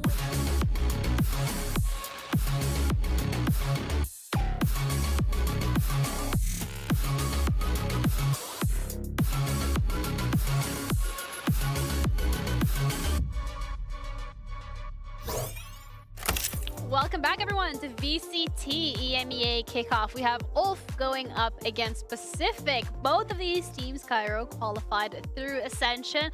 Obviously, roster changes happened as well, especially for Pacific. But this is a situation to find yourself in after your debut in Tier 1. Yeah, it is. And the thing about Pacific is obviously they were forced to make changes. It wasn't if they had to make the changes themselves. ULF the same thing with the 2 substitutions. Both have had a bit of a rough stage 1. But overall, like, I don't want to say there's promise because they are in the first elimination game, but like, I do have hope. Yeah, I think the hope for me is that ULF, when they don't have the full roster. Yes. Yeah. And I'm sorry every time I talk about them, that's what I'm going to be talking about, but it is the reality of the situation. You got 2 players coming in last second, and the 2 players that are missing, I think, are some of the best players in the EMEA. Like, they are that good. So when we get to stage 1, I'm going to be hyping them up again. So there is hope in the future. And then for Pacific side, I think the reality of this team too is that, like, it's a little bit of a leftovers team. Like, it's the kind of ragtag group of players, and I think that you expect in those moments for the team not to perform as well. But there have been like some shining lights here or there, and there's been potential. It's not like I said earlier, like I don't think that the weakest teams in the EMEA are like last year where it was like a little bit muddy. Like I still expect a little bit of mud today, but it's not as bad. Like teams are getting better. Yeah, the overall bar is raising and the teams are keeping up with it, which is a good thing. But unfortunately, you know, it's not the start that either one of these like organizations were looking for, but they're here, they're in this lower bracket, and this does give them a chance to prove to us whether or not they will crumble under this pressure. The skirmish as well that we had earlier today to kind of help with the map veto. We'll see that. Oh, there we go. We had Ninja versus Audaz. Okay, do we want to throw in how we think it's gonna go? No. I would probably favor Audaz on this one. Like I like Ninja's great with utility and stuff, but in terms of like raw firepower, I think Audaz has that over him. Yeah, Ninja's a curious choice. Like he is more of that supportive role right now. He hasn't been popping off like some of the other players. Like you'd expect, like your 7 or VALORANT to be that kind of player. So maybe that's Okay, we'll see about that later. But first, we're gonna have to dissect Pacific a little bit further because we already touched upon it when it comes to this roster. That they're kind of a collection of players that we didn't necessarily expect or know how they're going to work out together. But so far, I mean, they do find themselves in this lower bracket. We have seen some shining lights. We've seen some sparks of success. But the question is, can they consistently bring that here today, Cairo? Yeah, I think it's a best of the rest in terms of Tier 2. Like, it's not the hot prospects, but don't, like, diss them in any way, right? We've spoken, like, about Alorante in weeks gone by about how he should have been in Tier 1, like, long overdue. But I think as well, right, Ninja was a player who was playing on Team Liquid Academy and who was widely regarded as the next player to actually get that chance at Tier 1. He's fulfilled that at the first opportunity, and Cupid's come along as well, who, like, I mean, just turned 23 not that long ago. Another player that I think as an IGL, considering we've had an IGL crisis for, the longest time, deserved a chance at Tier 1 to at least, like, I don't know if he had trials or whatnot, but I think he should have been here a long time ago. I don't know if you disagree. I think he's a very good IGL for playing on like an underdog team, if that makes sense. Like I really think that his like wacky comp approach makes a lot of sense when you're a team that is kind of a little bit more of the leftovers. Like your expectations are quite low coming into this year, and so if you play the same as everyone else, then you're probably going to lose. So I do quite like the fact that that kind of slightly off-kilter approach, that off-meta approach that Cupid brings, I think makes a lot of sense. Yeah, and hopefully that's something that they can play to their strength of today specifically. But unfortunately, again, there is the situation when it comes to the head coach position as well for Pacific, which bit of an unfortunate one to find yourself in, especially in this elimination match. But at the end of the day, you know, sometimes that's just how the cookie crumbles, and there isn't really much you can do except head into this with full confidence and motivation, Cairo. Yeah, that's it. I think as well, it's going to be interesting to see, like, with the direction, right? Like with Cooper, and you were talking about like the wacky comps and the stuff that he likes to do. How does Thinky support that as well in terms of him stepping into the head coach is for this match? So yeah, I'm wondering like what the preparation and stuff will look like coming into it. I mean, it should be basically almost done in my eyes, considering that what was announced like yesterday. I think that in these situations, you don't have time to reinvent Yeah. the wheel. So Yeah. I do see, like, I imagine Cooper is the biggest voice in Yeah, the team when I it think comes so. to that kind of side of things. So I think for Thinky, it's just kind of slotting in and letting Cooper do his thing. And then we have to talk about the strengths specifically. I want to like hammer home what we should be really looking forward to, or maybe who we should really be looking forward to when it comes to the specific roster. CNED being a very decorated player on there as well. Yeah, so CNED coming into this team, again, like, I think his stocks have started to fall just a little bit, and so Yeah. that's why he's now seeing himself in a little bit more of a ragtag team. I think, though, that one of the things that we're highlighting here is that over his career, he's been known to be a Jet player. And it's the same kind of narrative for Levin, and in that last match, I'll be honest, Levin actually did show some good signs on that Yoru and Waylay there. But for CNED, I think that the struggles are even more obvious. Yeah. And so there's even some maps like Breeze where they could very easily slot him into that Jet because they have a Yoru elsewhere, and they're not doing that. So I think there is almost this tension between Cupid's idea of like playing these slightly off meta approaches and at times just the meta approach, and CNED maybe not being comfortable enough to do that. It's almost like Cupid's like trying to change him, and can't, maybe. Can't teach an old dog new tricks. Yeah, maybe. Wow. Well, You can. I'm a believer. You just have to be a believer too. You know, if Billy was on this desk, she would have your head for it. I know she loves him something. Bro, there's no way we're mentioning Billy right now. Come on, like, leave her. She's on an off day. Leave her be. We're not summoning her. We're just mentioning her. But all right. I think kind of like going through with this discussion when it comes to the agents that we are seeing Pacific pick, and then the agents that potentially some of these players are more comfortable on playing, dissecting their compositions as well is something that we're looking forward to today, specifically meaning when it comes to Breeze. Yeah, so for Breeze, like I said before, it's just that idea that there is that obvious approach they could go for with CNED. I think, like, CNED on Waylay here, this could just easily be a Jet. On other maps, though, it's a bit more complicated. It's going to be this kind of tension between CNED's comfort and Cupid's idea of the game. And I think Kickoff for them is actually, they're one of the few teams that I'm going to give them a bit of a pass on. Okay. Because I think Kickoff is one of those moments where they can kind of go back to the drawing board and kind of re-look at how they want to do that. Like, Cupid has this very this very distinct vision for the game, and Kickoff is the chance for him to kind of figure out, does the roster make sense in terms of that approach? How do we balance those two things? Yeah, and something that like there was in a recent interview with VALORANT, like kind of done by Sheep Esports, he said that like, hey, listen guys, the way that we are viewing this is that we have a plan on how we want to change. It might not happen in Kickoff, but for stage 1 we should be there. And I guess like that's where you look at this game and you say, right, well, if your win condition isn't actually winning, like what is the signs of improvements that we're going to be looking for map to map in terms of the compositions, in terms of the implementation, in terms of even if it's getting CNED comfortable on those other agents that isn't Jet? Yeah, that's a question that we're going to have to wait and see what they're going to answer it to. But I think also having that mentality of like, all right, we're coming into VCT this year, we're going to start things off with Kickoff, and them not shying away from trying new things, from figuring out what works for them and what doesn't. And that's a kind of the identity conversation that we're having around a lot of these teams that we're finding in this lower bracket today. What is their identity, and when will they actually be able to find it? Seems to be the overarching theme here in this conversation. And I guess for Pacific today is they got to show us whether it's like these wacky comps or maybe if they go back to that comfort. Yeah, I think that's exactly it. And I think that like to hit the reason why that is because there was a massive patch change before this year. Like I think that Kickoff is a tournament in which you don't get, you get more chances than last year, but you don't get that many games to figure it all out, if that makes sense. Like, this has probably been the biggest patch change that we've ever had in Valorant, in my opinion. And so it's not a surprise to me that teams are trying to find their identity in a meta where it probably doesn't even suit EMEA as a region for their strengths, in my opinion. Ooh, I love how the excuses are already coming up for internationals. Let's go, Vinny, you're ahead of the curve. I like that. But VALORANT is something that we've already touched upon in terms of like the philosophy and just the mindset when it comes to Pacific. But as a player, what are we expecting from him today, Cairo? I'm expecting him to be able to frag out like he normally is. Like, honestly, one of the headshot kings that, like, from tier 2, the guy's headshot percentage was right up there, but it's not as if it's like, oh, he has like small jewels, right? Like, you can put him on a site by himself and you know he's gonna hold it down. Yeah, I think for me, like, it's been a long time coming. Like, I think this guy should have been in VCT in 2023.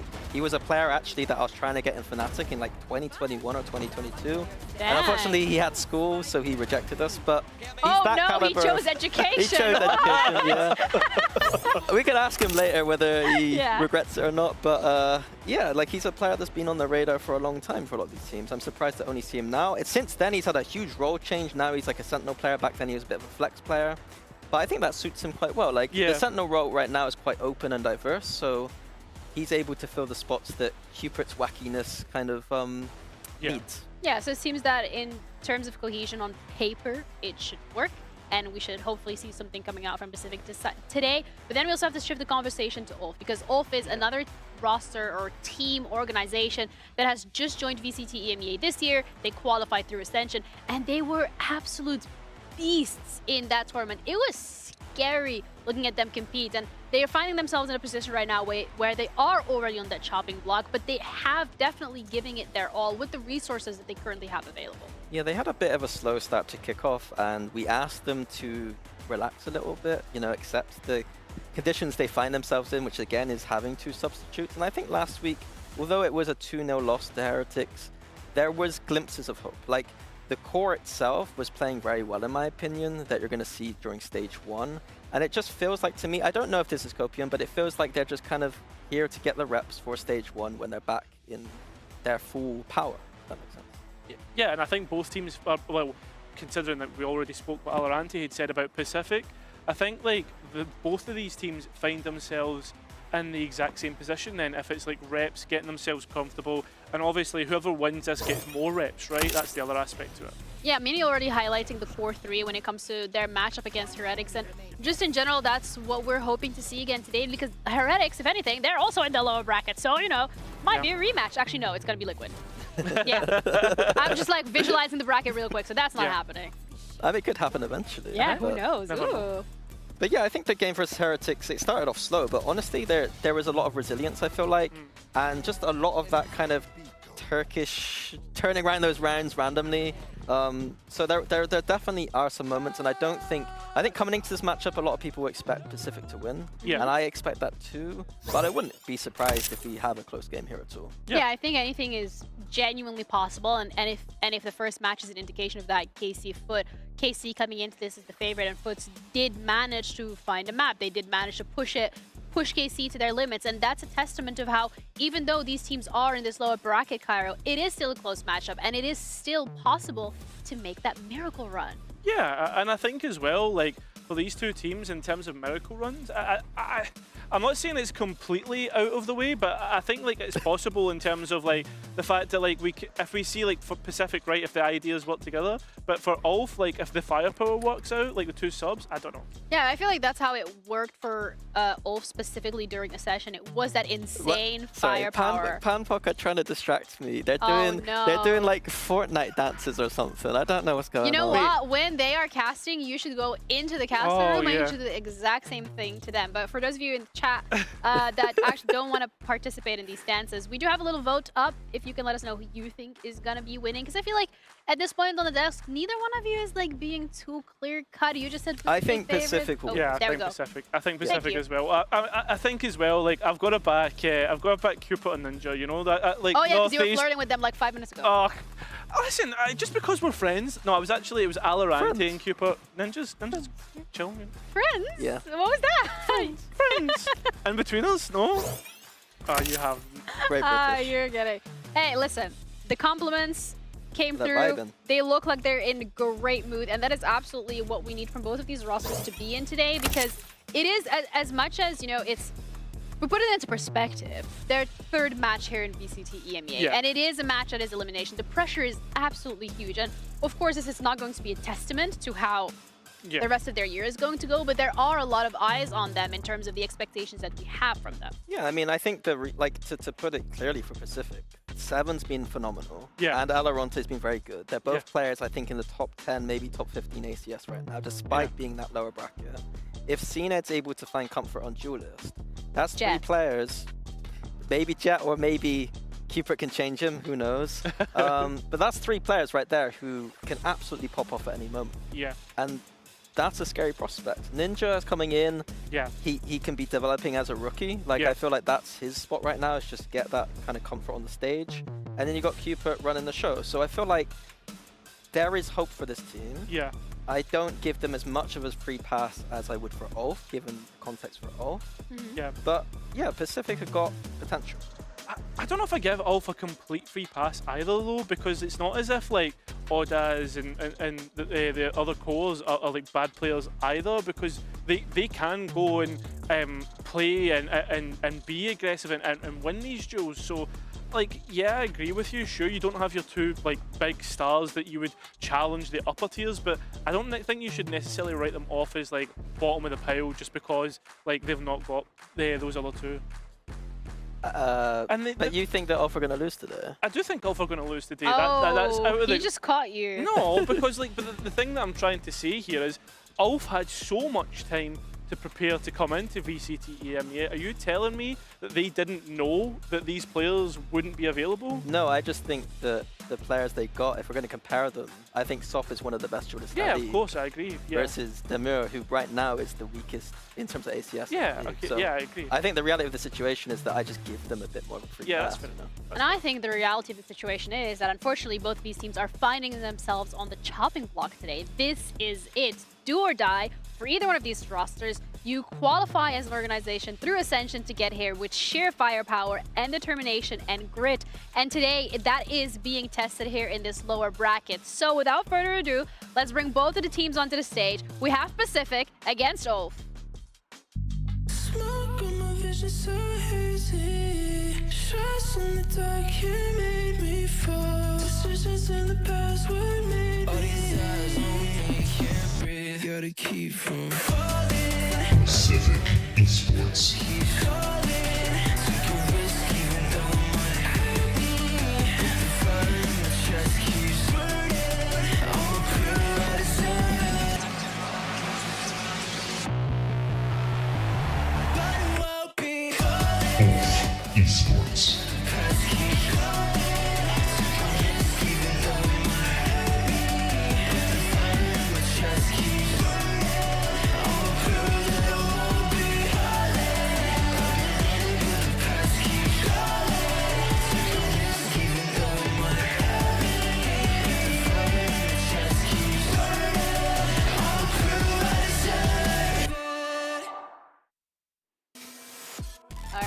Players are ready. Coaches have had the face bump, but now we get to look at the joys of the skirmish at any point. I think we already threw the expectations there in terms of who we think is going to be able to win this, but we're going to have to wait and see. You know what? Players did walk on in the right order today. That's a dope. Intra did well again, so our analysis is completely incorrect. Oh, so does that mean that your close, expectations of how this series is going to go? The skirmish really changed it for me. Yeah? You want to change Pacific your are gonna decimate now, yeah. No, we both said Pacific and Pacific won here, so you know, hey, listen, maybe we were secretly right. Yeah, but they're gonna win even harder now. That's true. See, That's like, true. you gotta, or if you look at it, like KC lost a skirmish, so, and they won. Yeah, The that's skirmish still curse. Ooh, Yeah, the skirmish. ooh, someone needs to do some analysis of that, if that's actually a real That's thing. hard hitting right there. That's true stats work. Thank you, thank you. I have no stats to back it up, but I'm just spitballing here. All right, then I would like to head into the map vetoes specifically, because obviously Pacific, they did manage to win this, and they start things off with going second pick, banning Haven. Yeah, so the ban on Haven here is a bit unfortunate for ULF, because ULF actually picked it last week into Heretics, which is a very bold choice, and they looked alright at it, but Pacific have a promo ban of Haven, so in this kind of matchup, I think that Pacific have more control over the veto, and are able to go to places that ULF don't want to go as easy, if that makes sense.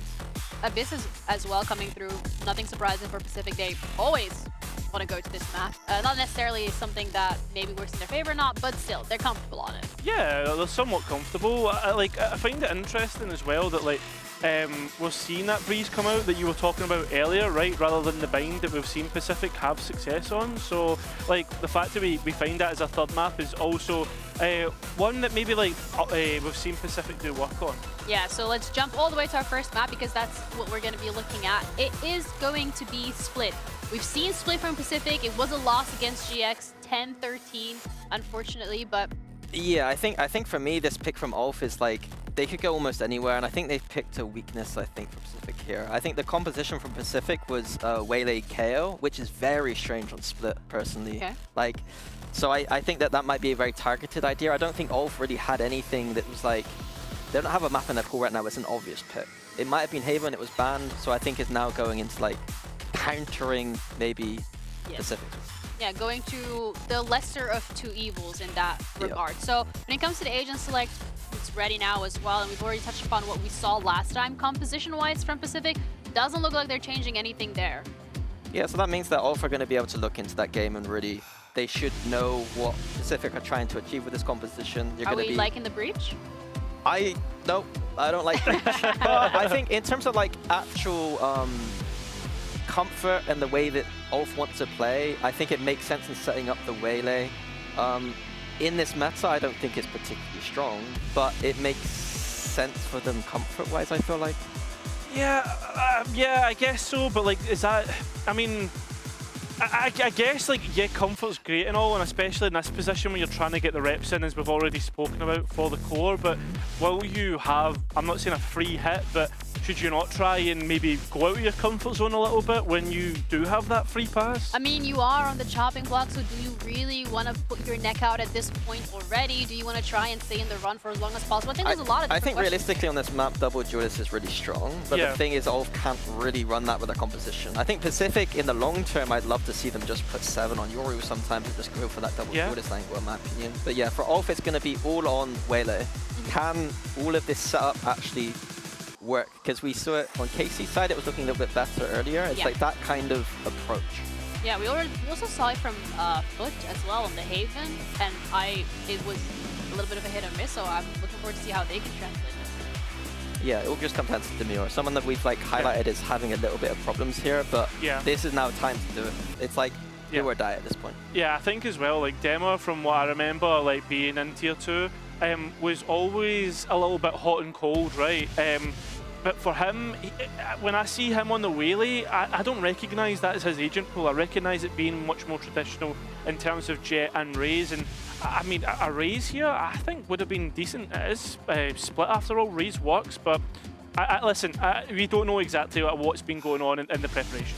Yeah, we don't know that, but we do know that we're ready to head into our first map of the series, ULF against Pacific, going up here in this lower bracket with our casters, Hypoc and Pansy.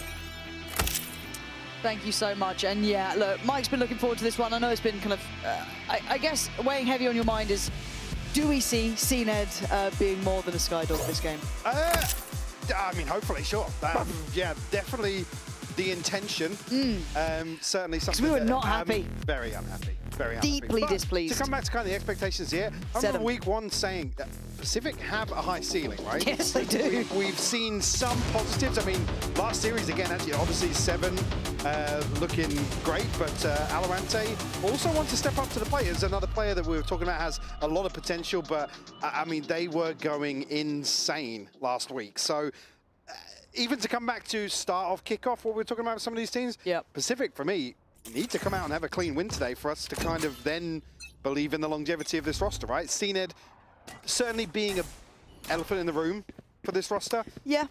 But that's not a new discussion. No, it's not. I feel like we've been here every time oh, could he adapt to this? Could he maybe find some footing on that? And it never quite comes through. But again, I don't think we'd seen it so poignantly until this roster. So we have to see if it works out. Off on the other side, let's see what you can do. And that is a brilliant beginning for them. Highly likely to walk away with a pistol here. CNED's chasing this down. We'll get it. Very nice. Find himself an upgrade here. Seems to encourage the hit on the other side. More going to be teed up to succeed. This is clean. Ninja. Enemy down. One more bullet to play with, and he's got Player standing. split between decisions. It was hard to make the right call. Maybe just frozen in place. Could have maybe tried to wrap pillar, but CNED in a 1v2. This could be a lovely way to deal with our worries and woes. And he's got the first, start the second. Back in a flash. Daz there, going to try and be a little tricky. CNED's still very much here though, and has time. Another missed opportunity. And a 44 HP. Well, both about 40 HP here, but bring around the Rosie. Oh, that's the one to close it out with a 3K and the pistol round on the board for ULF. Certainly an opportunity here, but again with a kill falling up to, I believe, up towards rafters on A. Exactly the same time that Cupid takes this contact. Seeing the kill feed, both identical times here. Just one enemy remaining. Is the green light for ULF to follow through here to beat. Ninja certainly with an opportunity here, and that, I mean, does probably more than you expect in that situation.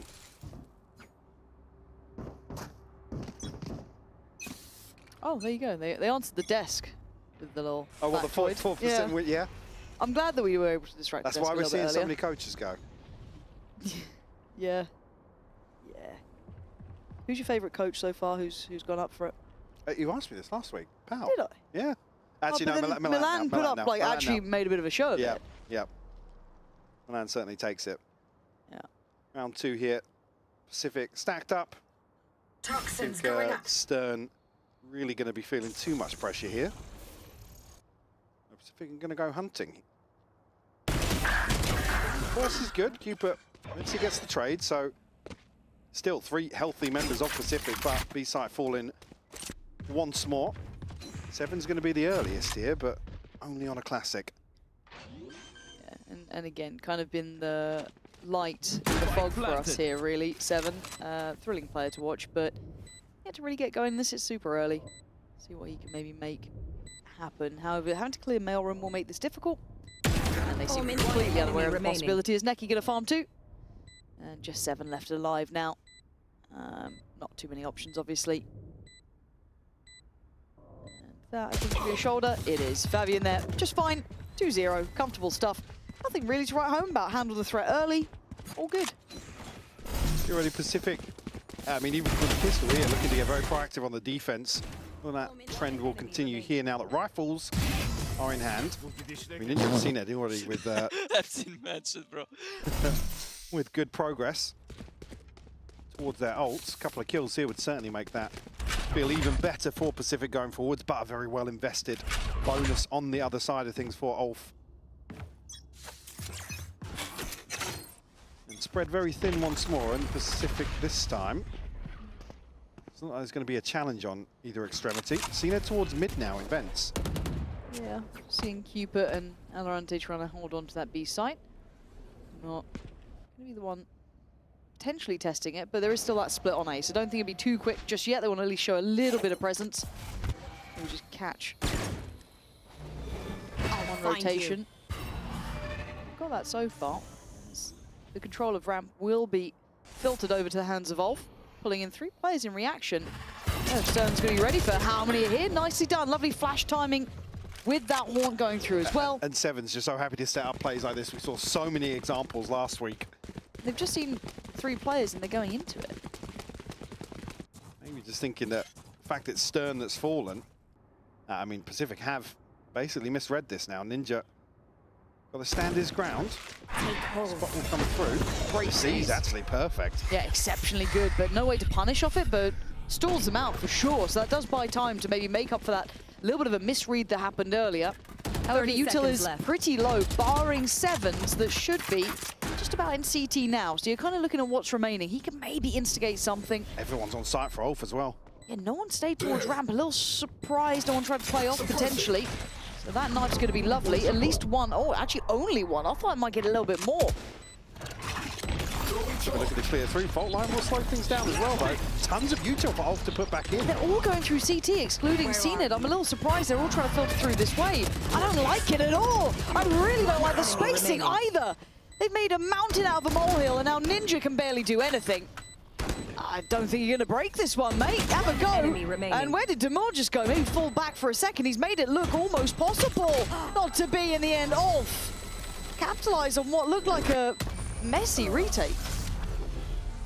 Maybe just another misread here in a situation they're looking to isolate the one player tagged by the knife, but get nothing back through from ramp side of Pacific, and having to sit in front of this Yeah, no reveal. pressure on that. Little disjointed here. I mean, time obviously a huge factor in this situation as well, but bonus conversion for Ulf. Get him off to a flying start in this first half. Rolling Thunder available here now for Fabian.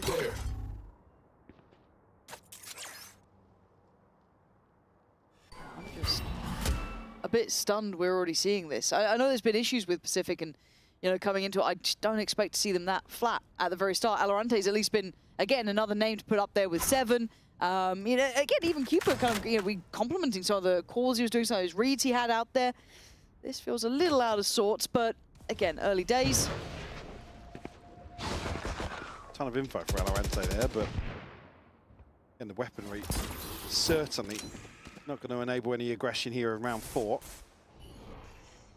As I say that, I might try and follow Stern back out towards spawn.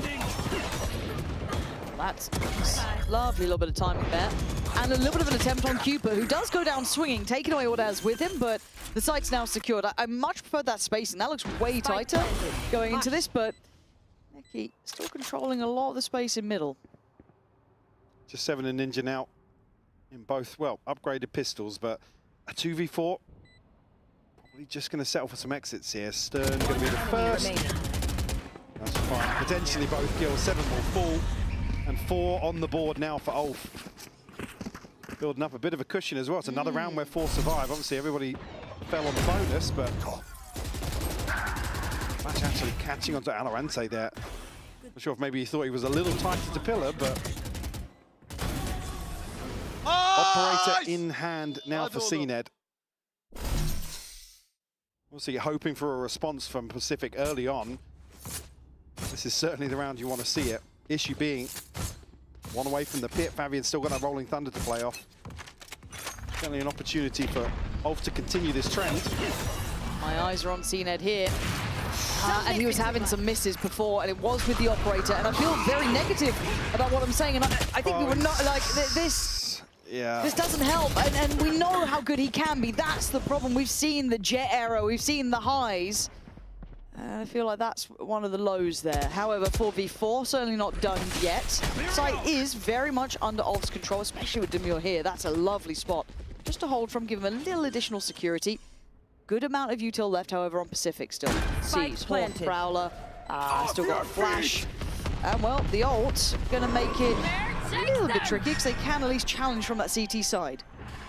And 2 players here, potentially going to be isolated spawn, but Valorante they want to fight both. Cooper, in the meantime, finds the other. Oh, it's suddenly just turned on its head, hasn't it? Neki now has to try and clutch up a 1v3. Isolates the weaker of the 3, but now the 2 to go. I'm going to go down without a fight. There we go, 7. All good in the end, but... Operator?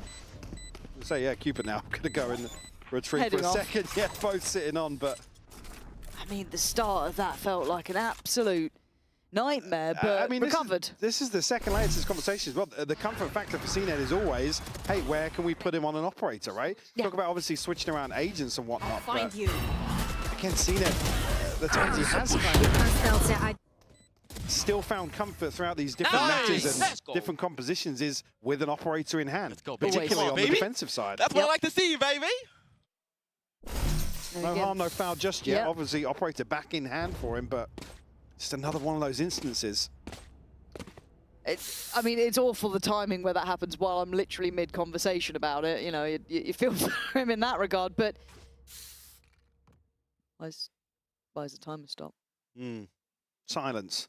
Kit Kat has fallen over the studio for the time being. It may be just a little issue to look into. But to come back to that discussion again, sure. It's always so difficult because I think CNED's a player where the expectations are still just so high. Yeah, it never really tailed off, did it? There was never like a, oh, okay, we'll give him a break. It's always been, well, when's he going to get back to the highest level that we've seen him at? Which I still think is fair. I think a mouse issue. A new one. We haven't had a mouse issue yet. No, not in a minute.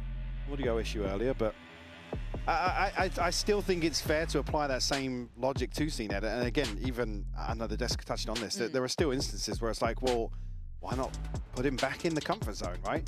Yeah, it is always that, right? And I know that technically you've got to hope that your duelist can be a little bit more versatile, and maybe you see the concepts of what they want to do with that new agent. But if it's so stark, if it's so night and day, you think you'd give it a go, wouldn't you? I mean, maybe the elimination game a little bit too heavy to do it, but still, I'd love to see them toy with that idea. But well, okay, my response to that would be, do we see Pacific going all the way here in the lowers?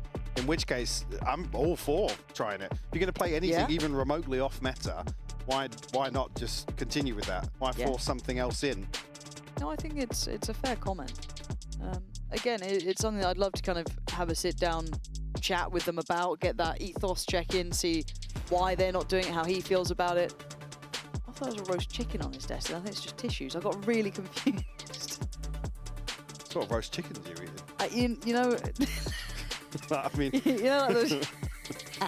nah, you know, just like uncooked chicken. You know what I mean? Just like so not a roast chicken, a chicken. No, yeah, look. A chicken pre-roast. Yeah, Okay, pre-roast chicken. Okay. I think it's just tissues. It's been a... As soon as we get... well, looks... oh, it's Valorant. You've had some DPI issues recently, actually. Mouse issues. Have I? Yeah. I'm going to be honest, I don't know where you're going with this. It was nowhere What are you awful. referring to? Where? But like, you know, when you're trying to move your mouse. It was all messed up yesterday. Oh, yeah. Oh, yeah. You could help him out. On the premium setup. Yeah, we've become Neanderthals with what we've been trying to do to play games. So while this carries on, we're going to just yap for a second, I guess. Hopefully it is fixed soon. But yeah, no, we've created some incredibly janky setups. There's been like Steam Decks with about 400 cable extensions out of it. Like our hotel room is looking pretty rough, honestly. Yours looks a bit more respectable until we started to adjust heights of things. I was gonna say, there's nothing wrong with my setup. I mean, now. Never was. Michael, I have pictures. I refuse to accept. I'm a little worried that we're seeing people reclined now. Well, they've not sat up, have they? See, I don't appreciate that Aspas kind of added this whole like just lean back and chill thing. Like normally it used to be a sign of like this is gonna take a while. Now it's just like I'm trying to. No, Aspas is the we lean back at any opportunity. Yeah, but that's what I'm saying. It's encouraged rounds. it almost. You know what I mean? Now they do it. It may not even be a long break, but in my head I'm now seeing it like, oh, this could be a long break, or it could just be a short one. I don't know. I can't read it anymore. Well, Alpha's public enemy #1 for that in EMEA. Oh, he needs to stay really stationary in his chair. Do you remember when he used to stand up and just curse the entirety of Fnatic? I miss those days. I kind of do, because you'll see him stand up nowadays, and then there's that little look of like, oh no. Like it'll just occasionally drop. Oh, don't. Are you guys trying to, production? Are you trying to, oh, this might be a little bit longer, because we might have some features for you. Alberto, who is our producer, by the way, you might have noticed him in the lovely Kit Kat advert being mentioned. Alberto, are we heading over there now, or are we just chilling out for a sec? You want to go for it?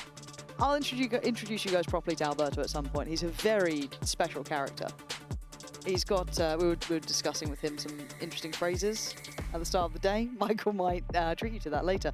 But while we wait for the game to resume, we are going to take a look at this delightful player feature on 7. I honestly don't want to put too much thought into it. I just want to be the same player I was in Tier 2. Just put it here and transfer everything that I learned, into the Tier 1 stage, because I do believe that it's not much different. And I do think that I'm able to prove that. For Kickoff, it's hard to set expectations because we're so early on, but like obviously still want to win a couple matches, I do want to like get some good punches in, I do want to win against some good teams, and even if I'm not like completely confident that we can win this entire thing off Kickoff, I can assure you for Split 1, Split 2, like we're going to be so good, and I just really want to like kind of get to that point, but we got to go through Kickoff first.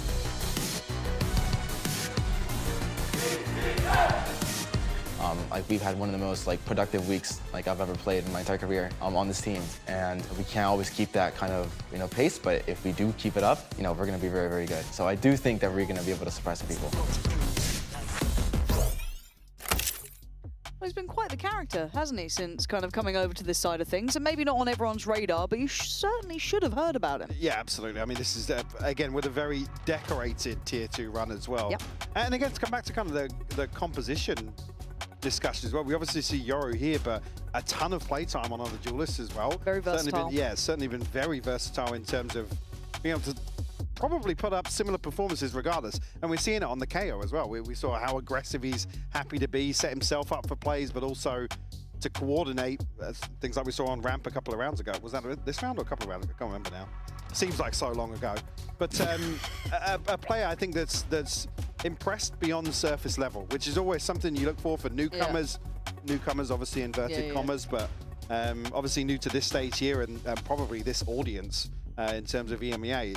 So certainly willing to cut him a little slack in certain regards, but also I'm so excited to see the development of Seven throughout this year. Yeah, for sure. And it's, again, hard to ignore him to a degree because he is such a personality too, right? But he does have the gameplay to back it up, which is the part that kind of really catches your eye. Now we do see the stage return to normal. We are getting ready checks. So that's a positive sign. It's the first hurdle we must get past. The music's the next hurdle. Yeah. They're moving in-game a little bit. I'm seeing a little bit of movement in-game. The clock is still on 4. We're zooming in. We're zooming in. Still 4. 3. We're good. We are absolutely good. Never going to have an issue again. All eyes on Alorante here in mid. And we do have an operator on both sides. Now, we're going to try and find something. Not seeing it was noted here. Obviously, there's pings on the other side towards ULF. Paranoia is good, but I think a connection, but not too much damage done here. CNED the one to take the brunt of that, down to 27 HP already. Yeah, a little bit of a scrap on the extremity, but bring them down. Doesn't really reward too much beyond this. Neki gets a little bit more room to try and build through middle. Then the eyes are turning to it. It's a really early rotation from Pacific, reading into this contact here. And Demir's done very well. Big punish on Seven, then trying to maybe close down on towards Stern. We can hear these steps away. Yeah, I think he's just drawn his attention back, but it's Fabian so close, and they line up. He gets a discount. 2 for 1. CNED's got the spike down as well. That is a bit of a dream. Just missing catching Ordaz here. I think Ordaz probably gets it. What? 30 Ordaz got seconds both left. of those. Oh, I need to see that with a little more build-up time. And Ninja just making it towards stairs. Plant's going to be there. He's got the Haunt and the Seas, but Stern's position is tough. Yeah, I don't think he's going to see that in time. Okay, Ulf back where they left off, really. But it's Ordaz who kind of turned that one back around. I mean, it felt disgusting from upstairs, but I don't know what his POV looked like for that. And crucial to find the second in this situation. Obviously noting CNED's presence. One enemy remaining. Last player standing. That is nice. Last player Super standing. Oh. 30 seconds left.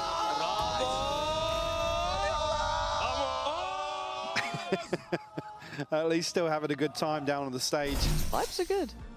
I mean, definitely should be. 5-1 scoreline here and total control of this first half. I'm quite impressed with this. Time out for Pacific, and feels like rightly so. A little bit behind the curve a couple of times. Now, don't get me wrong, it felt like that round flipped back to Ulf's favor, but in the beginning, I feel like they were very much in control, and CNED got them back on track with that double.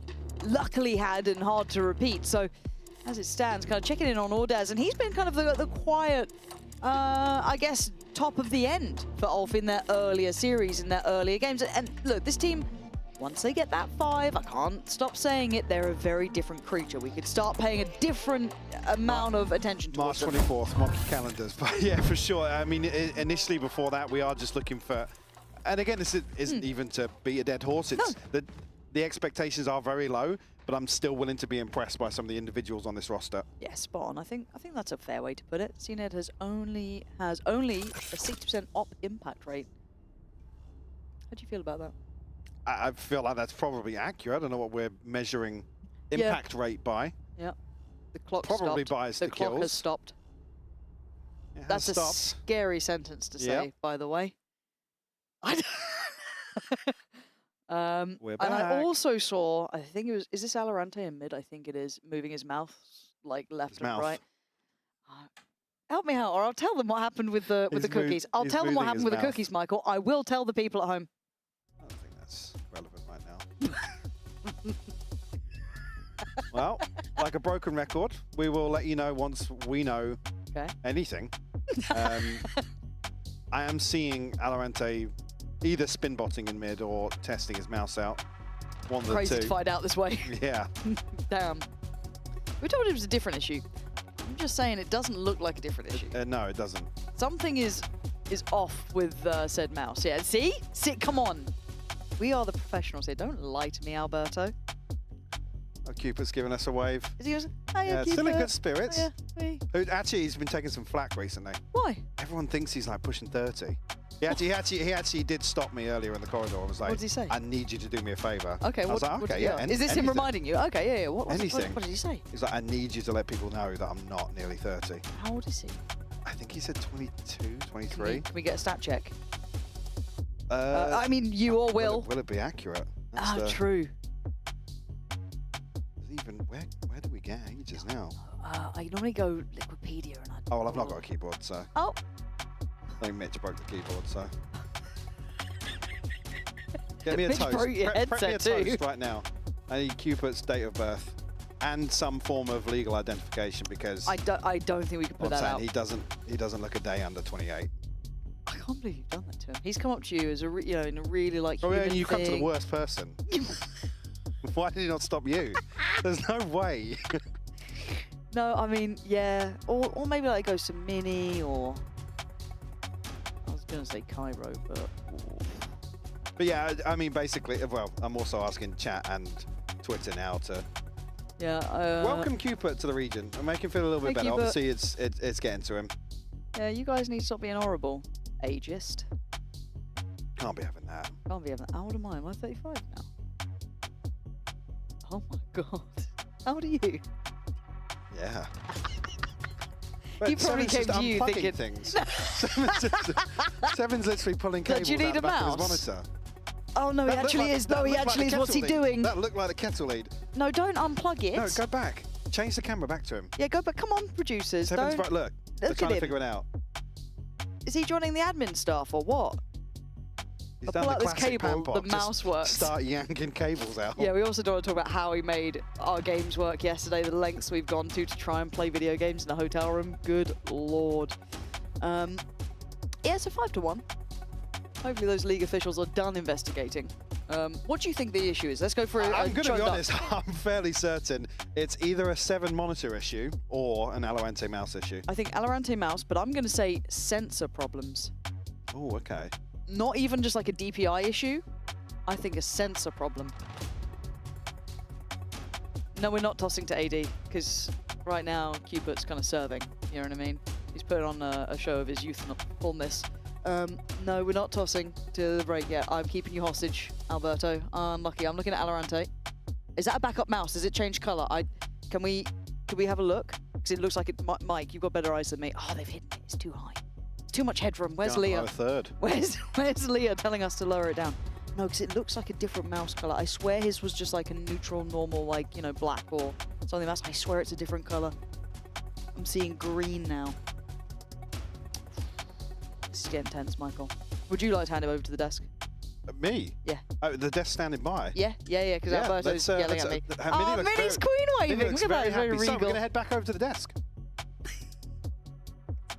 Yeah, Minnie is very happy. I was happy eating my chicken wrap. I even wiped off my lipstick, but here we are. We still have some great information, actually, that you brought forward. Yeah. And you're like, oh, shoot, we should have talked about that. Yeah. We didn't, so... That was the kind way that I said it, yep, 100%. But You know what you didn't like in my nonchalant, like, talk? People know me, you know, like I did, but... They do? Yeah, but the point...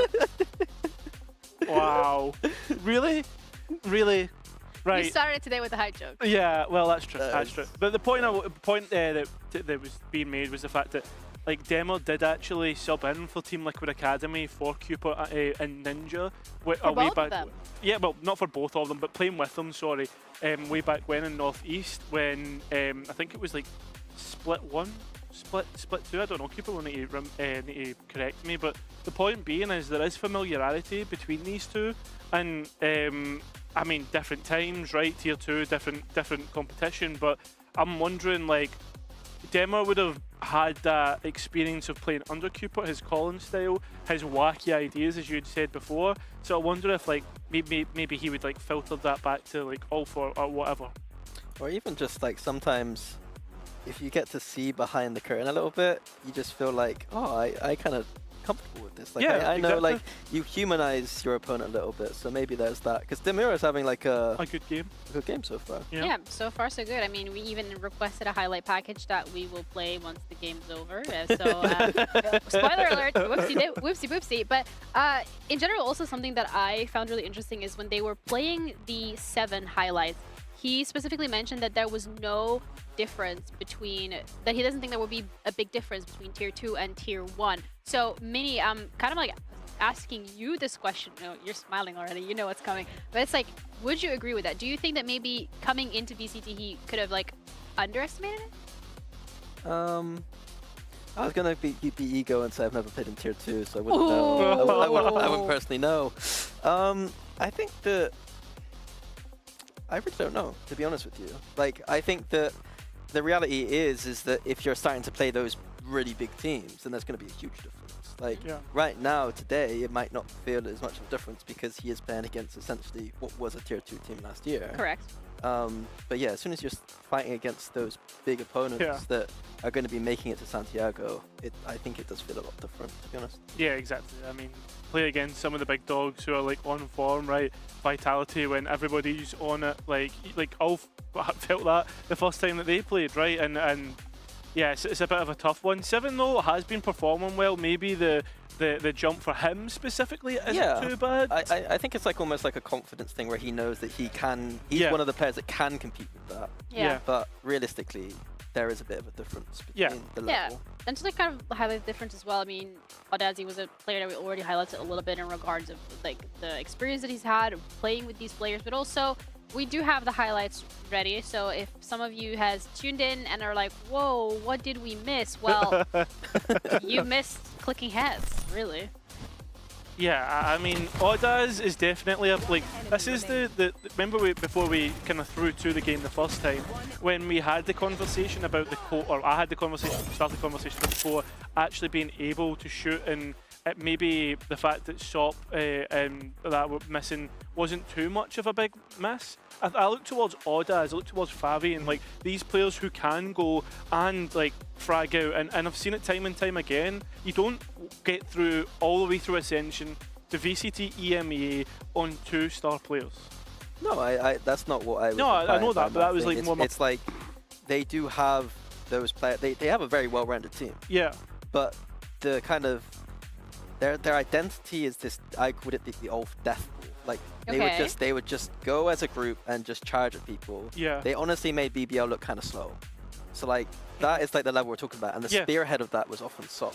So I mean, I just think that like identity-wise and both firepower-wise, we're looking at a different ULF today. Yeah. But so far so good. Like when I was talking about the breach maybe making sense for them, I think it's about that aggression. Like they really like to play aggressive. But right now they're struggling to run double duelist as much, it looks like. So the breach kind of is that kind of secondary option. And it's looking good so far. Yeah, I mean, so far no complaints really. If I remember, I mean, the score is 5-1, so very much ULF is in the lead. However, we're no strangers to seeing teams being in the lead early on the maps. We've seen it with almost every single map earlier today with KC against Foot. So also there is some peripheral issues, obviously, because we are, I mean, it's on the screen, not me. You're welcome. Wow, I thought I was so smart for saying that. But yeah, there are some peripheral issues, so of course, like it brings into question, are we gonna see a little bit of an upgrade. I don't really know, but what's also really interesting is the fact that when I asked you both if there's a certain favorite coming into this, both of you touch upon Pacific, and I saw the votes as well coming through from chat. They also were very heavily Pacific favored. So if you're a Pacific fan right now, Cairo, would you be a little worried considering it is a 5-1 start? I guess like I would be worried in the sense that like it's been a very slow start for Pacific. But on the other hand, it is ULF's like map pick, right? That's the kind of copium take that I would say. And the good thing about this tech pause, the benefits that Pacific are going to get is that momentum that ULF had at the very beginning of the map is going to be completely squashed. I think for me, it's about the fact that because of Pacific's wackiness, like this comp isn't the wackiest in the world, but KO on this map is fairly strange. So to me, some of these ideas are just going to miss. And I think that this, for me, is a miss. Like, Okay. I think that KO on Split, just for me, doesn't suit this meta. I can see reasons historically why you'd want to pick it. Like, you can use the knife to disrupt the Viper, especially around middle. But I think right now the meta's a lot simpler. It's just a lot of just explosivity on this map. And I think that you're going to miss some of that with this composition. Game plan-wise, it seems like Pacific came out with this idea of controlling B main a lot. And I think that ULF did a really good job at shutting it down. ULF laughing their heads off right now. They're having more fun than I am. Oh, so this is not fun. Is it because it's Cairo? I mean, I'd rather not be. I thought we were friends. What is that? Why am I getting thrown under the bus? Also, Pansy and Hybuck are also booing me right now. Yeah, I know what. You're the pantomime villain. Maybe they should like join us on the desk here. Jump. It is. That's your. You can jump. I believe in you. Mike needs to get his steps in. Oh, all right. Whoa. That's rude. How about you get your steps in? You walk up there and go have a segment. I'll go up if you want to. I'm used to being up there. Because you're usually a caster? Yeah. Wow, you prefer the caster desk over us? Well, I mean, after Mini saying that he doesn't like me, then yeah. He literally did not. How are you so insecure you interpreted that as me not liking you? Oh, this is getting personal. I feel like this needs to hurry up before there's actually going to be a fist fight between the two of you. Oh, no. I'll put my money on Mini. Mini doesn't even have the reach. I'd put my hand like that and he'd just be like swinging. Another short people I'll bite your, That's terrible. I'll bite your legs. Did you just hear that? I did hear that. You know, I would like to bring back the conversation to Valorant instead of... I like that my last point was like a tactical kind of like, like B main control here game plan. And then well, this is what happens when Panpok's in the building. They just devolve everything actually, into isn't madness. it crazy though? We've had more tech pauses in 6 rounds than we've had in like an entire 3-map series. Yeah, that's true. I'm not a believer in curses, but... Well, funnily enough, right, and I will back them up here. There was someone did a graphic on who had the most tech pauses. What was it, last year or the year before? And Panpok weren't the most. It was Mitch and Tom. Wow. Mitch and Tom had the most Mitch tech and pauses. See, like, wow, they're so happy. Yeah, they're buzzing. How much did they pay you to say that? A lot. At the same amount Cooper paid Hypok to mention his age, so. I have no idea where this is going. And quite honestly, I don't even want to know, because instead, I would like to hear your opinion on the KO. Back to Valorant we go, boy! But like, do you know what, right? It feels as if like Pacific are trying to fill the gap of flashes, right? Like. Oh, you got saved. The lights went green again. We're ready to go. You're so happy. We had enough. They were going to go back to Pansy and Hypok before they screw things up again. Man, we're catching flack out here. Caro saved by the bell there. Yeah, legit. My guy had never... improv talk about KO there. Yeah, so like talk about KO. Like actually, you're right. I really wanted to deep dive that point. We'll get back to the desk soon, guys. Don't yes, stick around for an hour worth of a monologue on KO here specifically. There's a telestrator in there somewhere. There will be, and yeah, I need to refocus as well. It's all good. Everything's good. Everything's fine. Mini's an ankle biter. We found that out. 1-3-1 start here. Seen it in the 1v1.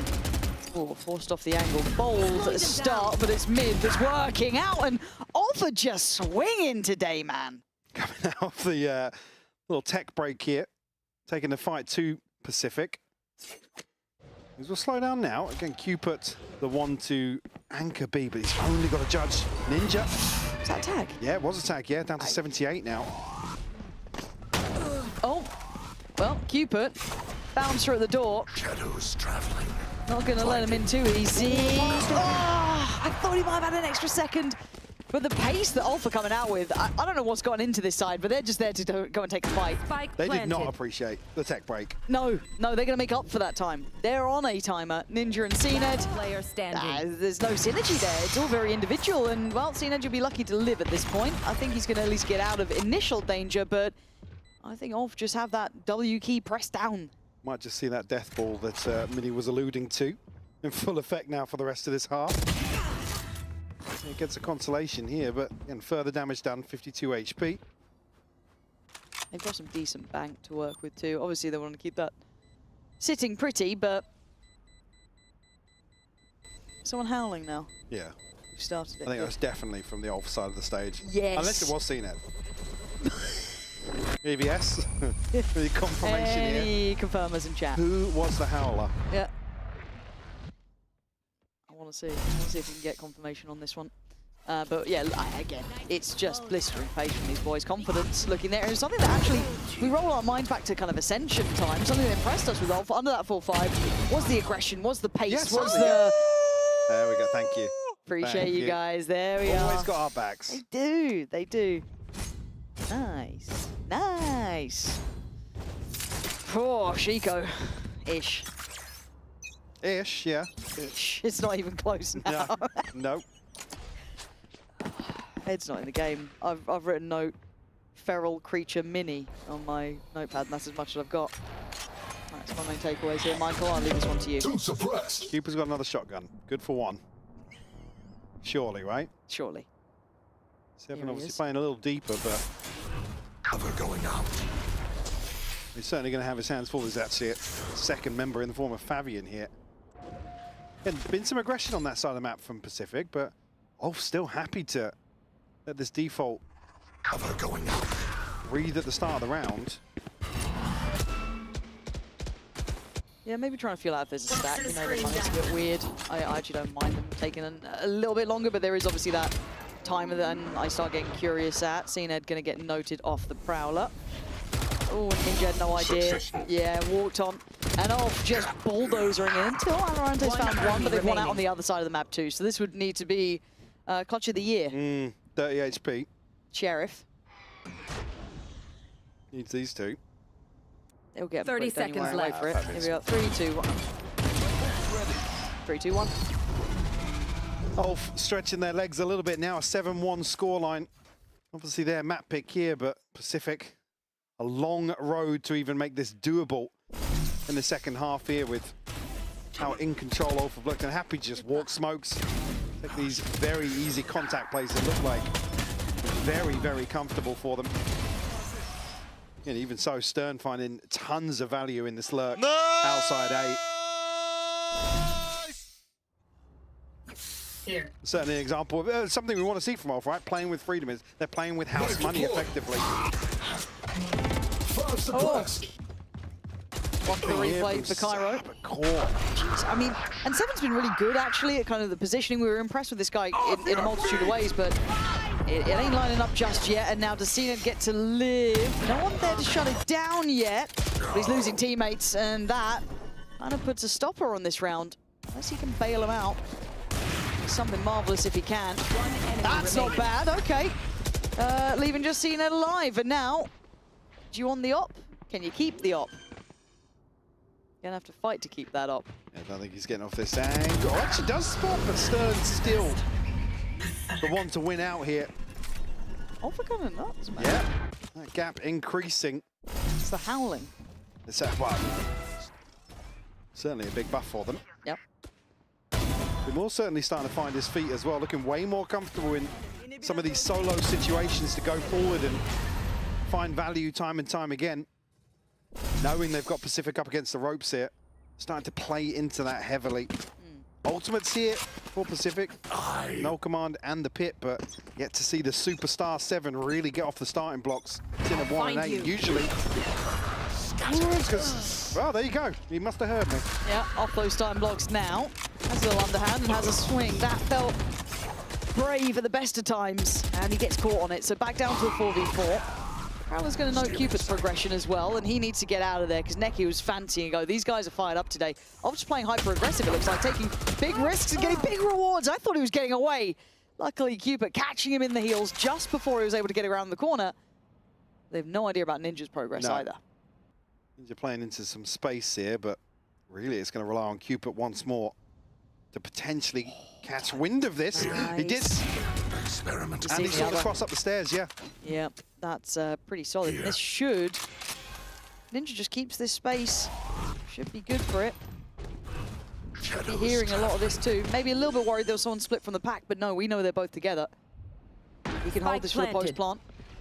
Needs to be careful they don't try and take some further control over towards B main. I think they know it's probably got a player off towards it, but Ordaz waiting with that paranoia. It's coming through towards heaven. Still some util here for Ulf, but a 2v3 ain't gonna be easy.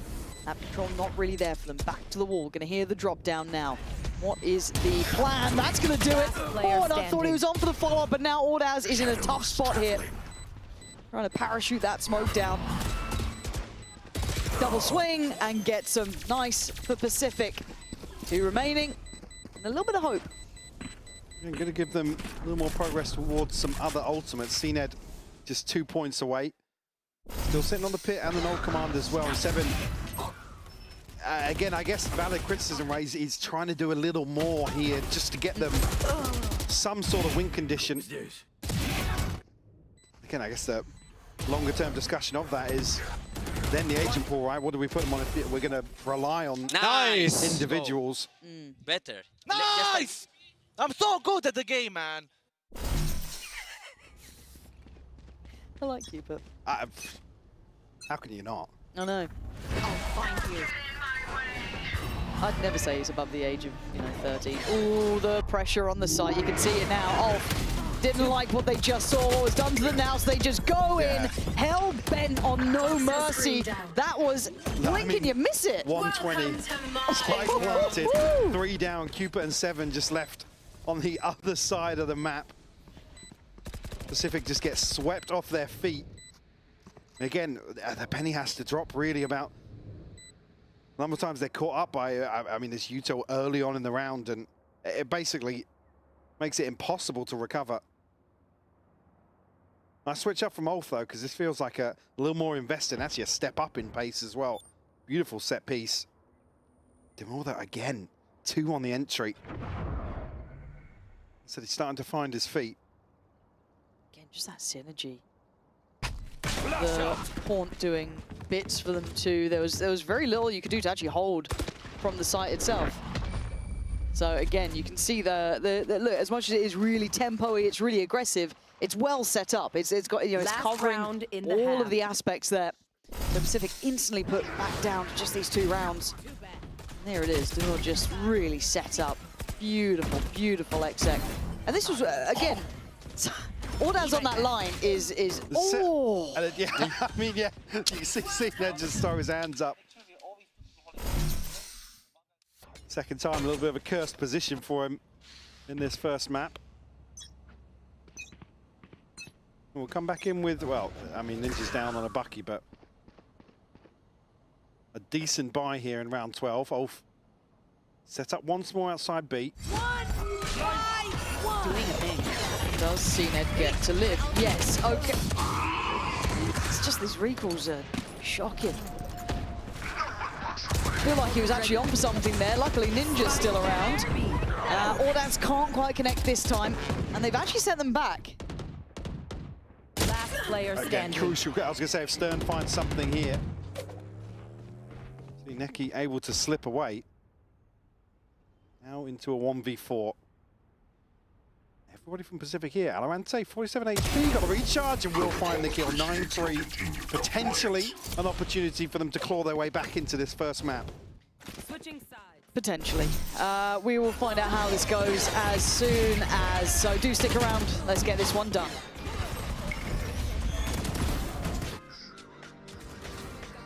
Spike down, B. One enemy. Your body knows. A sense of victory. Seized when mind, movement, and gear ignite as one.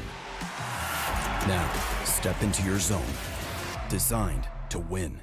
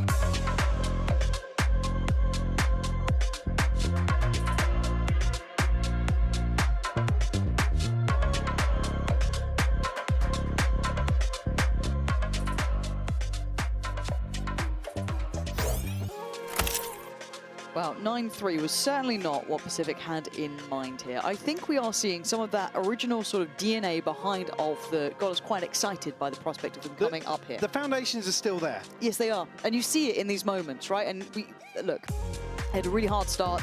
They haven't had easy opponents, but there aren't particularly easy opponents when you get to Tier 1. There shouldn't be. Now, the issue is Pacific has looked really behind the wheel here. This has not looked solid for them yet. I think we can speak honestly.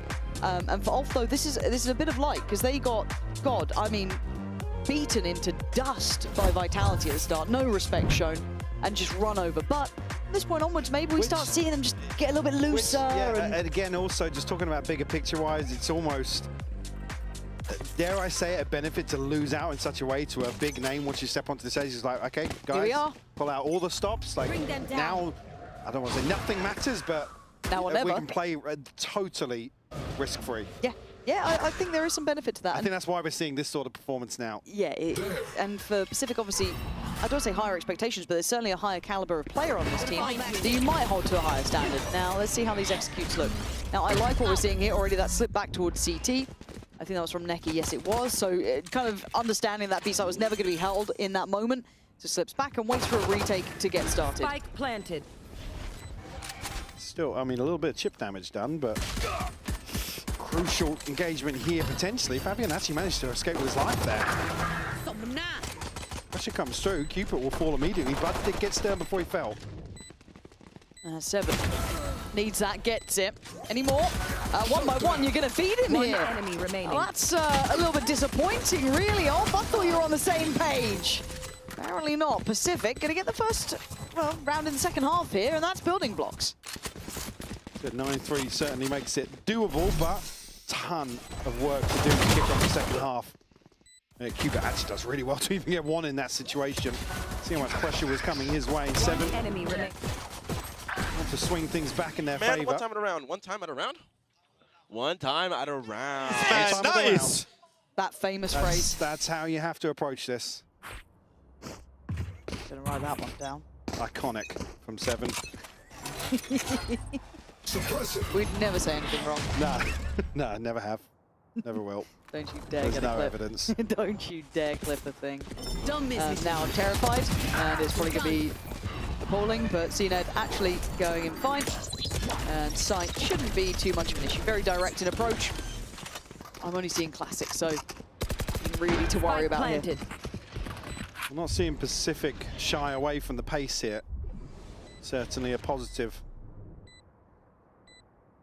To potentially get themselves rolling in terms of this comeback. I don't think ULF are going to go for anything here.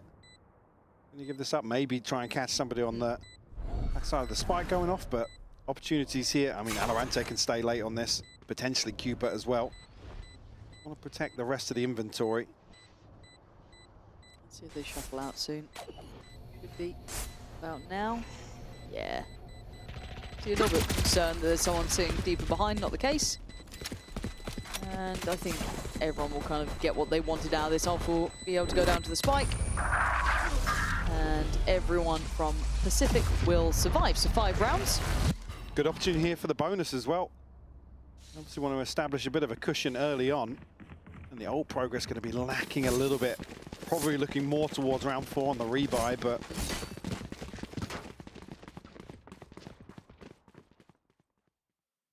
Obviously Jack, see, then. Hello. Hello, Jack. Obviously see how things lie here in terms of the purchase. Only going to be really the upgrade for Valorant. Toxin screen Much down. different pace to start with. Look how deep they are sat here. VALORANT. I think now Pacific anticipating the same sort of pop that ULF have been relying on a couple of times here.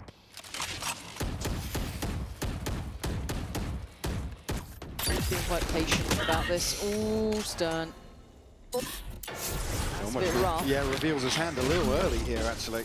Yeah, and going to be caught on that knife. So Demore needs this. Gets outdone. VALORANT starting to fire up too. There is a lot of firepower on this Pacific team. That's something that we were waiting to see activate, really, because we saw it from ULF. Well, we certainly saw it last week with VALORANT. Like I said, a player with high expectations, but hadn't really seen him clicking just yet. I think he was going, what, blow for blow with 7, basically. Yeah. No, they were both very much on the money. It was just like, okay, who else is going to join them? We're going to see, a third added to the mix. But down to 4.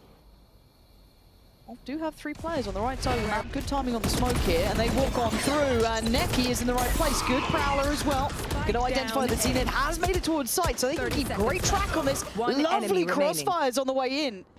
And that smoke timing could not have been better. Dreamy stuff for ULF. CNED just getting caught here on the dash in. Looks initially like he's going to be able to create a little bit of space to get out of the choke point, but yeah, Stern just, so free to swing back out.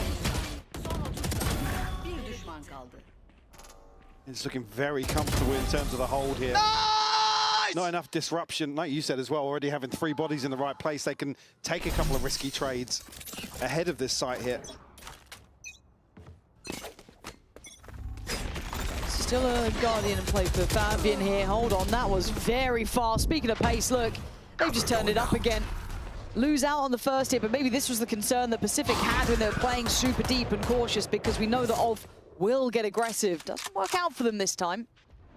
They're going to have to be on red alert now. We're feeling like they have an opportunity towards A here. Shadows traveling. Potentially mid as well. Pacific now, maybe calling the audible. Fabian going to be called upon. Only has a Guardian. I'm going to clear here. VALORANT gets 1, but Neki quick for the trade. That should be everything Pacific need to make a decision here. Yeah, but look at Fabian's walk. Look at this timing. They gave up mid, yeah. They gave up everything. He's cleared so far. Wardaz just needs to live for a second. They've seen enough. Surely. He's on for it. Oh, it's outrageously good. Unbelievable. Fabian walking middle like he bloody owns the place.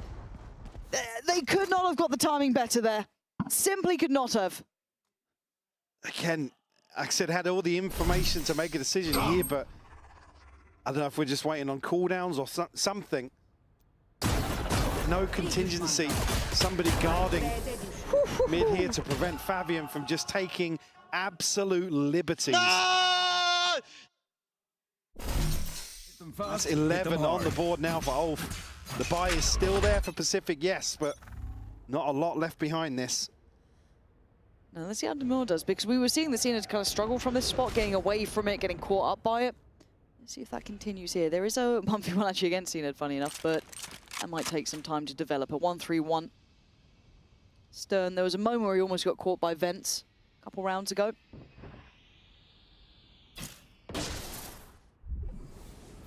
Very quiet so far. So actually flashed down here. Beautiful pop from ULF once more. Man, these refights, Mike, they're lovely. You don't get to rest on your laurels against this team. CNED just needs to go out for a fight. Have a biff, have a go. Remind them who you are. You were one of the greats at one point. And yeah, there is a flank coming. Demore just a little quicker. VALORANT now has found Neki. 85 HP. Should be able to retrieve the spike here, but still lots of question marks. Plenty of time left to play with, though. Issue being Demore's basically got the budget up. Ain't no shields on VALORANT now. 30 seconds left. Start moving ahead, and issue being Ordaz is very happy to sit up here and just play audio. 18 seconds. Eventually, Valorant is going to have to reveal his hand.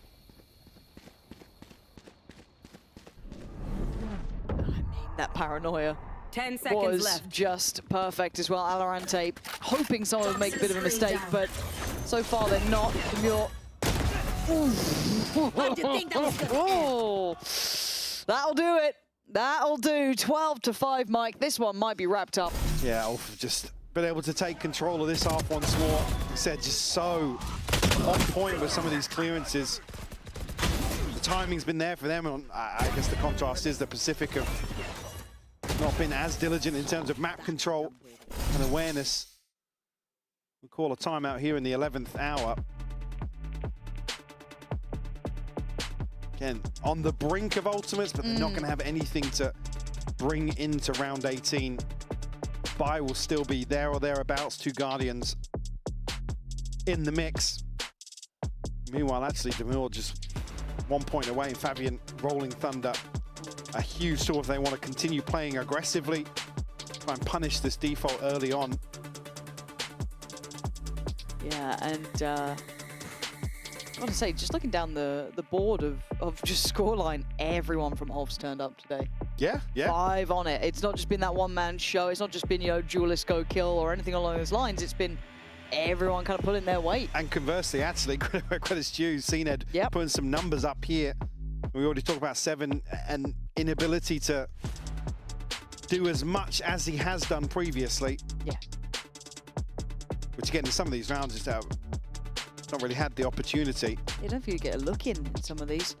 You're just not on the right side of the map. The execute comes in super heavy. Have fun. But 5-12. This is a heavy loss for Pacific here potentially. Obviously, Abyss would be their map choice and it would be up next, but this will certainly sit with you. It's not done yet. 1 time at a round or so, they say. Yep. Let's see if they can get any more. Pacey up towards ramp. I'd seen Demure on point, gets out of danger and goes back in for more. He is on it, and CNED once again just caught out. Demure is really putting on a show here. Down to 33 AP. Gonna retreat here. Fabian looks as if he wanted to address that, but Valorant will remove his head. Already the flank coming through from Sewers though. They've been quick on these. Valorant would love ramp control. Not gonna get it. Look how fast Demure is after that too.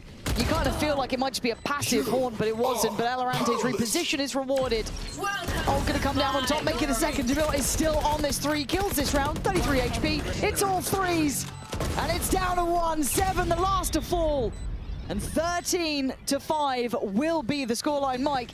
This is as one-sided as you're going to get. Very impressed with ULF again. Playing with house money is the overall headline here. Just looking very confident in these sorts of situations. Pacific really struggling to get anything going. Yeah, they've got to be happy with that one. We'll be back in just a sec. All right. Demure. Guys. Congratulations. No, you're good. Don't worry about it. I mean, sure, we can do one too. Hey, sorry. So let's talk about the fact that Cairo mentioned earlier that you were on Liquid Academy against 2 of your opponents today, Ninja and Cupid. Do you feel like more comfortable in that sense going up against people you used to be on the team with, or does it not change anything?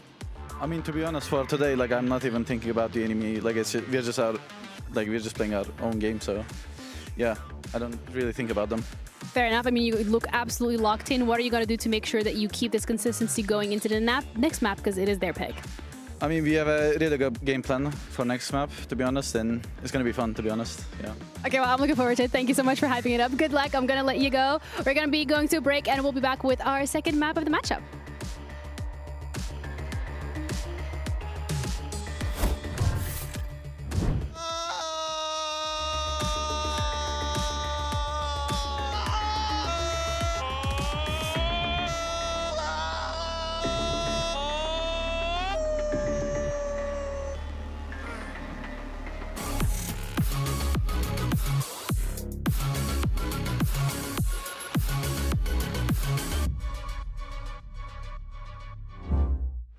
Your body knows.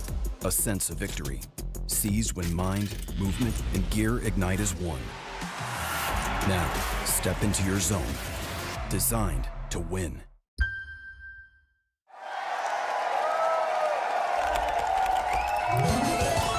Red Bull gives you wings.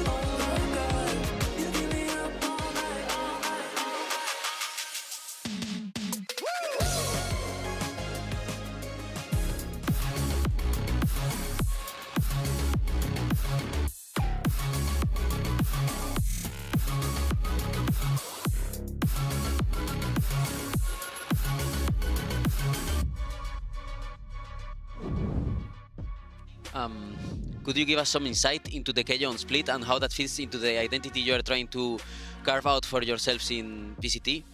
I mean, we really like the agent. Like we had like some theory on it. Like we just really think that like used properly, like it's not easy to play, and that's why probably many teams don't run it. But I mean, for us it was really working. Also, Seven like is really good KO, even though like he didn't sign today.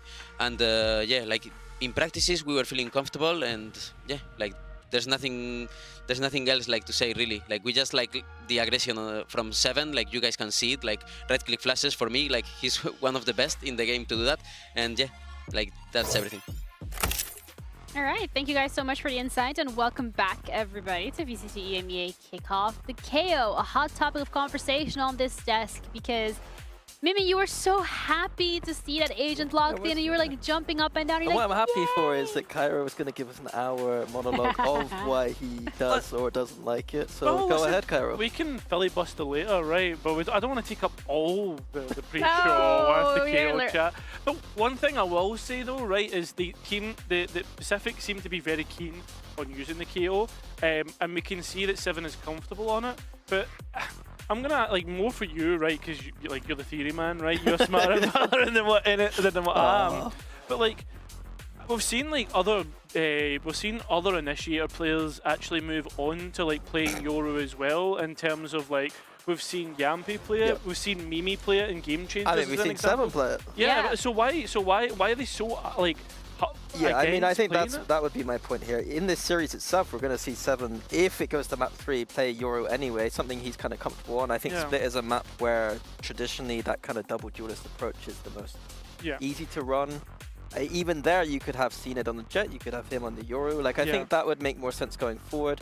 I think ULF did a really good job identifying this as a potential weak map for Pacific. Even though they got 10 rounds last time, I still think it was like, they're playing KO, we can just overrun this. Yeah, and I think for ULF's side of things, it really did play out. And even like speaking earlier with Dimmer, where he was like, yeah, we're just focusing on our own games, and low-key hyping up next map as well when it comes to the fact that that is a map that Pacific has picked. I think ULF is in a really good spot here, Cairo. They look confident, they have the game plan that they're sticking to, and everything seems to be falling in place. Yeah, I really like what ULF is doing, and I think this is probably the most similar we've seen to them playing in the way that they did from Ascension. Yeah.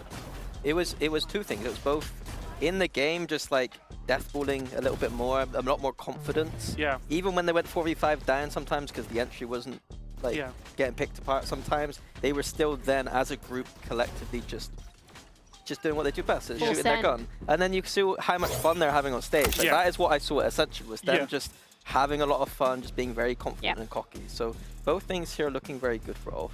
Yeah, and as when we were looking at individual players as well that played really well, Audaz is someone that we've already talked about a little bit earlier when there was like the tech pause, after which you told us you're going to do a monologue. So how about you do this monologue?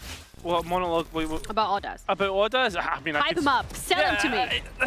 This is the reason why we said it in the tech pod. The reason why I thought that like he's going to be the guy to like, not necessarily the guy, but one of the guys that could certainly give a positive result for ULF.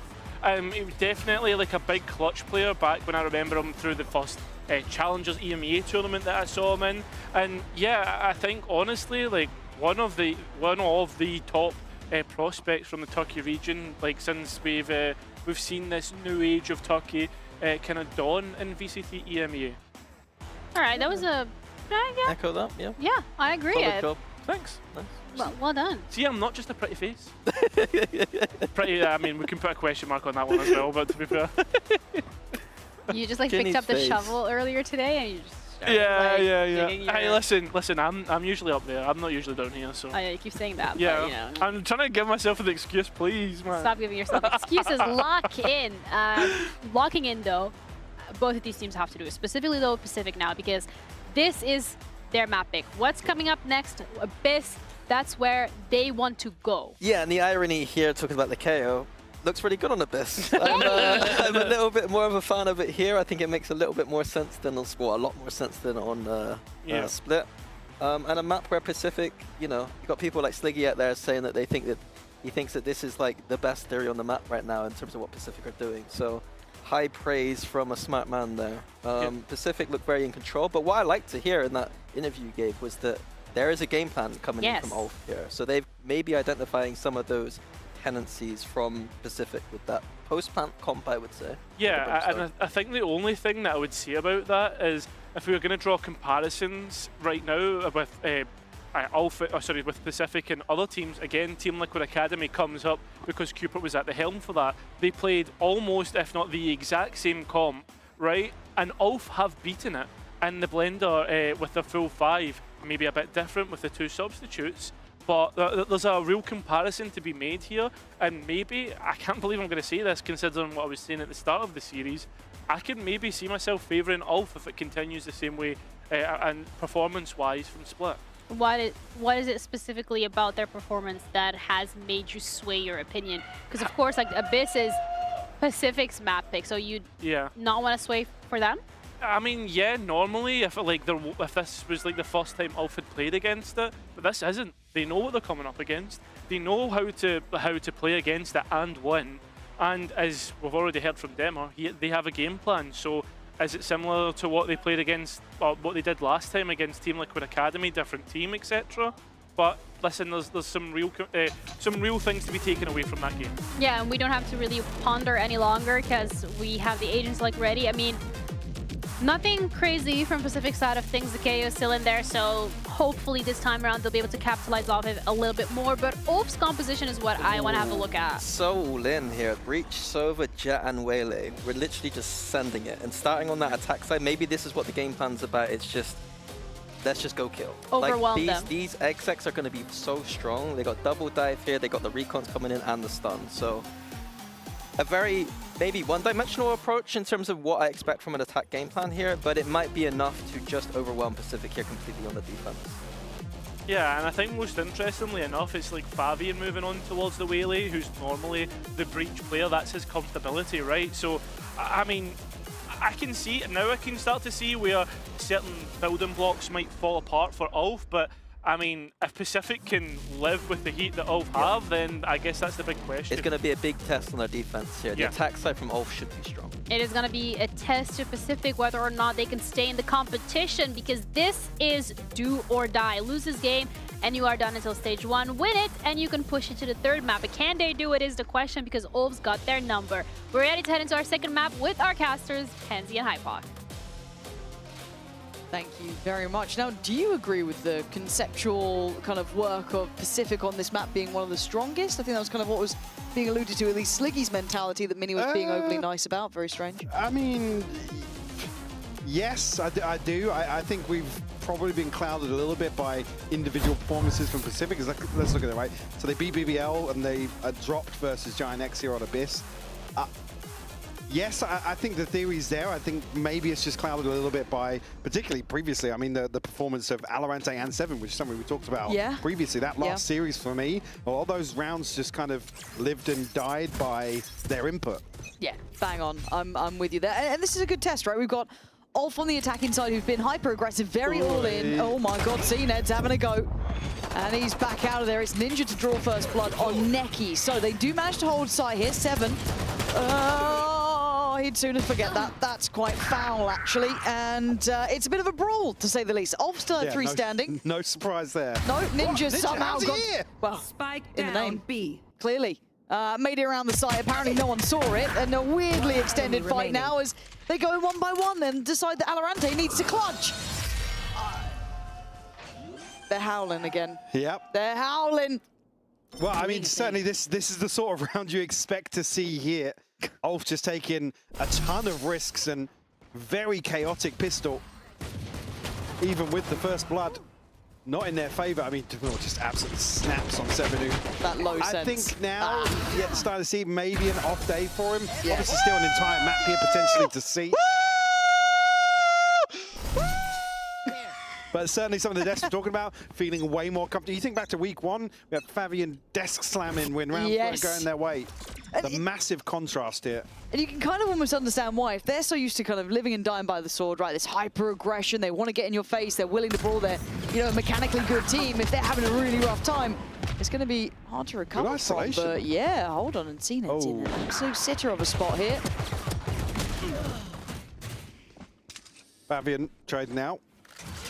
It's just 2 left now for Pacific.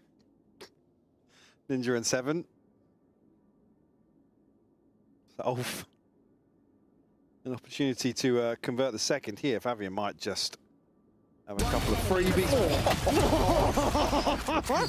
He's up again. He's up again. Back in a flash. This game is weird, man. I mean, it was a really good start. Just in the trenches, by the way. oh, replay. Guys, you can't do it. Don't do this. Oh, don't. Please, my glorious Charles Nennington, come back to me. Return to glory. I hate saying it, but we're seeing so many more examples. Well, hold that thought. Yeah, hold on. Yeah, it's ULF on attack. Hold on, we'll have to save those for maybe post round because they are inside 130. We've not seen someone, but he's been spotted. Look at this though. Went a little too far, got a little too big for their boots, and Stern still dropping some bodies, but Spike down A. They were hell bent on that again. Up middle though is Ordaz, last man alive. Trying to make some moves. Won't catch anybody in rotation here. We can already see Cupid positioned over behind A site. Got to be careful. Cupid will find it. First on the board here for Pacific, and certainly the stronger aspect of Abyss so far has been locking down A site. So previously talking about VALORANT and 7 putting work in. Nice. Well, if you got that third. Yeah, already seen the indication here that we just need the side-by-side of the Howl and then Cupid's yap. It's not bark, it's a yap. Maybe it's bigger the more rounds you get. Take flight. Round 4. Shadows traveling. Another position he fell previously. Fabian. Right up on the smoke already, actually. Cupid tagged up. Mate, there is no fear in this team. And you can see why. Zero fear. He's not meant to be doing this much. This was one man. One man and maybe a dart. That's all a fake as well. On the back of just Fabian's. I was going to say, no way he snaps on that. Cena does shut him down. Plant will come through here. Pacific will be left in recovery mode here. A 3v4 retake. You see as well, Neki just does not want to die. Yeah, no. First contact, I think, would be Ordaz at this point if they do actually try and split towards site. But, I mean, he's shouldering this. He can buy a lot of time. Next corner, yeah, next body. And they're just not getting together on this. It's so individual, can't quite scale in. Too many to handle. Felt won and lost by the start there. Fabian walking in and just destroying two. Yeah, and I mean, another one of the question marks, right, when we saw a hint of this at Ascension, which is Fabian kind of flexing onto different ages, he just looks so comfortable. Whatever you need him to do. Nice! Again, showing why you can put some faith in him. Ultimate's already starting to come online for Ulf. Fabian and Ordaz, Demur just 1 point away, and Stern 2 away from the Rolling Thunder as well. Seen it on the hero rifle. Here we go. And this time, all in, all together, all towards the A site, and all struggling to make it out. There we go, Neki, the next in. I mean, the Utah look great in terms of placement there on the way in. But also, it's just so hard to scale against these guys. They fight as 5, man. You do at least have Ordaz keeping his head down. Seven's checking. He's got an inkling, but I don't think he's scoring. Ordaz is on for a sitter. Yeah, that's gutting for Seven. Unable to really get the ball rolling. And for Cupid, surely, I don't know if he's got anything else nearby. I don't think so. So I think it'd just be hoping for the... Nah. He's waiting for a smoke here. He's made some TP plays today. Yeah? Yeah. Oh. One enemy remaining. Here we go. There's a smoke. Smoke play. Told you. It's coming. 3 left standing.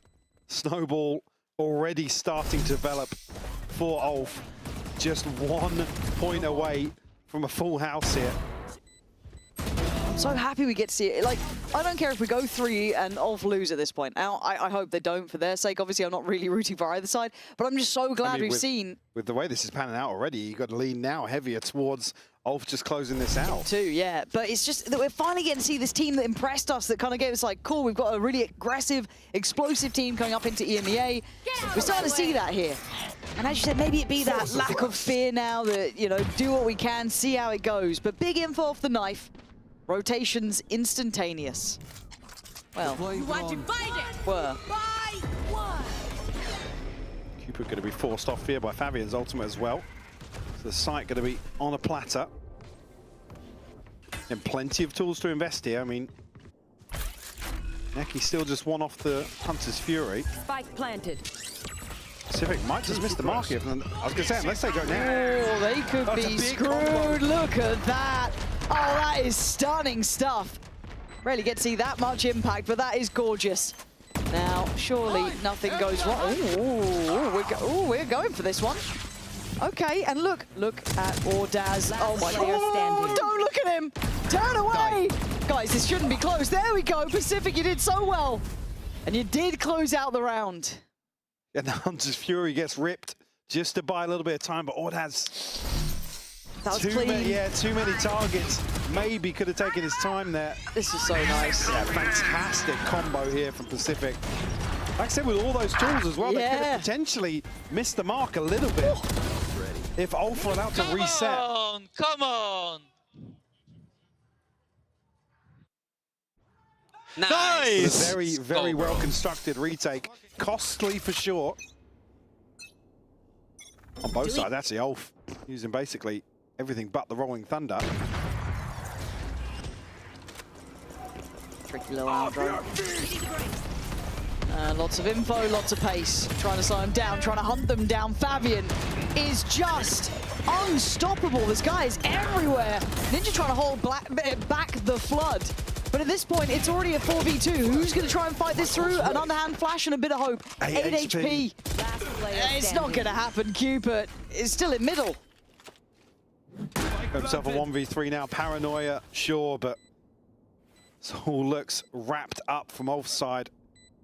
Neki already holding this angle. Again, it needs to be clean on the first two to even stand a chance. Yeah, and it's not. Down to 10 HP already. Cover going out. Have to let this one slide. Another round posted from ULF and another pacey hit just to knock the wind out of Pacific after a huge positive in terms of that round previously on B site. Someone fell off their chair then. That's why. Both of us turned around. No. But I'm a little bit surprised we didn't see a timeout, even after that lovely round that Pacific just did. Maybe a timeout just to maybe get on the same page of how to deal with these super pacey hits. I was going to say, you probably get one or two of them before you have to adapt. It wouldn't surprise me at all to see one after another example. Because this can spiral out of control very quickly. Oh, what is that for Timur? What? I mean, I know, what was 7, 8 HP or something? Yeah. But just the catch there, and as we said, alluded to, timeout called by Pacific. Again, they have to get themselves back in a position to find a response here. But Fabian, obviously a talking point already so far in this half with the switch over here to Waylay, putting up impressive numbers and impressive rounds already. Yeah. And again, I love a player that can kind of be like the breach in the previous, and then you go straight in here, and he's tip of the spear for ULF. Yeah, he seems quite a selfless player in the way he's approaching this. As you said, he can be a role filler at times, but seeing the kind of like impact he can have, top of the board. I think I was just looking as well. Again, recent playtime across Breach, Waylay, Chamber, Viper, Sky, Raze, and Jet. So very, very versatile pool. And again, I think he's obviously one of the more impressive, but certainly across this year, I want to see Fabian really find his feet and create an identity for himself. Yeah, I mean, you feel like he's going to be a dream player to have in a team as well, right? You get lots of options to play with him. What a stark contrast to the other side. We've seen CNED kind of put onto that Waylay, and it kind of been quite stringent in that approach. What you're saying is you want CNED to be on Breach, like Fabian? Yes, yes. Some CNED Breach. Yes, honestly, I'll some take anything but the CNED Waylay. I'll take anything at this point, mate. Clip it. Don't you dare. I take back my statement. A little bit of a probe sent out by Pacific now. Concealment. Again, they've got away with a couple of kills onto Neki previously. Fabian on the hunt once more, able to avoid detection so far. Lots of space for him to play into here. Yeah, whichever way you kind of cut this, he's got... I mean, sorry, just go off. What I don't want to see Pacific do is concede a lot of this space. Oh, but I like that they're fighting back elsewhere on the map. You're not dead. Still alive, still alive. Yeah. How is he alive? How is he alive? He is alive. He has the boy who lives. I don't get it. And they're now a player up to the good. Missile deployed. I was just saying, I didn't want to see Pacific concede the space and allow ULF to just take control of the map. And yes, there's a very proactive play outside B, but can't pin down Demur.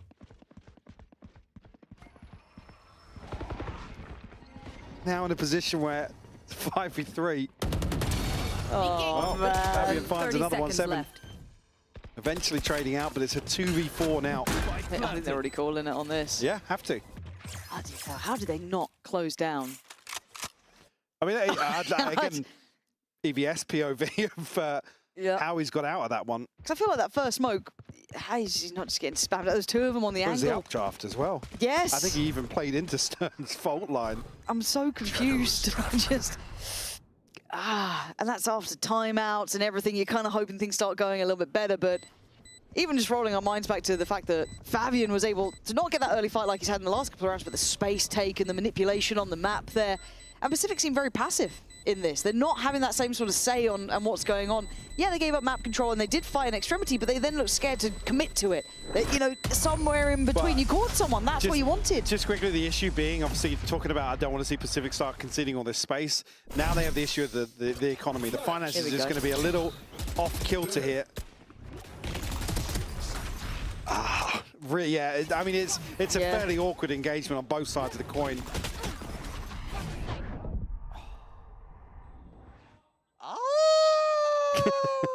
I couldn't hack it. If I'm hearing that after the round. This might be worse than hearing Yampy bark from opposite side of the stage. Oh, God. Votes in chat. Get a poll going. Yeah, no, you're right. We should. Yampy bark, Ulf howl. Right. I'll keep track of the outcome of that one. Drone is down. And a tempo change here. Still some opportunities for Pacific, but hard to get a good beat on what they're facing round by round because that versatility is there for Ulf. No big ults to bank on this time for the Ulf boys, but on the other side, 3 to work with, so some good potential there. No probe sent out this time, but Ninja conceding the choke point at least here. Alorante filtering his way back across just as this util comes through. Fabian going to pave the way once more. Nobody contesting this hit. Double walk through mid though. Necky's going to have his head on the swivel. I mean, already has in this map already. Been isolated, so should be in a good position to handle this. Okay, here we go. Already damage there, aggression there. They're just how deep getting bullied everywhere they go. They are eating them alive. And in zone flawless and Pacific are not in this game right now. 5 rounds to the good. Oh, Ulf. Again, another one that the knock-on effect, like I just said before, they're not going to have the benefit of ultimates and the finances being in line because 2 saved in the previous. Now we're going to have a broken purchase to come back into this, and Ulf just starting to run away with this map. An in-zone flawless here. You can see Pacific heavily discussing, sorry. I was going to say discovering their lack of funds, but oh God, heavily discussing. Triddle. Diddle. A triddle straight into a diddle. You can't be doing that. Oh gosh. Cupid. Okay. Cupid, that's a young and spriteful play there with the new weapon. Certainly not the 30-year-old. Trendsetter. That's it. 2v3's manageable. There's weapons to be picked up too. They both get upgrades out of this. Didn't note where the second went, but looks like it's just going to be Alorante. Only smokes here for Cupid. I mean, 30 off a second, but Molly and an ultimate here for Alorante. Big tag as well. Stern down to 5 HP. There's a smoke. Are they going to just walk it? What? Of course they are. Of course they are. I mean, it's not a bad shout. It's not a bad shout. They can depend on the utility to do the work on the side. Have a shot. That's Stern gone. 2v2 now.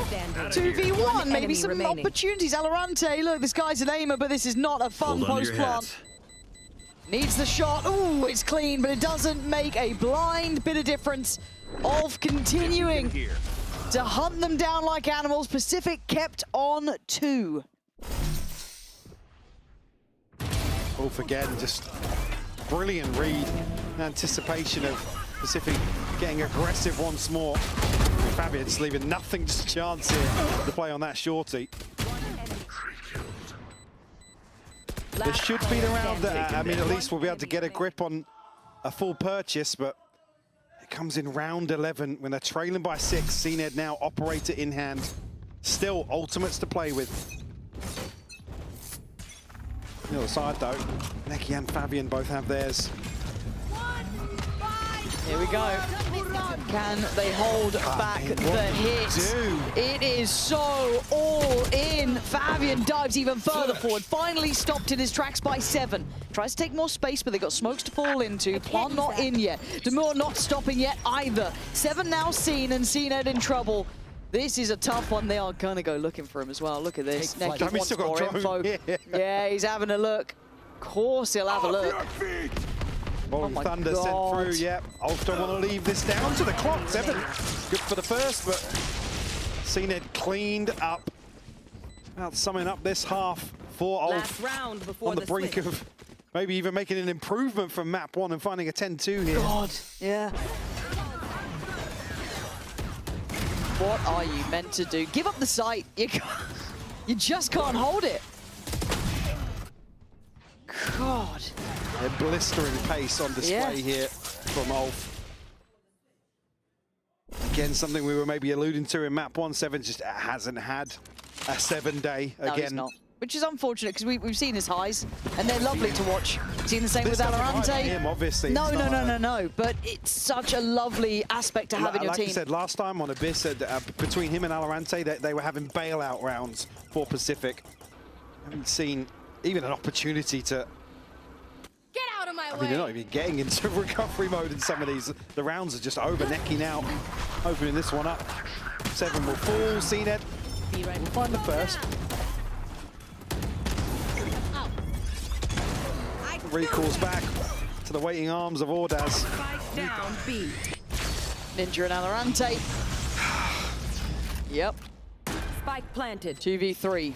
Ninja's still got a bit of kit, but it's an individual effort from Alorante and it's worked wonders. Finally, Ninja's here now. Up towards heaven, but Alorante's the one on the site doing the work. Fabian has to reply and he bounds in! 30 HP, though he's down insanely low. Can't do it. Ninja gonna keep them, I don't want to say alive, Michael, but there is barely a pulse. This is how it ends.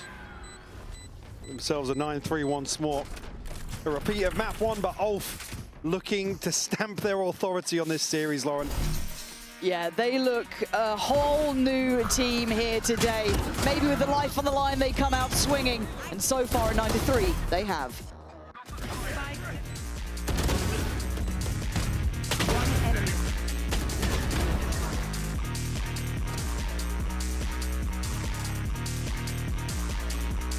Hey! Hey, Tom. Alberto was looking for you, by the way. Really? Yeah, you better get there Okay, quick. I'll go check.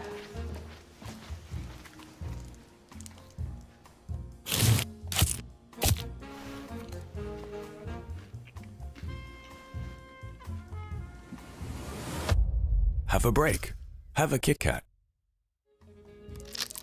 Tom Biz. You've had your fun. It's my turn.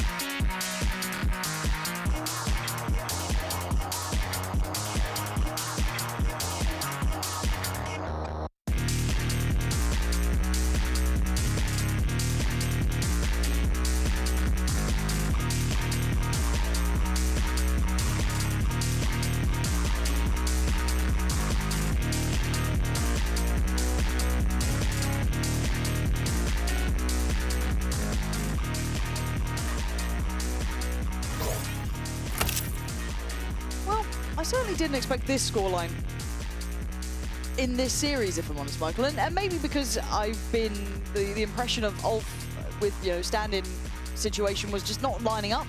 I thought we saw upsides of Pacific early on. Didn't expect 9-3 on this. No, I think as well, just to come back to the Pacific, like I said, if they can kind of get everything aligned, we've seen the potential on a round-by-round basis, and certainly beyond that in certain map performances, but something's still just not clicking in terms of consistency, because this is what I would have said. You come into this, and Pacific should have had their first clean series, with everything else being a 2-1. ULF have decided to do the thing. Yeah. And they're doing it. Oh, they're doing that thing. Yeah. Pacific going to be adopting a slower approach here, but already proactivity from ULF, clearing a ton of space outside B. The timing on this is going to be everything. There's not been a... The reclear is back in. Oh, he's still got yeah, one. Good for one. Do they have any idea? Ooh, that is... Cupid's just spotted he's him. been seen. Yeah. Yeah, absolutely been seen. If you get to live, it would be very surprising. He's trying. He's managed to live. Nah, surely not, right? No, he's alive. He's alive.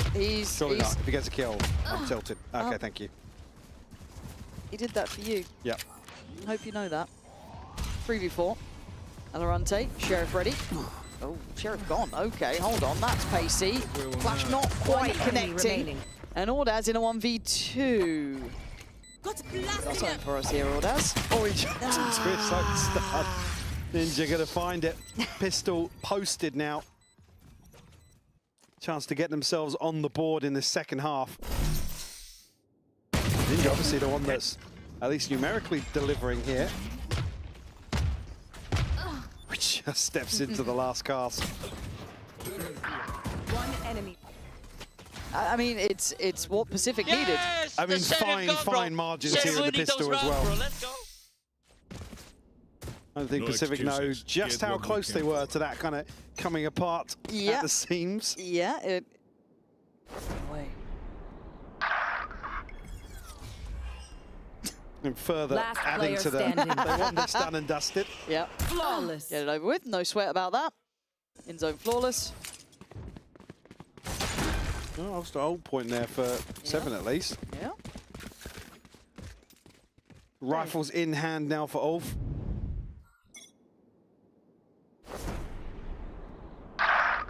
Just wanted to let that one really, really let it breathe. Last player standing.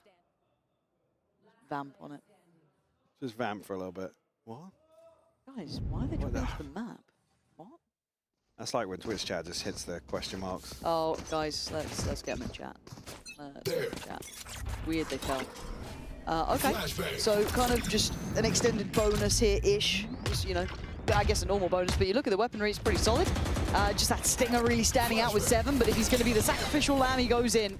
Second string to the bow as Ordaz looking towards that smoke, and he's got his body dropped in the form of 7. Cena doing well, however, Ordaz is holding the line, looking for Demore. If he got there just a second earlier, he might have tried to dive that. Oh, we're lined up for a second there. Oh my god, CNED, how? Okay, fair play CNED, a little bit of a vintage look. Stern and Fabian, what are you meant to do now? Well, first real advantage situation we've seen. Can Pacific get this one on the board as well?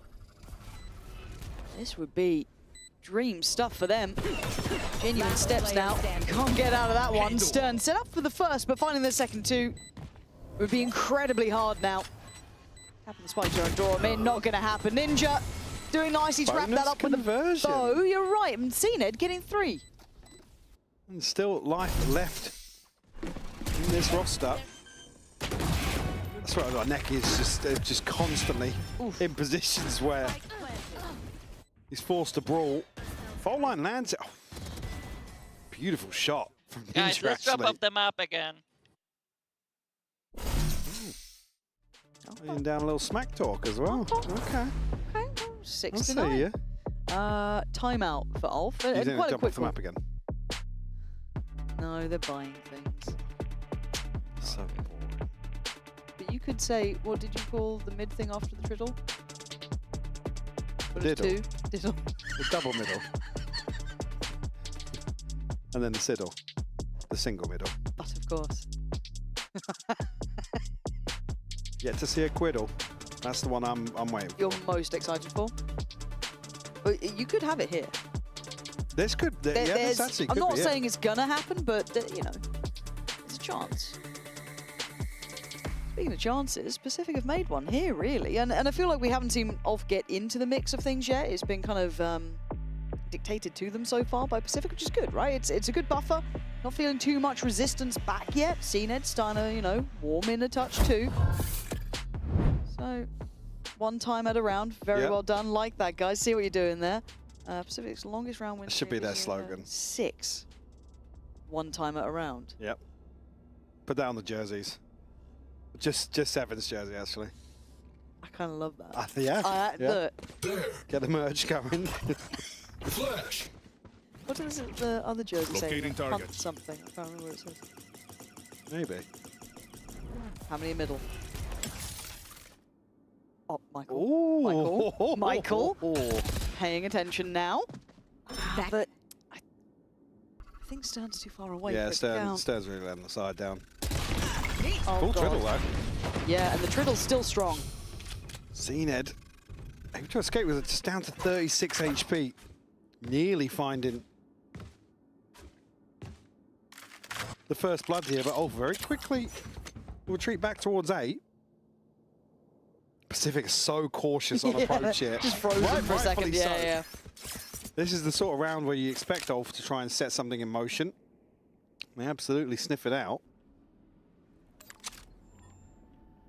Again, it'll be Stern called upon in this situation. Yeah, still unsure how much they've cleared or how much they fell back. That's a shot. Seen Ed, seen in the cross now. Oh!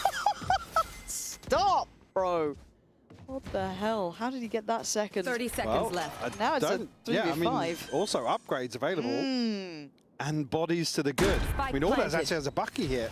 Yeah, and there's 2 shields still up. Stern's got 1 and Neki has another, so you can get them on players with light shields. The timing on Stern's util. I think Fault Line's back up. Obviously, 2 huge upgrades to find here. Still plenty of time left to play with. Here we go. Gonna have to wait to use this though. Daz trying to set things up too, forcing them away from site itself. They're all sitting pretty close by. If this gets noted, and now the numbers start to become an issue, too many to handle, and this is how it goes wrong, and Seven can step up to the plate. Stunning, brilliant work from Seven. There he is! 1 kill at a time, works out well this time for a Red Bull clutch and hope for Pacific. Huge round after a quiet series overall here. The Red Bull clutch just when Pacific needed it. After a round that looked like it was coming apart at the seams for them. Crumbling before their eyes. 1 enemy remaining. Beautiful stuff. There he is. Could that be something to spur on Pacific here to take us to Breeze? On map 3. So a long way to go just yet. Ooh, the spacing. Seven, you can see that confidence was still there. And Ordaz, did you forget about him? You just took down your first man forward and you thought he'd fallen away. Absolutely not. Confidence is in line. Demure sat back a bit deeper, seeing the barrel of Ninja. Should be called out, but Ordaz has done his work. 3 kills, made that site hard work to take, leaving Ninja and Valorante with all to do. Great isolation from Ninja as well on the back of the missed op shot, but still plenty of bodies left. Ninja gonna eat that. Actually, not doing as much damage as I was expected. Same, maybe just around the corner a little, but he's denied the plant, got them nice and close. Utility for this, Fabian's still got a touch to play with. Stern, I don't know how long for that stun to fully come back on, but in we go. Gonna spot out Valorante here. Ninja's done well to take away Demure. That's down to a 2v2. They've made this work again. Can they do this again? Oh, they absolutely can!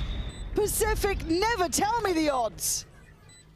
Just one more round to find a tied game here on map 2. Ultimate's starting to come online as well for Pacific here. And oh, you thought Aldaz did enough? Yeah, definitely. Was it a 2v4? Yeah. That's nice. 1 enemy. I said in the first half, Ninja starting to certainly pull ahead now. Let's At go. the top of the board for Pacific. I've not seen Cena that animated in a minute as well. Genuinely, that is huge for them. Sheriffs are out. Triddle's out. And he got close last time. Surely not again. No command popped here. There'll be no secrets about this on the way in for Pacific. High flash from Seven, looking to go hunting. Ooh. Shot from Neki. A bit of a reminder, isn't it? Don't forget about the flank here. Fabian's held this for a second. He might know about Ninja. I think Ninja knows about him. And he certainly does know about Demure. That is the worry, and there's the shot. Now the map is going to be cornered in here. They can try and push them together. Seven getting active, taking space back away. He was the one who saved them before, and he might have to do it again now. A 1v2. Flash in, they're blocking, they're getting a little nervous here. Seven. Get that spacing right, so you're going to get punished. Oh, he can't do it this time. Down to 50 HP. Put in a corner, still finds the first, but Fabian here. Thrifty. To find a conversion on the Thrifty. Double digits now on the board, Pacific. Not going to feel the pinch just yet in terms of the funds. Now we got a bit of a game here, Mike. Certainly have. Things starting to come together for Pacific. Again, not sticking the landing on this previous round. Could be a chance for ULF to capitalize now. Operator in the hands of Fabian. Coming up on a big ult cycle, actually. Yeah. See, Rolling Thunder one furthest away, but plenty of tools at their disposal. On the other side of the Pacific with some big ultimates of their own. nothing to be done here. Demur's in a lot of trouble. He might be dead. Does he get a live? Okay. He actually is just holding on this. And this time around, I don't think he's got the support quite lined up. And CNED tries to go in. Oh, it does! Just holds it like a turret. Turns on a dime. Can't quite deal with Valorant, but damn, he did it again. It baited hard. Ordaz just letting the first pass, serving his teammate up. I genuinely thought Ordaz was there. I got baited, but I swore it wasn't just one. He just let them in to punish the second and third player. Beautiful stuff from him. Valorant now left in the clutch. Invest the ultimate here to try and make a go at things. Does he get a chance? I think he's been seen, but he's made it a 1v1. And now Fabian on the hunt for this. It's on the money, Fabian there. And off, having to dig deep though, I'm so happy we're seeing a game between these two now. Certainly now, Pacific matching the pace and aggression that ULF have certainly been in charge of so far. Oh. It's just insane from Ordaz. I thought he had another two. Where's Flash? I was just fully white. I thought he just let CNED in to try and bait the rest of them in, but the flash catches perfectly from 7. And it ultimately is their downfall. That's a mad replay. 11-8. I mean, bloody hell. Didn't expect to be enjoying this series so much. It's really come alive here, and it is a matter of here either. Yeah, exactly, right? Matter of life and death between these two as well. That opportunity to keep going, to stay alive here in kickoff, and they're giving us a great game. I was worried we were going to see some really messy work. ULF have absolutely elevated from where we saw them, and Pacific showing they've got some grit behind them as well, some real spark to bring them back alive. But that scoreline is closing in now. Yeah, not many more chances, and obviously on the backside of this round, I mean, 7 and Cupid gonna... Actually, no, sorry, Cupid hasn't even bought yet. He's gonna be struggling in this round to even get a shield on, and there's not much behind this purchase, Lauren. This could be about all that's left in the tank. This is tough. And there's 3 ults in the pocket of ULF as well. Oh, gosh. Demure, I think, gonna go for the knife straight away. Whenever he wants to, I guess. All through middle is the early investment. Fabian going to take a bit of space over towards B. And taking a lot more space on the A side. Did Cupid? No, he didn't. Oh. God. I mean, what a shot from Cupid. I thought he was dead to rights there, if I'm honest, but luckily enough, still breathing. You're not feeling too much pressure, but enough. He's going to play around the pillar, surely. Cupid going to back away, though. Get a confirmation here, but Cupid's still close enough to hear this.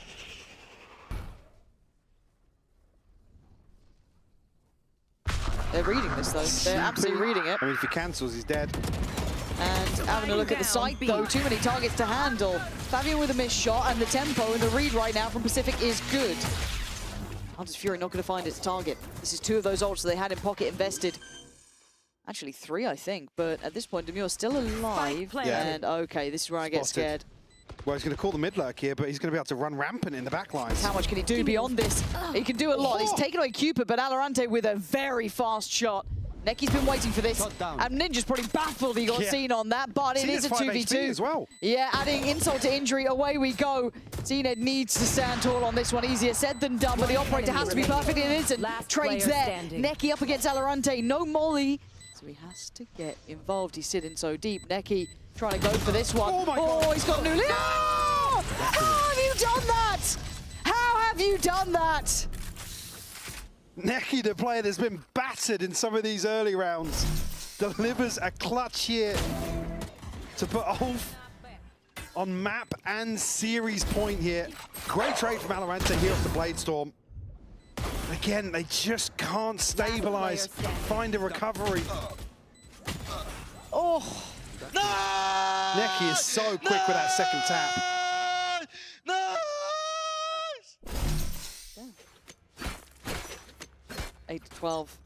Whatever can be bought will be bought. This is time to try and dig deep, do whatever you can. if you want to stay alive. Fabian didn't get, I think, early checked on this before, so he might have a real chance here. Yeah, he does. Drops a body. Can he get away? Oh, he can as well. CNED on up, though, feeling up for the fight on this. Stern's done well. CNED the one strike back. Fabian still standing on site, though. The tempo and pace still sitting way better with ULF. And the 4v2. CNED has to come up with the goods here, but they're circling each other. CNED can't quite get to Fabian in time, and it might be all she wrote for Pacific here. As CNED, the last one standing. We need to get close to a miracle on this. And he's just being herded. You can hear it, you can see it.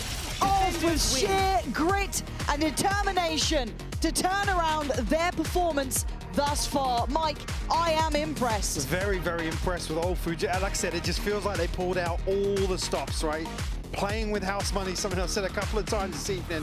I think this is so fantastic to see on the side of Pacific. Like I said, I mean, I still rate this roster. I think the ceiling is still there. We just haven't seen them kind of firing on all pistons. Something's still not clicking for all of them to get onto the same page. Yeah, you're bang on with that, right? Is that all that potential's there? If everything comes through at the same time in the right way, you'll see an incredible team. So I want to see what they look like in the future now. I think that's something I'll keep my eye on and see how well they blend. Well, speaking of the, actually, this outcome now makes the next series even more interesting, because going into Liquid, I'm more concerned about ULF versus Liquid than I would have been Pacific versus Liquid. You're right. I think ULF are a much harder team now for Liquid to handle. God, yeah, and it wouldn't be the first time that Liquid have struggled with highly explosive teams, very aggressive the teams. concerns we've seen from Liquid. Yep, so we will come to that at some point, I'm sure. But now we take a moment to really give it up to the team who have surprised all of us by rolling back some of the performance that we hadn't really seen since Ascension. We'd seen that capability, we knew they were coming in with some constraints here, but today they played outside of that. Yeah, and again, just to shout out, particularly Ordaz and Fabian here in this second map. Absolutely stellar performances from them, but obviously here Pacific taking the stage just to bid us farewell. I'm still very excited for this roster throughout this year. Certainly here we've seen some highlights from me. Seven and Valorant certainly wants to keep your eye on in this region. Yeah. Even the calling as well from Cooper, I want to add in there. I know it's not always landing, but maybe once everything gets aligned and they're all kind of on the same page, they could be quite an interesting team to watch. And I'm really looking to see that slot into effect. What is that development process like with this team? Obviously, Kickoff is brutal. It always has been. It's very, very hard for these teams to get stability quick. Oh, this, even here with a triple bracket, it's not necessarily any more forgiving. Certainly not many opportunities when you know, a map goes wrong here and there. You're basically set into a position where you have to recover. But yeah, certainly for me, there's enough positives here for me to not write them off. No, I'm with you. I think it's kind of just understanding limitations were in play. And they weren't able to get around that. No one able individually to bail out today, for example. So, again, is what it is. However, a treat for you guys at home. We'll be handing over to the post plant with Demure and Ordaz standing by. Demure, Ordaz, congratulations on this very well-deserved win. What was the routine coming into today? Because this feels like the different ULF. We haven't seen this in week 1 or week 2. So, Demure, I'm going to start with you. I mean, for myself, last 2 weeks, I was just burnt out. I was just playing ranked, like I was just spamming it. My coach told me to just stop playing ranked, stop playing the game. After the game, I just went out, like I just went for walks, even though it's like minus 10 degrees. Yeah, like that's really cool. Yeah, and we were just chilling, and I was more focused this time. It was good, yeah. We had a set play, like set game, and it was all good. For me, we don't have anything to lose right now, so I was really comfy about that. And I was good today, and I was feeling the game. It was good for us. Yeah, we could tell that you guys are feeling it. Some of the clutches that were coming through, or just the fact that you guys are all going in together as a team, that's what we really wanted to see. So is this kind of like what we're going to be seeing more of? Do you feel like you are now in the right spot where you wanted to be? Now we more feel like a team. Like last 2 weeks, again, we were trying not to lose, to be honest. Like, and this week we focused more on like just trying to destroy them. Like our coach just was telling us like, you're gonna win this game 13-5, 13-3. I don't know the second game score. I don't even remember, but like, it was just fun. Yeah, quick. We just enjoyed it. Yeah. How do you guys now feel with this game behind you? A positive performance you guys look like yourself. You look like how I remember you from Northeast, Emma. Yeah. How does that look like now, thinking about your next game up against Team Liquid? I mean, of course, it gives you confidence to win a game. Like, it's my first VCT win, and it's his first VCT win as well. So it's just like new experience, and now I'm getting used on this, playing on the stage. So it's just more fun, to be honest. Like, I was stressing last week, like bind game. I was like full shaking, like on the stage. It was bad. No, I feel good though. Yeah, everything's good. I guess we're gonna win Liquid. It will be not easy, probably, but we're gonna win in the end.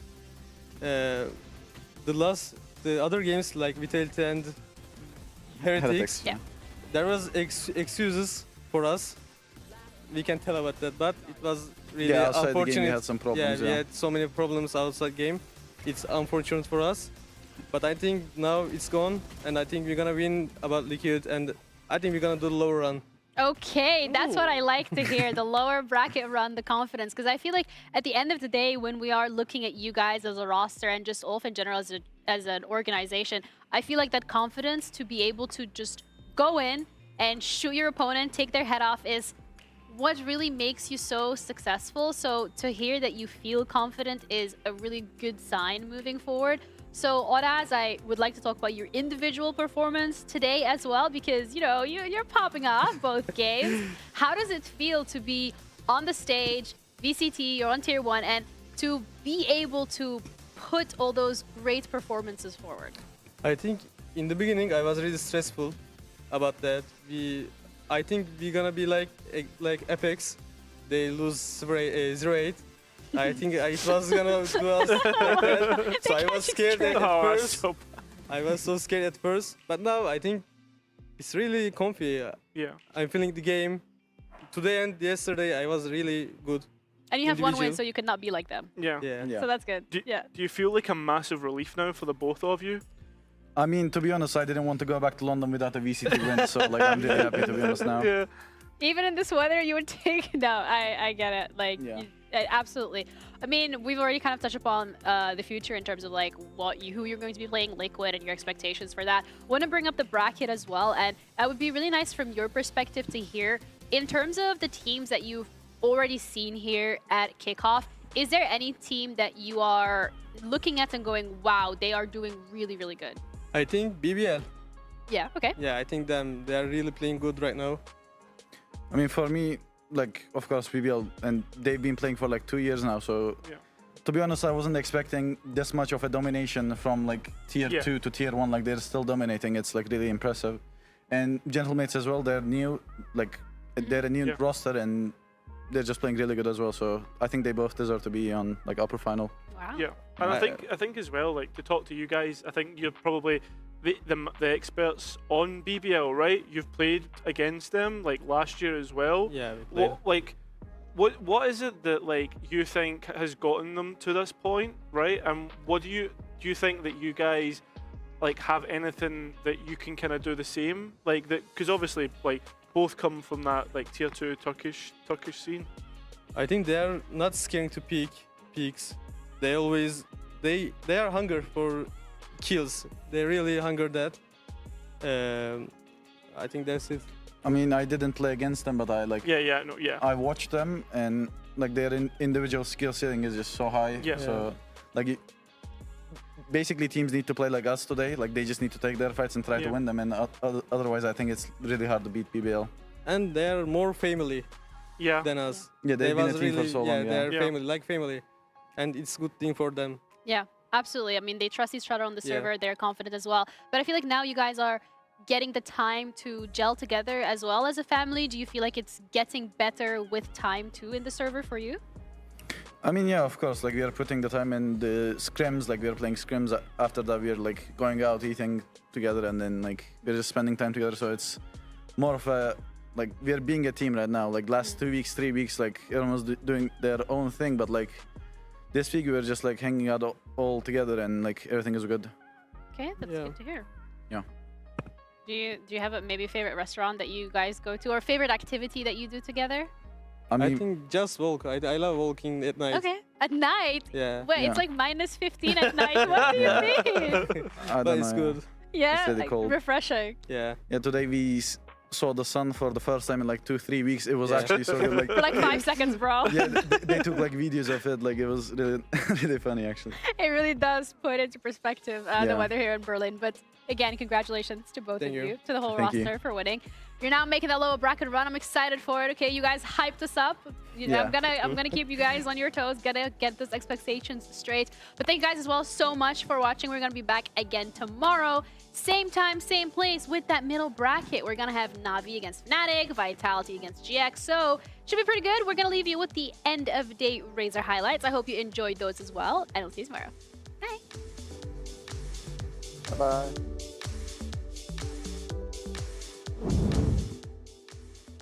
It's elimination day today as the lower bracket run is officially starting.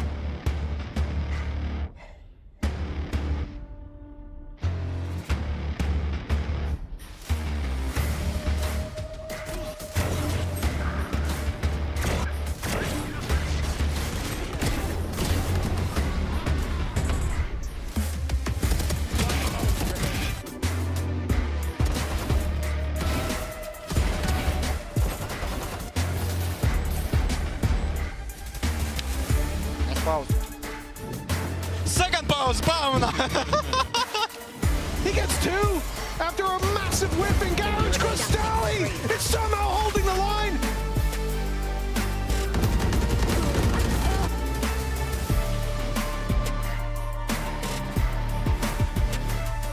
Zeus is coming in with his classic. That's a dirty move.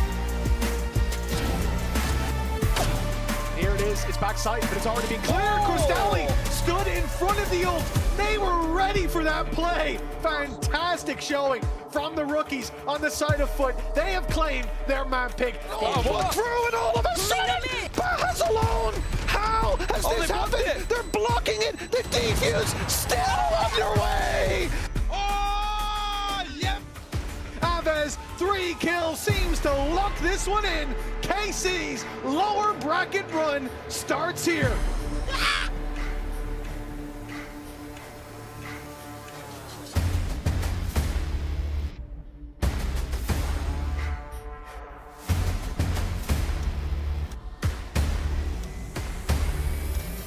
Come on, baby. That's what I like to see, baby.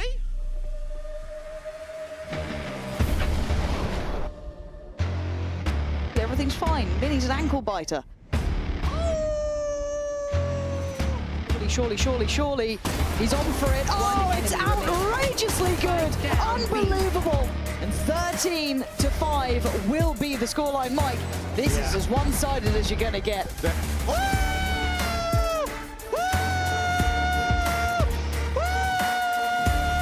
fear in this team. And you can see why. Zero fear. He's not meant to be doing this much. You're not dead. Still alive, still alive. Eki trying to go for this one. Oh, he's got Newly.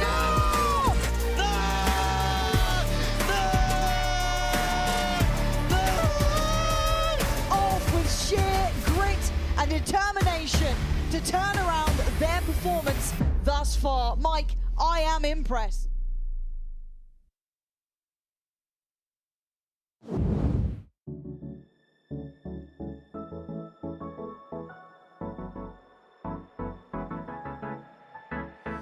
Let's do something crazy, get a bit wild today, cause we don't do this every day and we deserve it. Life is so amazing, nothing is in our way.